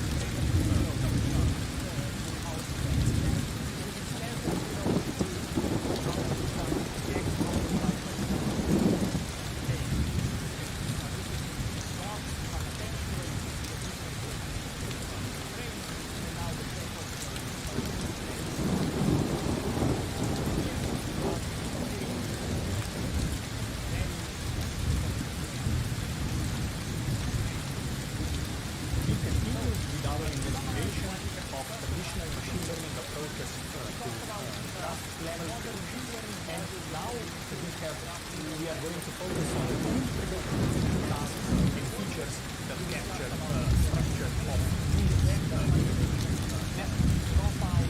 So the link level prediction tasks is the following. The task is to predict new links based on the existing links in the network. So this means at test time we have to evaluate all node pairs that are not yet rank them, and then proclaim that the top k node pairs as predicted by our algorithm are the links that are going to occur in the network. And the key here is to design features for a pair of nodes. And of course, what we can do, as we have seen in the node level tasks, we could go and let's say concatenate the features of node number 1, features of the node number 2, and train a model on that type of representation. However, that would be very unsatisfactory because many people lose much of important information about the relationship between the two nodes in the network. So the way we will think of this link prediction task is two ways. We can formulate it in two different ways. One way we can formulate it is simply to say links in the network are, let's say, missing at random. So we are given a network, we are going to remove at random some number of links, and then trying to predict back those links using our machine learning algorithm. That's one type of formulation. And then the other type of formulation is that we are going to predict links over time. This means that if you have a network that naturally evolves over time, for example, a citation network, a social network, a collaboration network, then we can say, we are going to look at a graph between time 0 and time 0 prime, and based on the edges and the structure up to this time t0 prime, we are going then to output a ranked list L of links that we predict are going to occur in the future. Let's say that are going to appear between times t1 and t1 prime. And the way we can then evaluate this type of approach is to say, we know that in the future n new links will appear. Let's rank the potential edges outputted by our algorithm, and let's compare it to the edges that actually really appear in the future. This type of formulation is useful for networks that evolve over time, like transaction networks, like social networks, where edges keep adding. While, for example, the links missing a random type formulation is more useful, for example, for static networks, like protein-protein interaction networks, where we can assume, even though this assumption is actually heavily violated, that biologists are testing kind of at random connections between proteins and try to infer what other connections are going for biologists are going to discover in the future, or which links should they probe with their Of course, in reality, biologists are not exploring the physical protein-protein interaction network at random. They are heavily influenced by positive results of one another. So essentially, some parts of these networks are really well explored, while others are very much underexplored. So with these two formulations, let's now start thinking about how are we going to provide a feature descriptor for a given pair of nodes. So the idea is that for a pair of nodes xy, we are going to compute some score C xy. For example, a score could be the number of common neighbors between nodes x and y. And then we are going to sort all pairs xy according to the decreasing score C, and we will predict top n pairs as the new links that are going to appear in the network. And then we can, at the test time, we can actually go and observe which links actually appear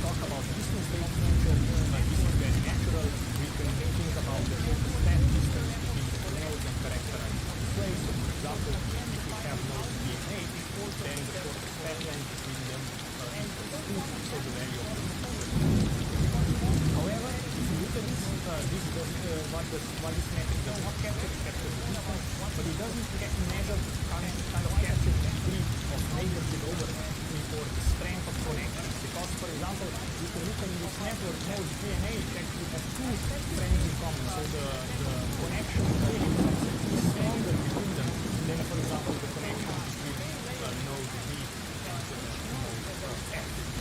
Because they only have kind of one pair here that are two different. So the way you can try to capture the strength of connection between nodes is to ask, okay, how many neighbors do you have in common, right? What is the number of common friends in a pair? And this is captured by the notion of local neighborhood overlap, which captures the number of neighboring nodes shared between the two nodes. One way to capture this is to say what is the number of common neighbors, right? You take the neighbors of node 1, take the neighbors of node 2, and take the intersection of these two sets. A normalized version of this same idea is the Karp coefficient, where we take the intersection, the size of the intersection divided by the size of the node. The issue with common neighbors is that, of course, nodes that have higher degree are more likely to have neighbors with others. While here in the Karp coefficient, in some sense, we are trying to normalize by the degree, to some degree, by saying what is the median of the number of neighbors.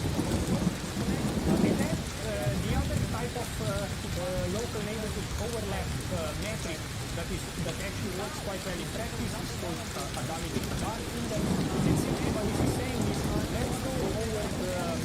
let's sum over the neighbors that node V1 and V2 have in common, and let's take 1 over the log their degree. So basically the idea here is that we count how many neighbors two nodes have in common, but the importance of a given neighbor is low, decreases with its degree. So if you have a lot of neighbors in common that have low degree, that is better than if you have a lot of highly connected celebrities as a set of common neighbors. So this is a feature that works really well in socialism.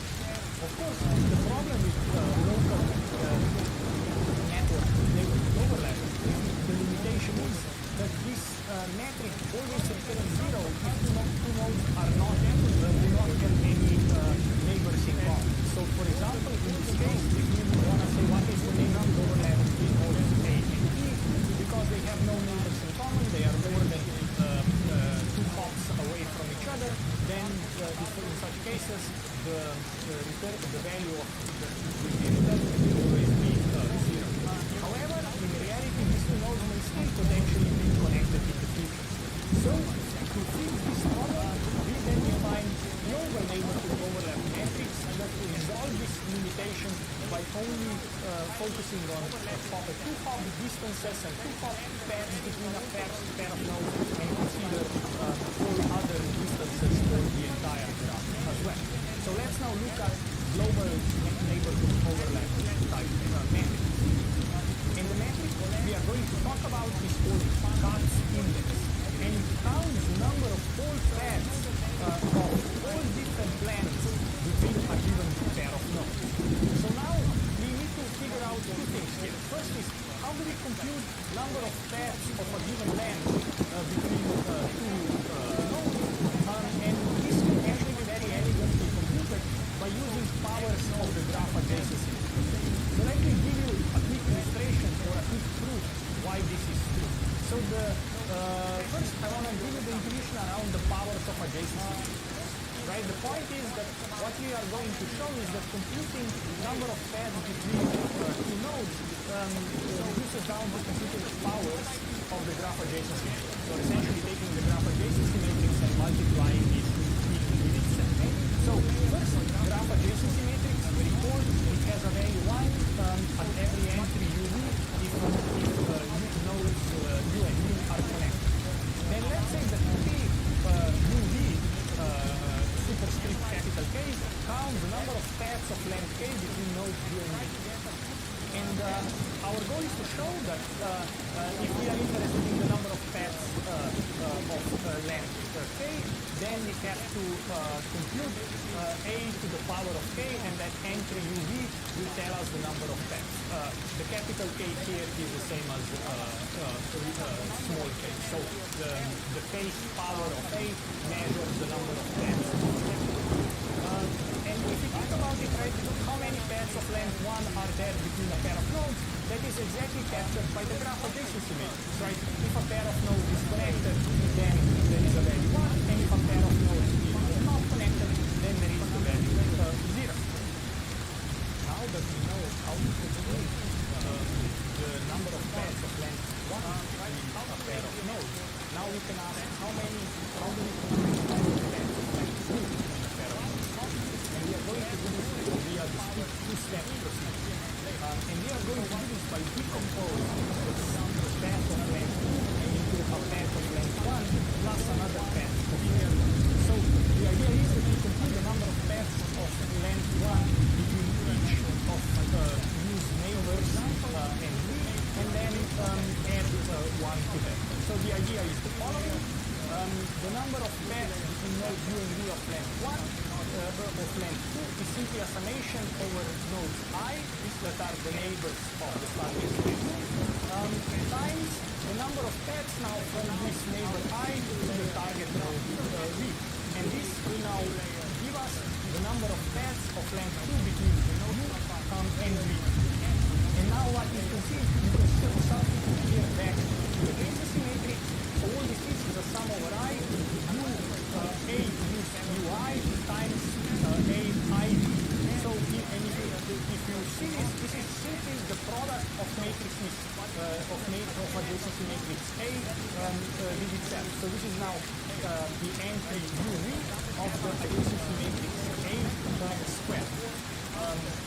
This is, and now by induction, you can keep repeating this and get higher powers that count paths of longer lengths as this is increasing. Another way to look at this, here is a visual proof, is that what is A squared? A squared is A multiplied by itself.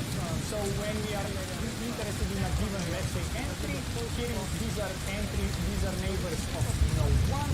These are now the number of paths of length 1 between one's neighbors and node number 2. So after the multiplication, the value here will be 1, which will mean that there is one path of length 2 between node 1 and node 2. So this is how powers of adjacency matrix will count paths of length k between a pair of nodes in the network. What this means is that now we can develop the first component that will allow us to compute the CATS index, because it allows us to count the number of paths between a pair of nodes for a given k. But what we still need to decide is how do we do this for all the path lengths from 1 to infinity. So to compute the paths, as we said, we are going to use powers of the adjacency matrix. The adjacency matrix itself tells us powers of length 1, square of it tells us powers of paths of length 2, and the adjacency matrix raised to the power L counts the number of paths of length L between a pair of nodes. Now the CATS index goes over path lengths from 1 all the way to infinity. So the CATS index, global overlap nodes is simply a summation of L from 1 to infinity. We have this data raised to the power of L by basically a discount factor that lower the importance of paths and longer length, and A to the L counts the number of paths of length L between nodes 1 and 2. And now, what is interesting about CATS index is that we can actually compute this particular expression in a closed form. And here is the formula for the CATS index again.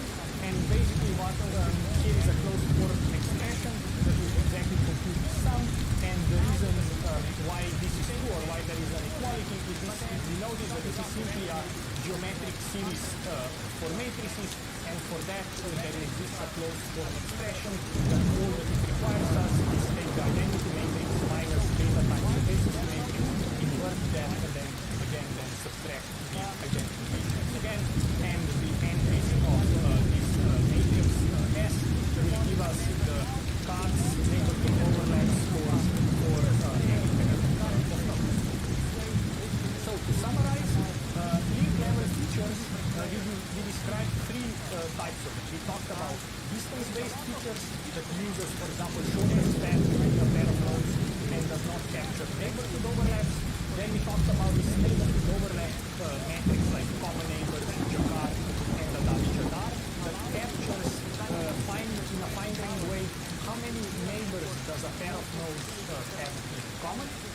But the problem with this is that nodes that are more than 2 hops apart, nodes that have no neighbors in common, the metric will return value 0.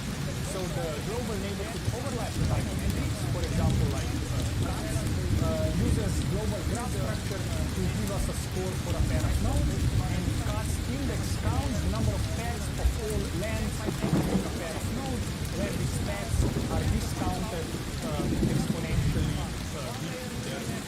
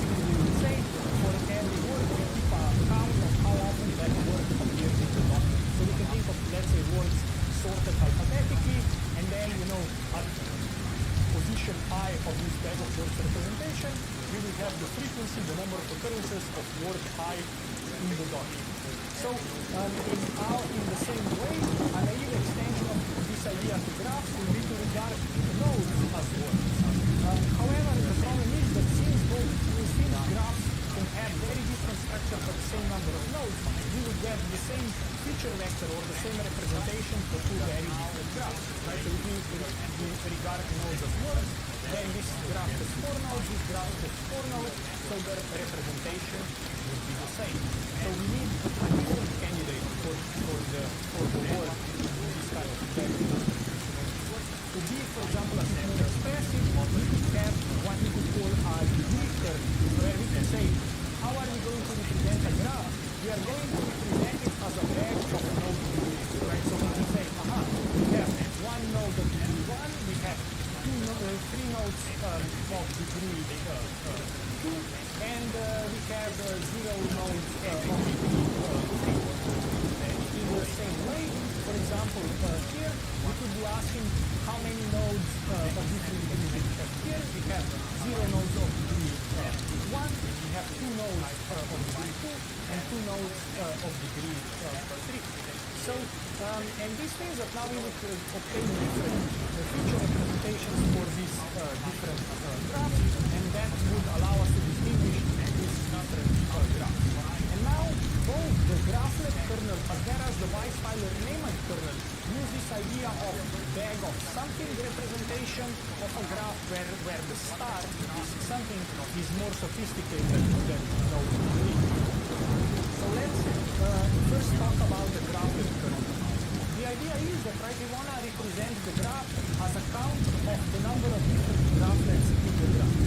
Here I want to make an important point. The definition of graphlet for a graphlet kernel is a bit different than the definition of a graphlet in the node level features. And there are two important differences: that graphlets in the node level features do not need to be connected, and also that they are not rooted. So graphlets in the graphlet kernel are not rooted and don't have to be connected. And to give you an example, let me show you the next slide. So for example, if we have a list of graphlets that we are interested in G1 up to the little Gn sub k, let's say these are graphlets of size k, then let's say for k equals 3 there are 4 different graphlets, right? There are 4 different graphs on 3 nodes, undirected, fully connected, 2 edges, 1 edge, and no edges. So this is the definition of graplet in the graph kernel. And for example, for k equals 4, there are 11 different graphs. Fully connected graph all the way to the graph of 4 nodes without interconnect. And now, given a graph, we can simply represent it as count of the number of structures, different graphlets that appear in the graph. So for example, given a graph and the graphlet list, we define the graphlet count vector f simply as the number of instances of a given graphlet that appears in our graph of interest. For example, if G is our graph of interest, then in this graph there resides one triangle, there resides 3 different paths of length 2, there resides 6 different edges with an isolated node, and there exists no triplet of nodes that are not connected in this graph. So the graphlet feature vector in this case would be here, value 1, 3, 6, and 0. Now, given 2 graphs, we can define the graphlet kernel simply as the dot product between the graphlet count vector of the first graph times the graphlet count vector of the second graph. This is a good idea, but actually there is a slight problem. The problem is that graphs G1 and G2 might have different sizes, so the row counts will be very different of graphs in two graphs.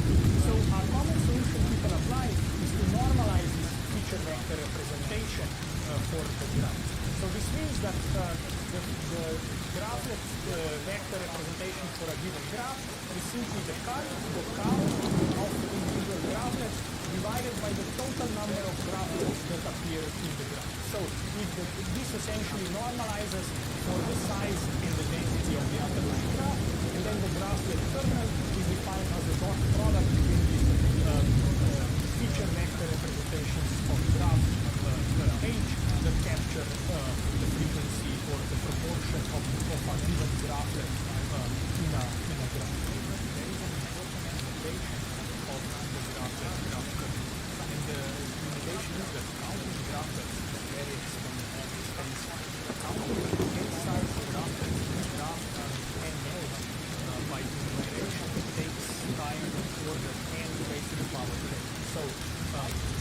values are different. The counting graph with the size scale is polynomial in the positive graph, but it is exponential in the graph itself. And this is unavoidable in the worst case, since subgraph isomorphism is judging whether a subgraph is isomorphic to another graph in NP5. And there are faster algorithms. If graphs node degree is bounded by E, then there exists a faster algorithm to count the graph with the size scale.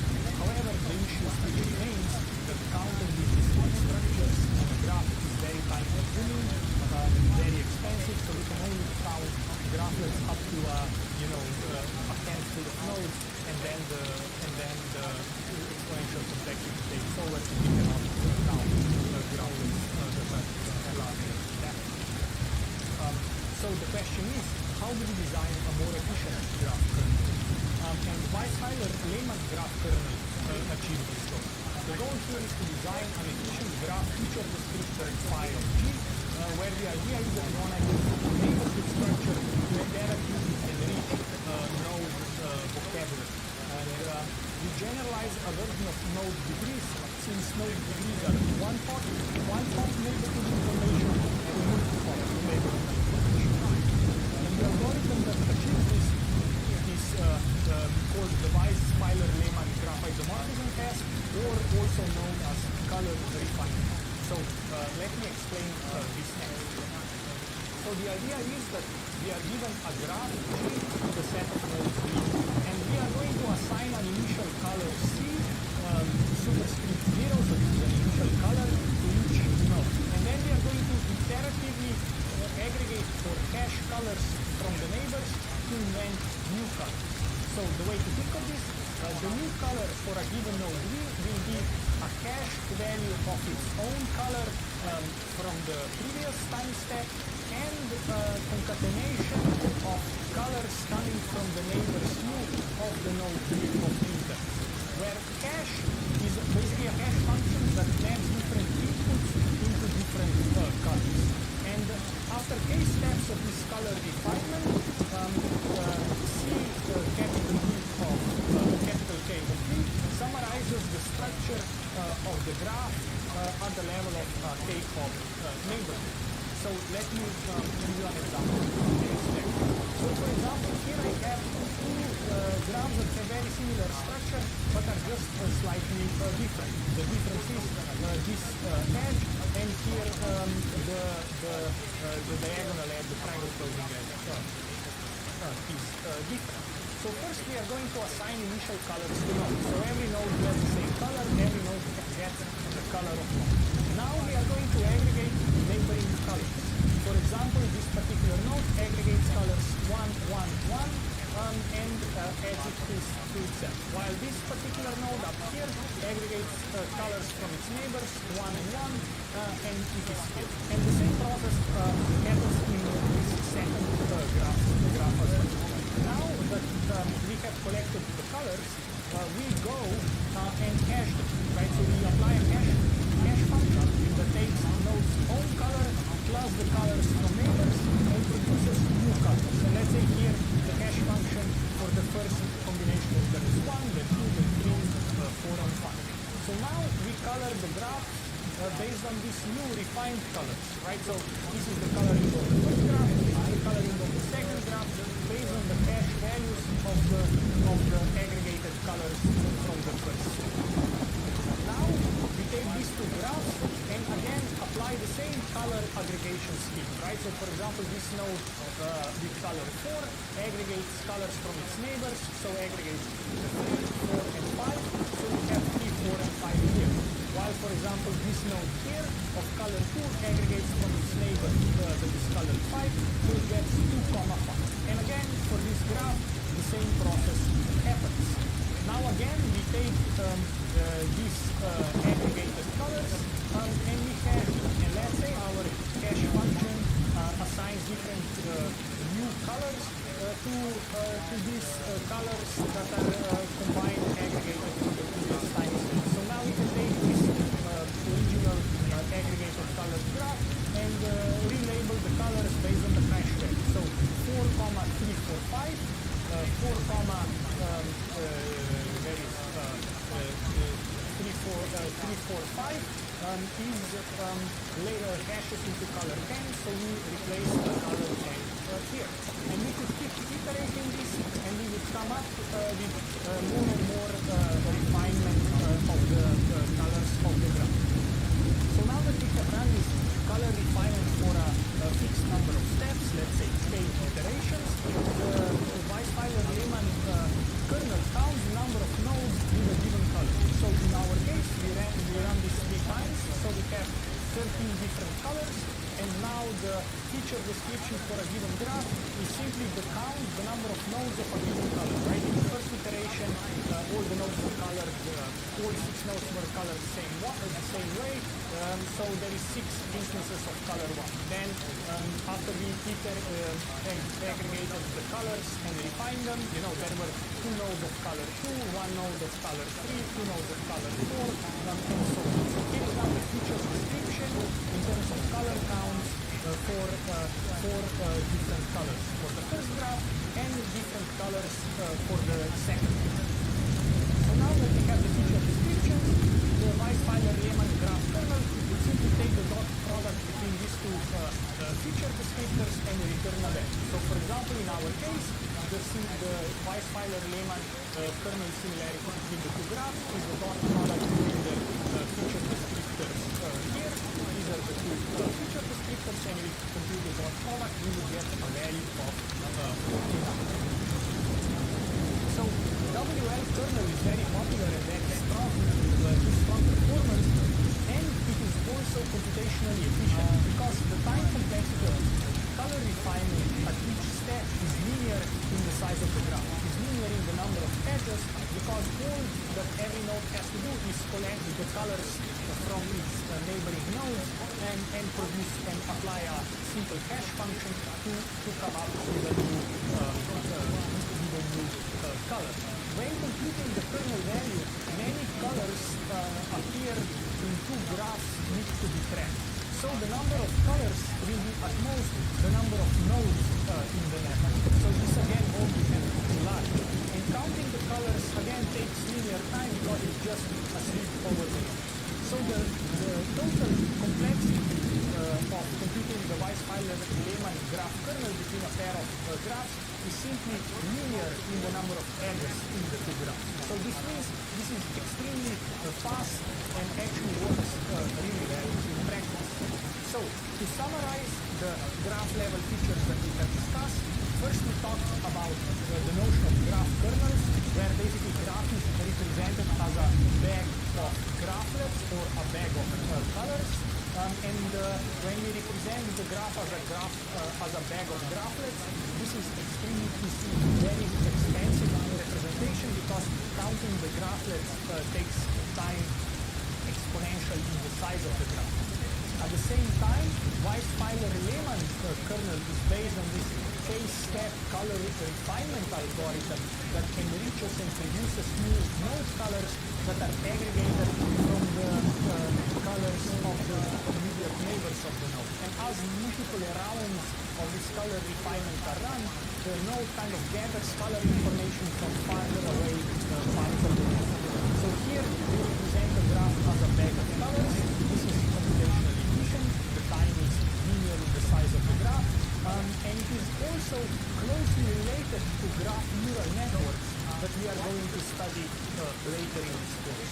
So Weisweiler-Lehmann is a really good way to measure similarity between graphs, and in many cases it is very good. So this concludes the today lecture, where we talked about 3 different approaches to traditional graph level machine learning. We talked about handcrafted features for node level prediction in terms of node degree, centrality, clustering coefficient, and graphlets. We talked about link level or edge level features, distance-based as well as local and global neighborhood overlap. And then last we talked about how do we characterize the structure of the entire graph. We talked about graph kernels, in particular about graph kernel and the WL Weisweiler graph kernel. So this includes our discussion of traditional machine learning approaches to graphs and how do you create feature vectors to all these big graphs in a scalable and interesting way. Thank you very much.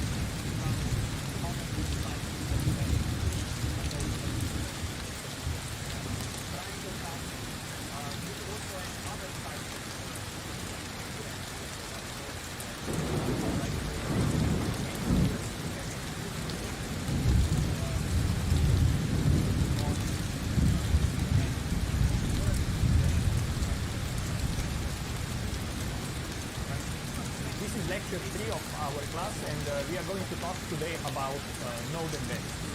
So the way we think of this is the following. What we talked on last week was about additional machine learning in graphs, where the idea was that given an input graph, we are going to extract some node, link, or graph level features that basically describe the topological structure of the network, either around the node, around a particular link, or the entire graph, and then we can take that topological information,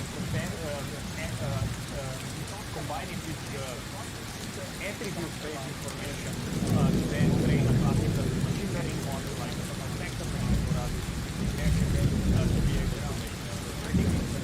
So in this sense, right, the way we are thinking of it is that we are given an input graph here. We are then creating structural features or structural features of this graph, so that then we can apply our learning algorithm and make predictions. And generally, most of the effort goes into the feature engineering, where we are engineers, human scientists, we are trying to figure out how to best describe this particular network so that it can be useful for downstream predictions. And the question then becomes, can we do this automatically? Can we kind of get away from feature engineering? So the idea behind graph representation learning is that we want to alleviate this need to do feature engineering every single time, every time for every single task, and we want to kind of automatically learn the features, the structure of the network that we are using.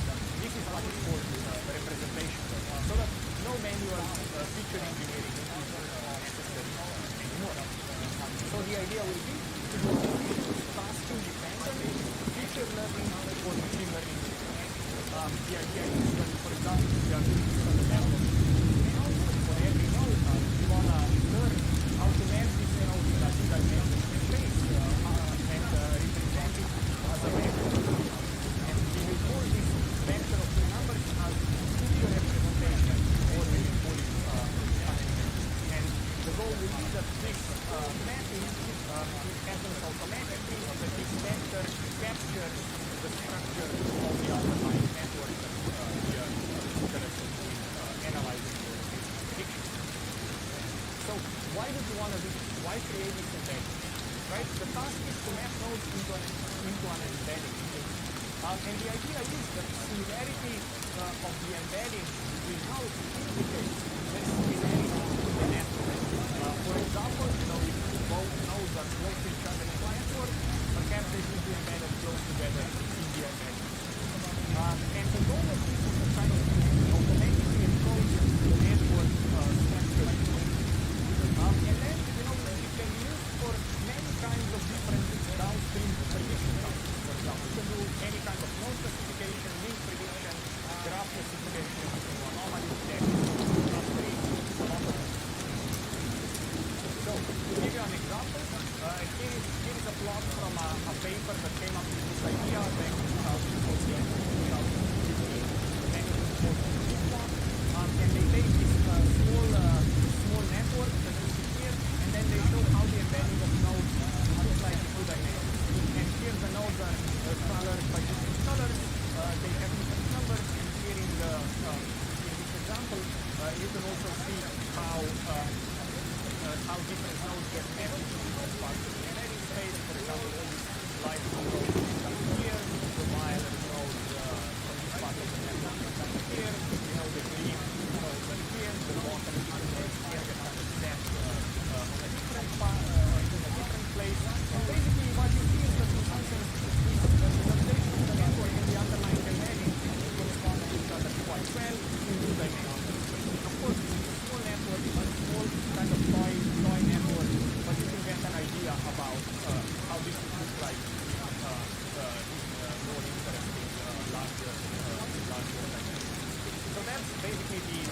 that's basically the so what I want to now do is to tell you about how do we formulate this as a task, how do we do it in this encoder-decoder view for definition, and then what kind of practical methods is there for us to be able to do this. So the way we are going to do this is that we are going to represent a graph with an adjacency matrix. And we are going to think of this in terms of its adjacency matrix, and we are not going to assume any features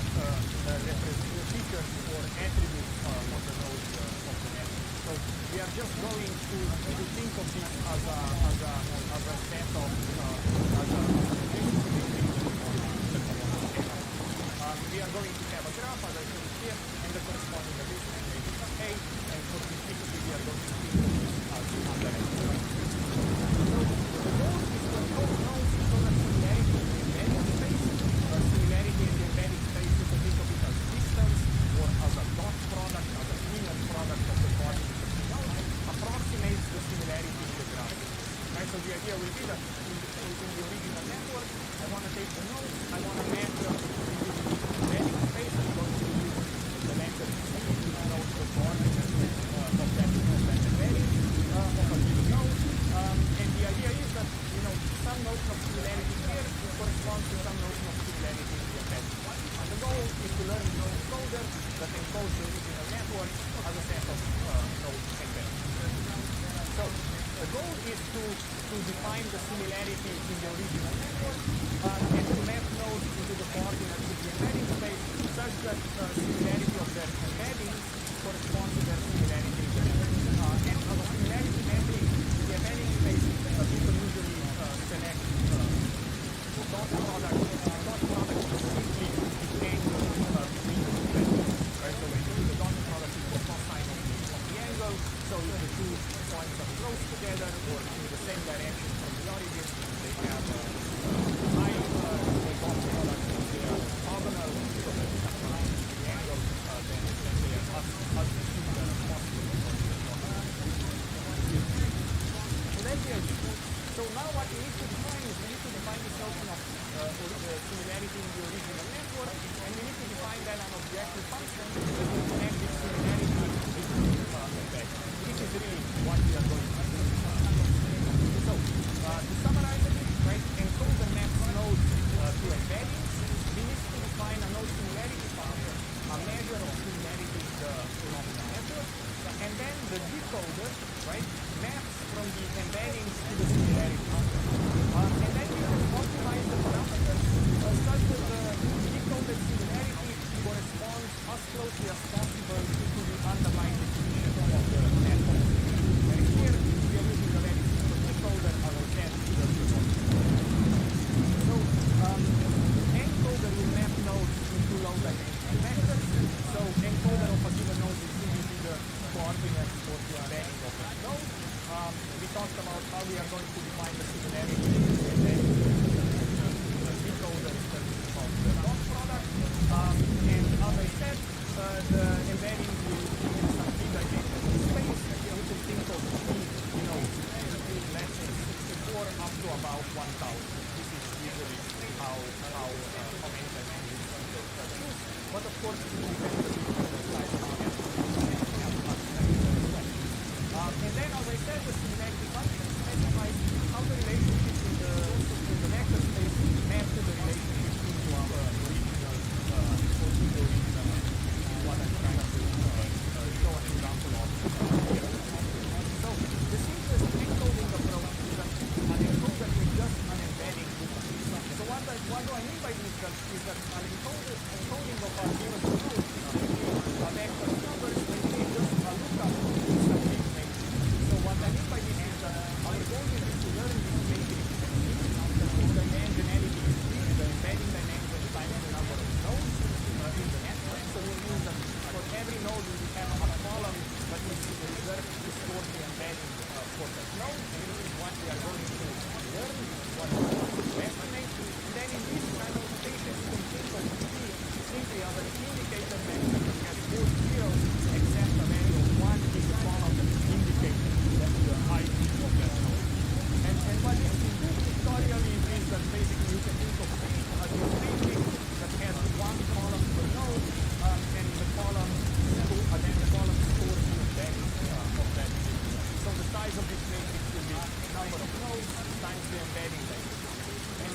who are, for example, thinking about large graphs, they already have a question, won't see a lot of parameters there, because the number of parameters in this model is basically the number of entries of this matrix.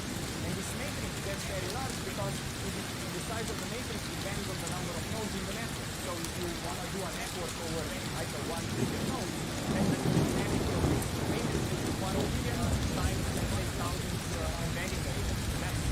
That's a lot of parameters. So these methods won't necessarily be most scalable. You can scale them, let's say, up to millions or a billion nodes or something like that. Right? But they will be slow because for every node we essentially have to estimate these parameters.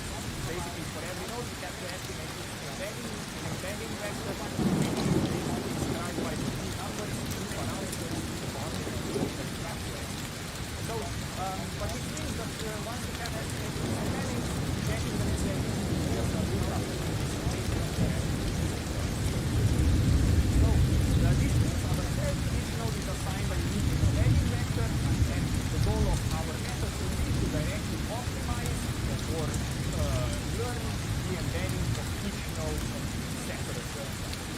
And this means that there are many methods that will allow us to do this. In particular, we are going to look at two methods. One is called Bitcoin, and the other one is called So, let me summarize. In this view, we talked about an encoder, decoder framework, where we have what we call a shallow encoder, because it's just a the parameters to optimize are very simple. And for every node, we want to identify the embedding. And what we are going to cover in the future lectures is we are going to cover deep encoders, like graph neural networks, that are a very different approach to using node encoders. In terms of a decoder for us is very simple. It is simply based on the node value, based on the top node. And our objective function that we are going to try to do is to maximize the dot product of node pairs that are similar according to our node So then the question is, how do we define the similarity, right? I've been talking about it, but I've never really defined it. And really, this is how these methods are going to differ from each other. How do they define the node similarity? And you could ask a lot of different ways how to say nodes have similar embedding if they are perhaps linked by math, perhaps they share many neighbors in common, perhaps they have something else in common, or they are just a similar part of the network, the structure of the network around them. And the idea that allowed that started all this area of learning node embedding was that we are going to define a similarity of nodes based on random walks. And we are going to optimize node embedding for these random walks. So let me explain why I think about this. So it is important to know that this method is what is called unsupervised or self-supervised in a way that when we are learning the node embedding, we are not utilizing any nodes. We'll only be basically trying to learn embedding so that we can capture any network similarity, but we don't usually capture the errors of the node. And we are also not utilizing any node entry or node entry, for example, nodes that humans perhaps, that interest,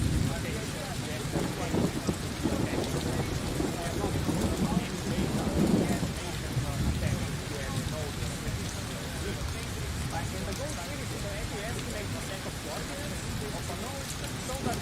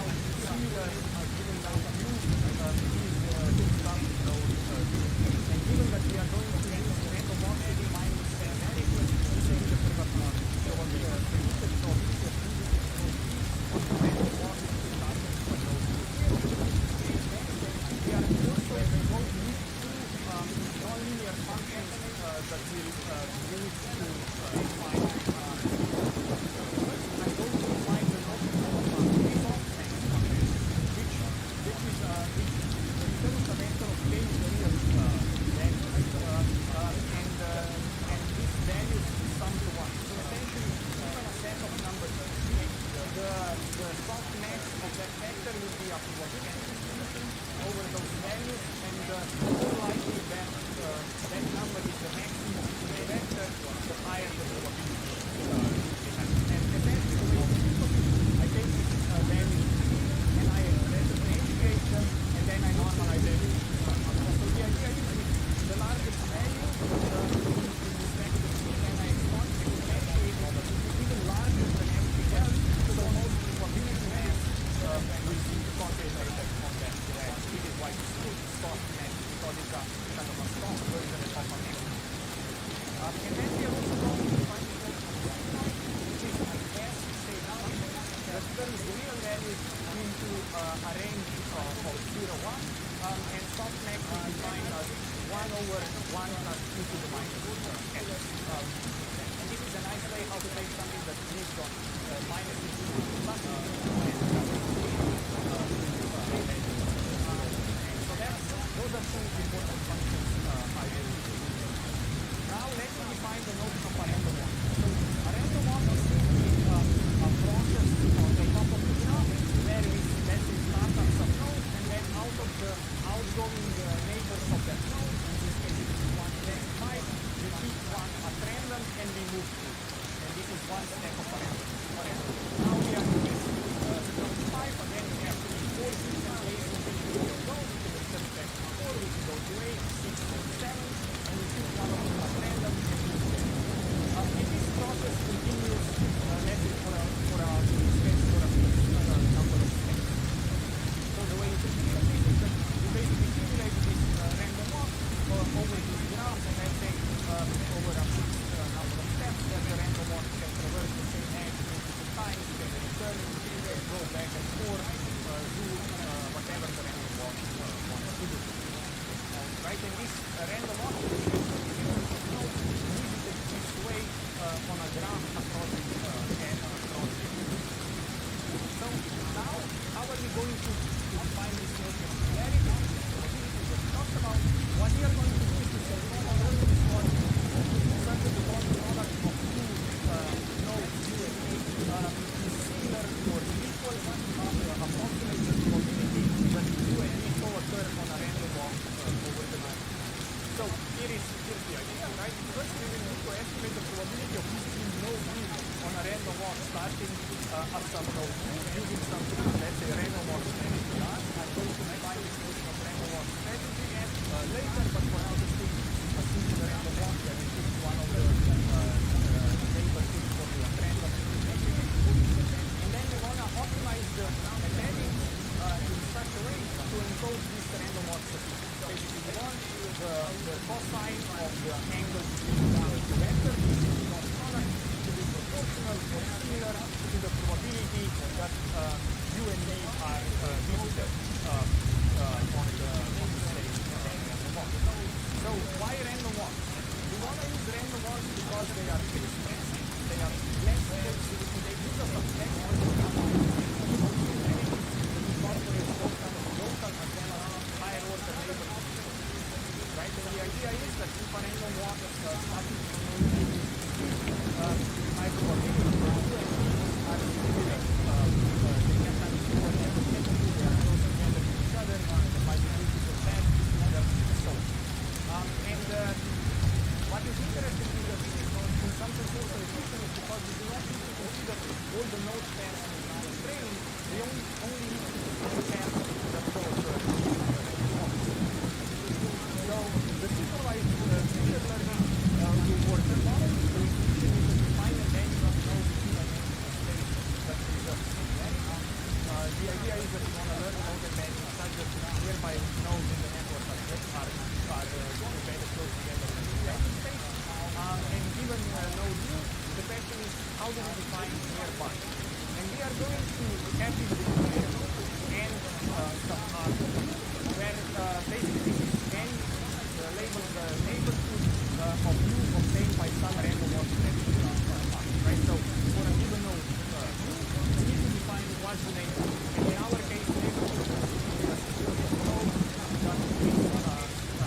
that the random walk starting at U is visited. So now how are we setting this up as an optimization problem? Given the graph of the node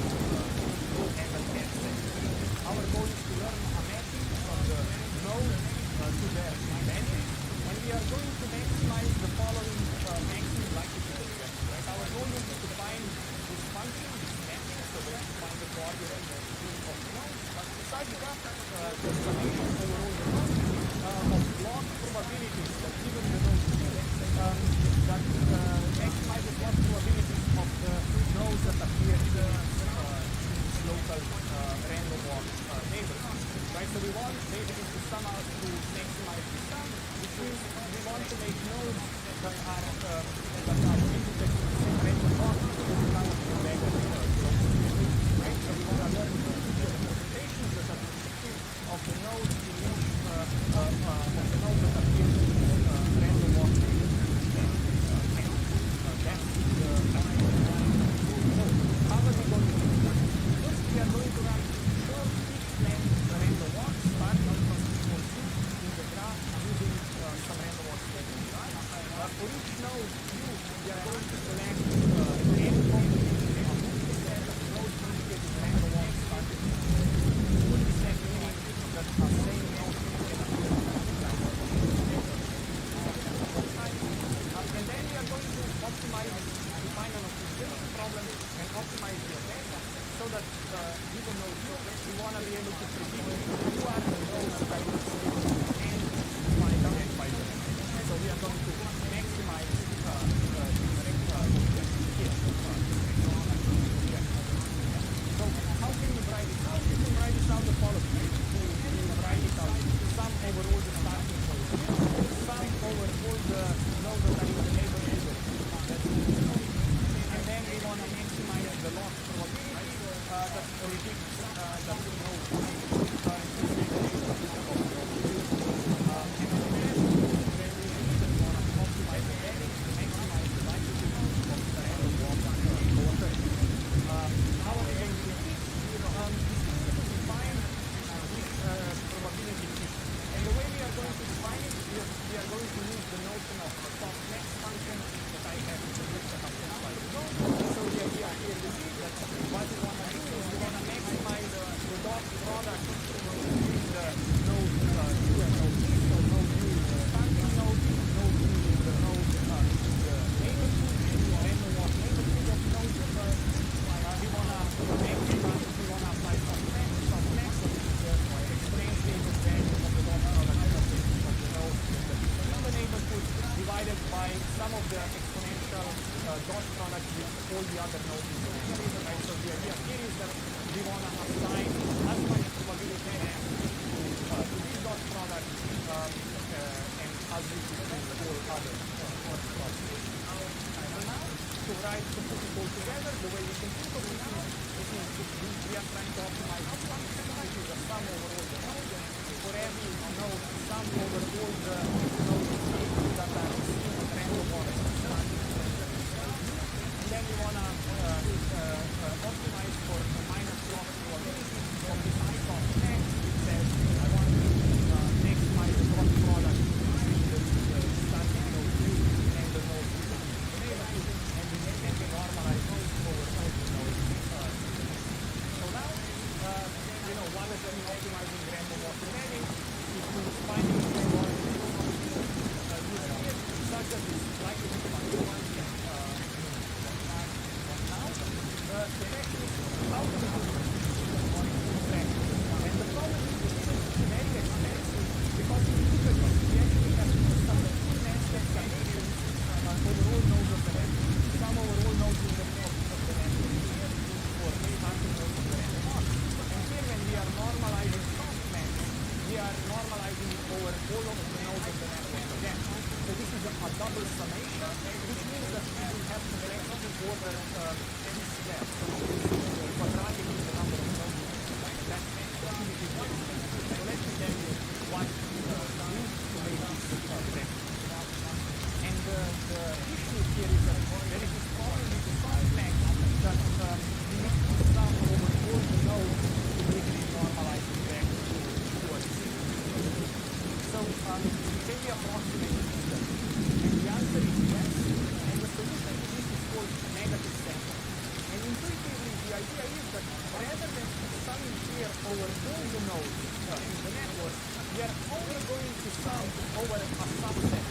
So essentially, we are going to sample a couple of negative examples and sum over it. So the way the approximation works now is that we can do this as an approximation to the softmax function, where we can approximate it using the following expression. We are going to take log sigmoid function of the dot product between u and v.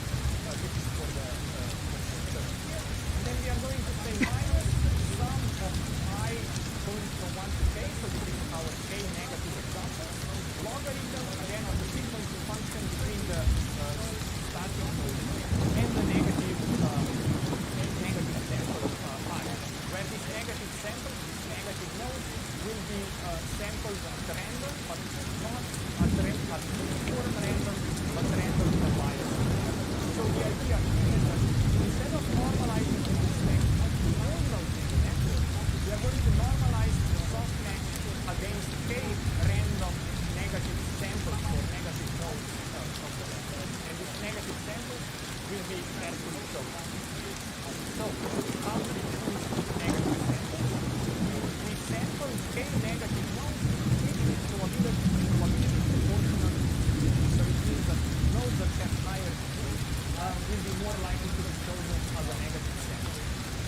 There are two considerations for choosing k factors in the number of negative samples. Higher values of k will give you more robust estimates, but higher values of k also correspond to more samples with higher bias on negative k. So what people tend to choose in practice is k used by the sample. And if you think about it, this is a very small number if you think a network of 1 billion nodes or 100,000 nodes. The network sums over 100,000 nodes every time here. You are only summing over 5 to 20 nodes. So this way, your method and your estimation are much now how do we solve this optimization problem? I won't go into too much detail, but these things are today solved with stochastic gradient descent. And I just want to give you a quick introduction to stochastic gradient descent, 2 slides. There are great lectures, a lot of really good tutorials on what is stochastic gradient descent, how does it work, and all the rest of it. But essentially, the idea is that if you have a serious function, then you can optimize it by doing the gradient descent. By taking the gradient at the test point, and then moving as a small step in the direction of when you start at some random point. You kind of in our case, we can initialize embeddings of nodes with random numbers, and then we iterate until we converge. We compute the derivative of the likelihood function with respect to the embedding of a single node. Now we find the direction of the derivative of the gradient, and then we make a step in the opposite direction of that gradient, where this is the learning rate, which means how big step do we take, and we can actually even tune this step as we go, and so on. But essentially, this is what gradient descent is. And in stochastic gradient descent, we are approximating the gradient in a stochastic way. So rather than evaluating the gradient over all the examples, we just do it over a small batch of examples or over an individual example. So what does it mean is that rather than evaluating the gradient over all the nodes, all the negative nodes, or all the neighbors in the neighborhood of a given node, and then make a step, we are going to do this only for a given node in the neighborhood. So basically, the idea is that we will sample node I, and then for all j's that are in the neighborhood, we are going to compute the gradient. And then make a step and keep iterating this. We, of course, will get a stochastic estimate, so kind of a random estimate of the gradient, but we'll be able to make updates much faster, which in practice turns to be much better. So let me summarize. We are going to run short fixed length random walks starting from each node on the graph. For each node U, we are going to collect its neighborhood n as a multi-set of nodes visited on random walks starting from node U, and then we are going to optimize these embeddings using stochastic gradient descent, which means we are going to find the coordinates z that maximize this particular expression, and we are going to efficiently approximate this expression using negative sampling, where we sample negative nodes with probability proportional to their degree, and in practice we sample about 5 to 20 negative examples for every node, for every step. So now the question that I want to also talk is, how should we do this random walk, right? So far I only described how to optimize the embeddings for a given random walk R. And we talked about this uniform random walk, where basically we run fixed length, unbiased random walks starting at each node. And the idea here is that there is the issue of this type of similarity, because in many cases it might be too constrained. So the question is, can we use richer random walks? Can we make random walks more expressive so that we can tune these embeddings more? And this is the idea of a method called node-to-vec, where the idea is that we want to, again, embed nodes with similar network neighborhoods close in the feature space. We are going to frame the goal is, again, as maximum likelihood optimization problem, independent of the downstream prediction task. And the key observation here is that we have a flexible notion of network neighborhood, which leads to much richer node embeddings. And the extension of this simple random walk here is that we are going to develop a second order random walk R to generate the network neighborhood N, and then we are going to apply the same optimization problem. So the only difference between deep walk and node-to-vec is how this set of neighboring nodes is defined and how the random walk is defined. So the idea is to use flexible biased random walks that can trade off between the local and global views in the network. And what I mean by local and global, when you are doing the random walk, you can think of, for example, depth first search as a way to explore as much of the network as possible given a given budget of steps starting at node U. But if you really want to get a good understanding how the network looks like very locally around node U, then perhaps you'd want to explore the network more in a breadth first search fashion. So this is really what this will allow us to do. It will allow us to trade off or kind of extrapolate between breadth first search and depth first search type network exploration, right? As I said, right, like in terms of strategies to explore the network neighborhood and define the notion of N from a given starting node U, you could imagine you want to explore very locally and would give you a very local view of the network, and this would be this kind of breadth first search exploration. Or you'd want to do perhaps a depth first search exploration where you want to have this kind of global macroscopic view of the network because you capture much longer, larger distances, right? And that's essentially the intuition behind node-to-vec, is that you can explore the network in different ways and you will get better resolution at more microscopic view versus more macroscopic view of the network.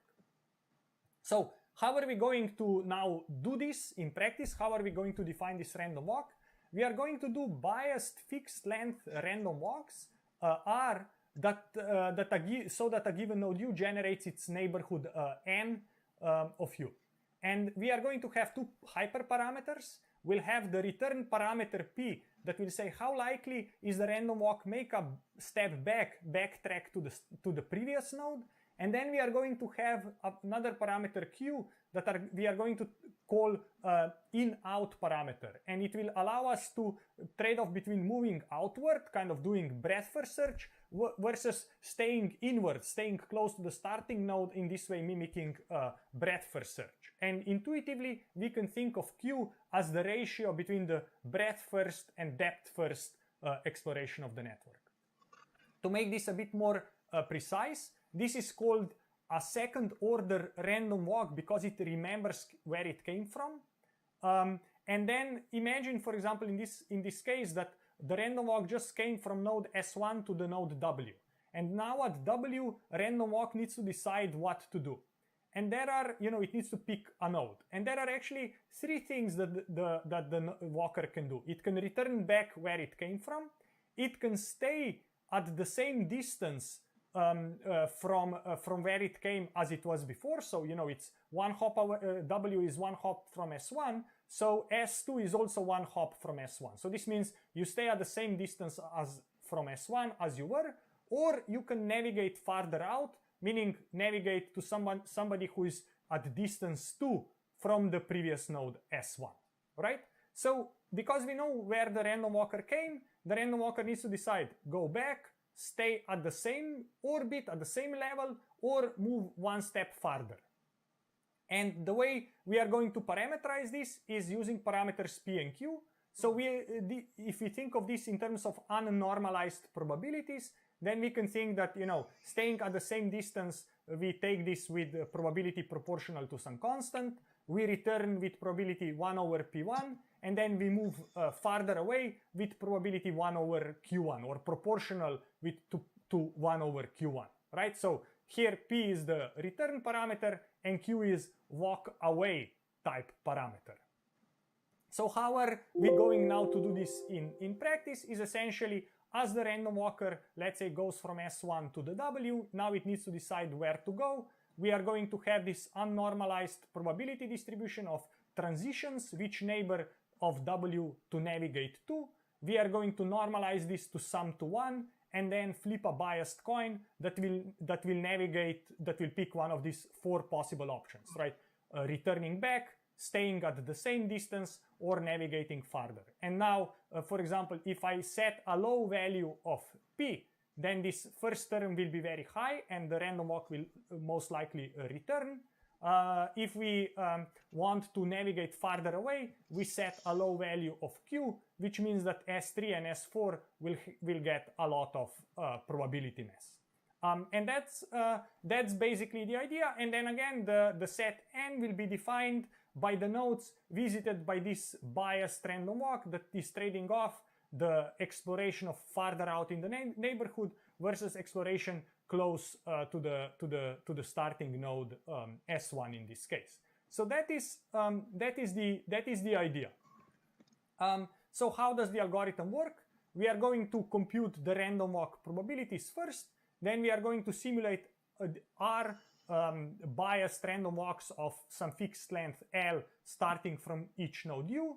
And then we are going to optimize the objective function, the same negative sampling objective function that I already discussed in deep walk, using stochastic gradient descent. The beauty in this is that there is linear time complexity in the optimization, because for every node we have a fixed set of random walks, so it's linear in the size of the graph. And all these different 3 steps are also parallelizable, so you can run them in parallel. The drawback of these node embedding approaches is that we need to learn a separate embedding for every node individually. So with bigger networks, we need to learn bigger embeddings, or more embeddings. Of course, there has been a lot of work after these initial papers that have proposed these ideas. There are different kinds of random walks that people have proposed. There are alternative optimization schemes, and also different network pre-processing techniques that allow us to define different notions of similarity. Here are some papers that I linked. You know, if you are interested, curious to learn more, please read them. It will be a very good read. So let me summarize what we have learned so far. So the core idea was to embed nodes so the distances in the embedding space reflect node similarities in the original network. And we talked about 2 different notions of node similarity. First one was naive similarity, where if 2 nodes, we could, for example, make nodes close together if they are simply connected by an edge. We could do neighborhood similarity. And today we talked about random walk approaches to node similarity, where we said all the nodes visited on a random walk from a starting node, those are similar to it. So that's essentially the idea for today. So now, of course, the question is, which method should you use? And no method wins in all cases. So for example, node2vec performs better on a node classification, while, for example, in link prediction, some alternative methods may perform better.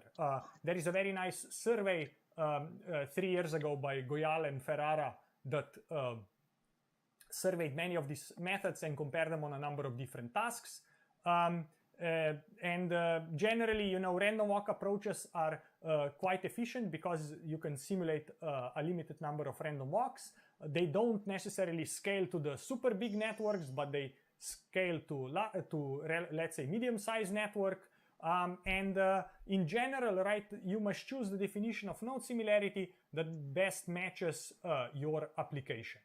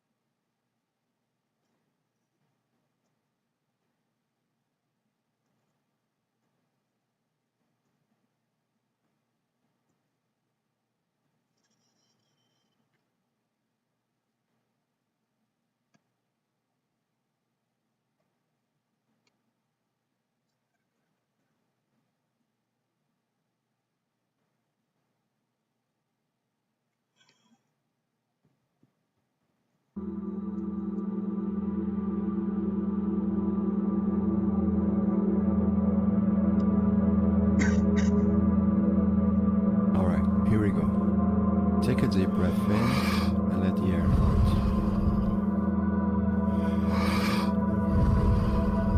Take a deep breath in and let go.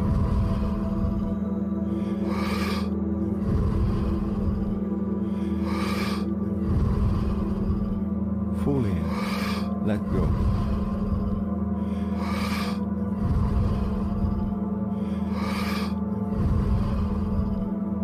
Full in, let go.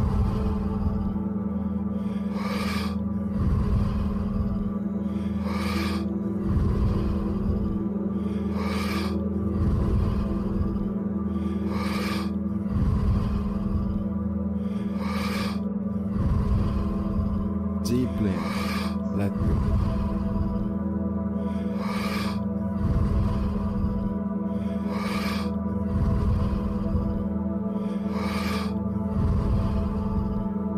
Fully, let go.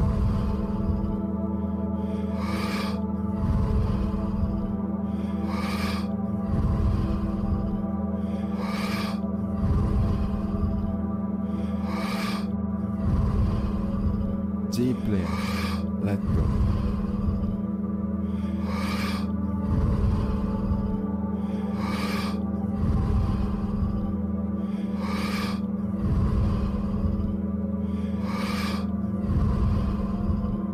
Full in, let go. 10 more. Full in, let go. Deeply, let go.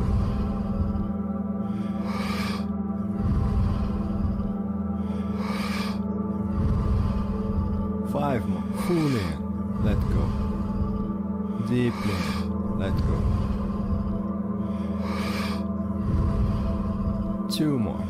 Full in, let go. Last one. Let go and stop. Just stop.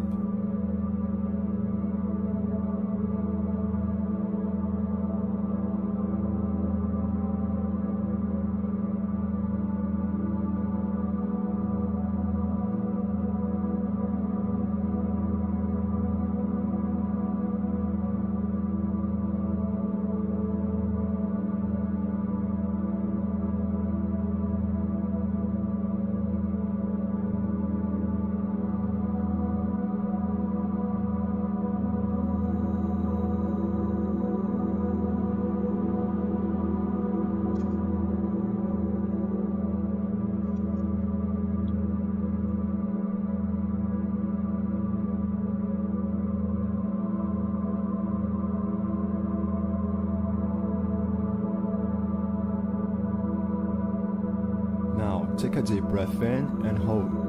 Fully in and hold. And now squeeze your belly,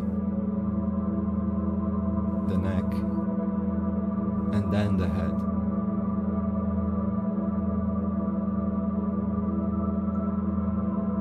And let it go.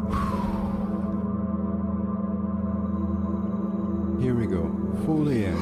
Let go.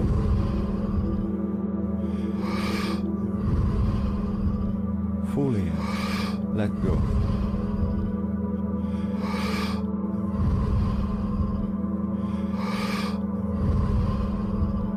Fully in. Let go.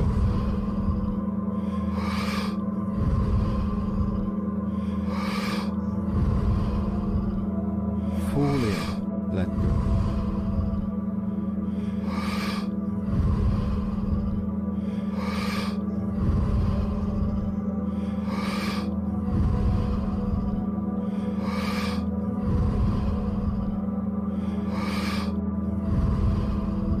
Deeply, let go.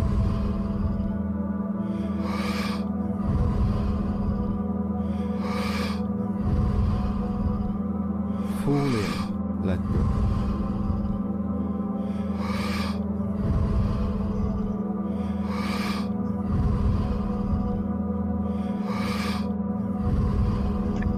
Deeply, let go.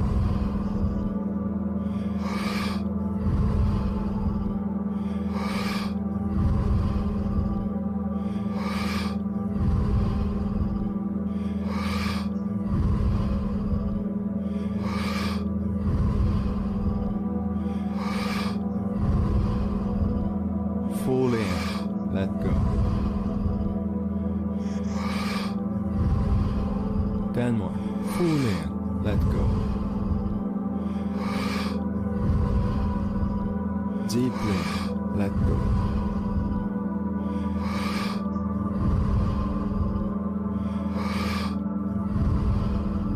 5 more. Full in, let go. Deeply, let go. 2 more. Full in, let go. Last one. Let go and stop.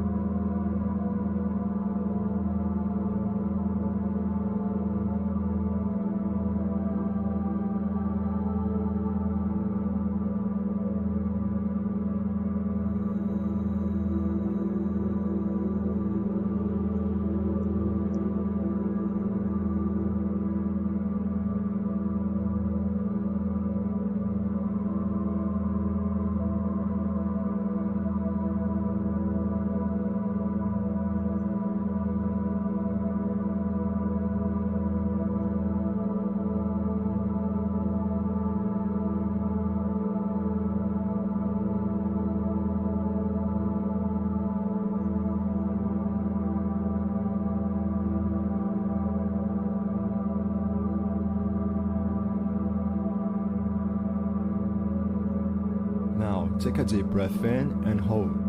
Fully in and hold. And now squeeze your belly, the neck, and then the head.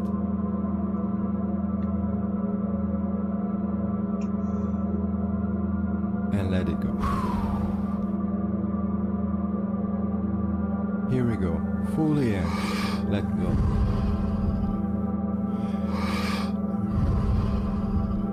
Fully in. Let go.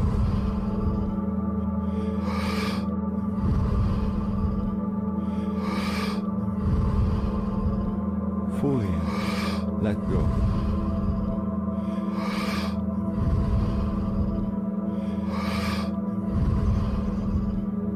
Fully in. Let go.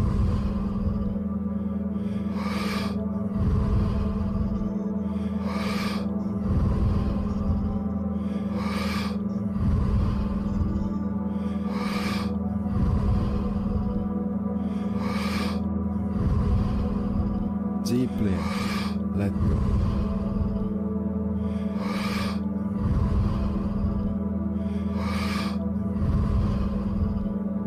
Fully, let go.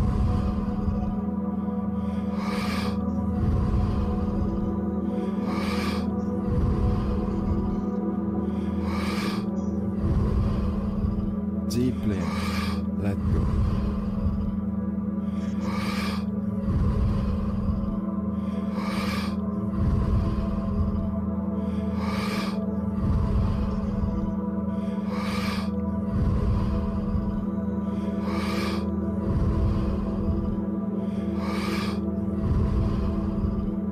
Fully in, let go.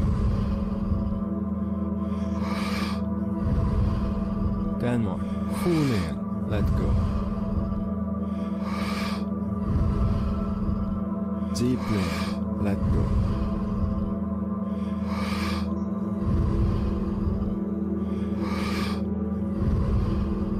5 more. Fully in, let go. Deeply, let go. 2 more. Fully in, let go. Last one. Let go and stop.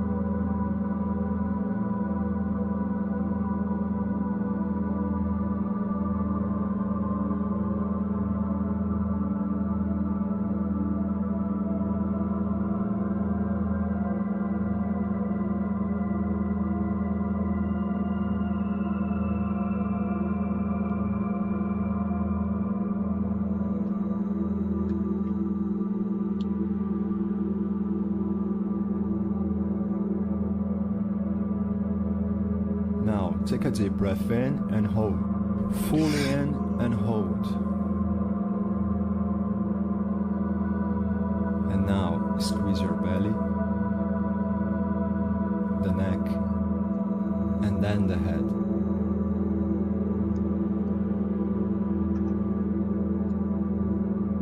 And let it go. Here we go. Fully in. Let go.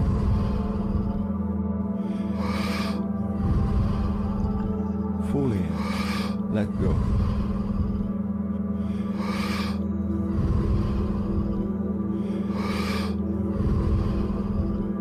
Fully in. Let go.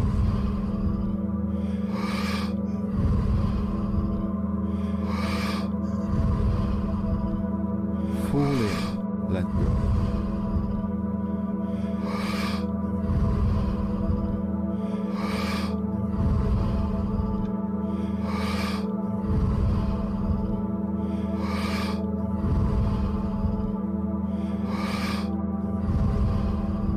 Deeply, let go.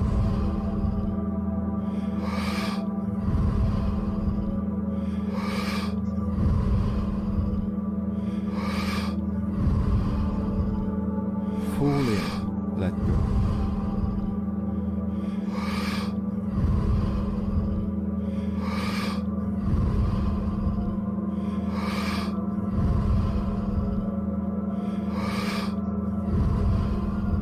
Deeply, let go.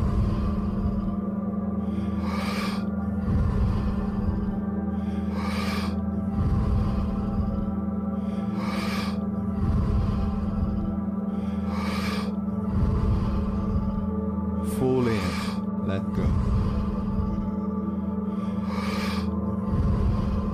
10 more. Fully in, let go. Deeply, let go.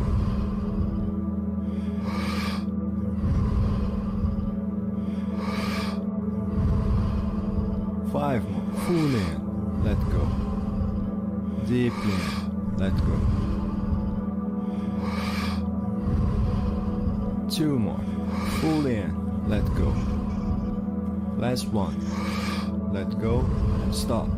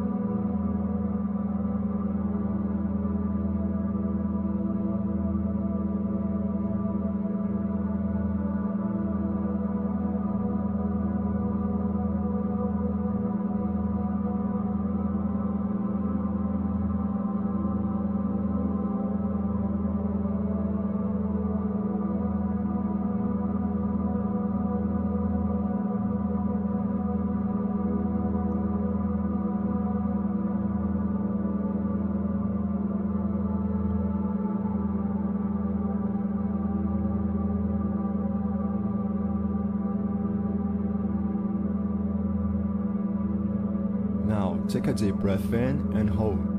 Fully in and hold. And now squeeze your belly, the neck, and then the head.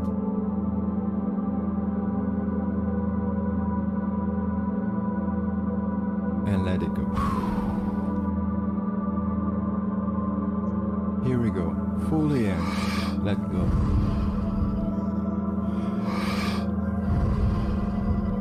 Fully in. Let go.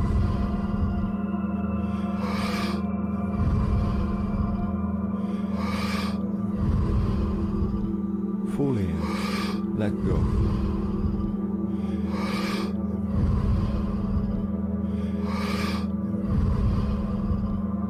Fully in. Let go.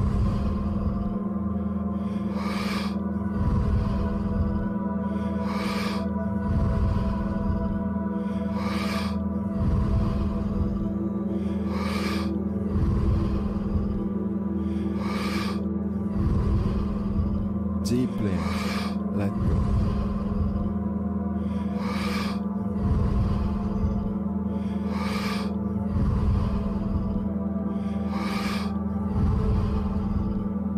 Fully in. Let go.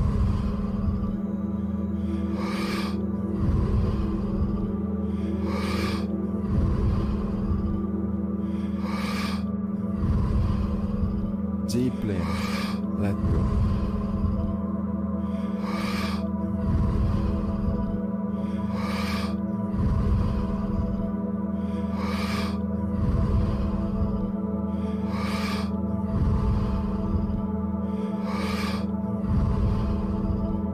Fully in.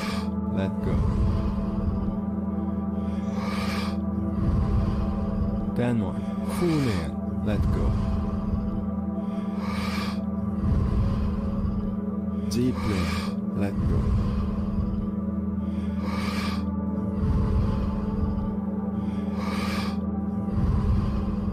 Five more. Fully in.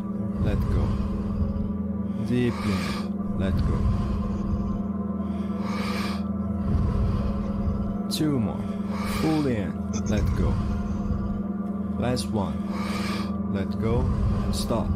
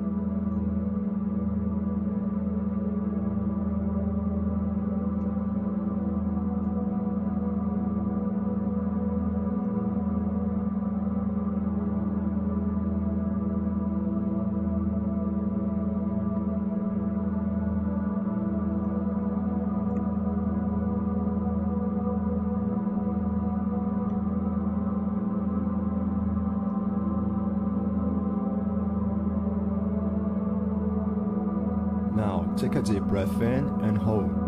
Fully in and hold. And now squeeze your belly, the neck, and then the head.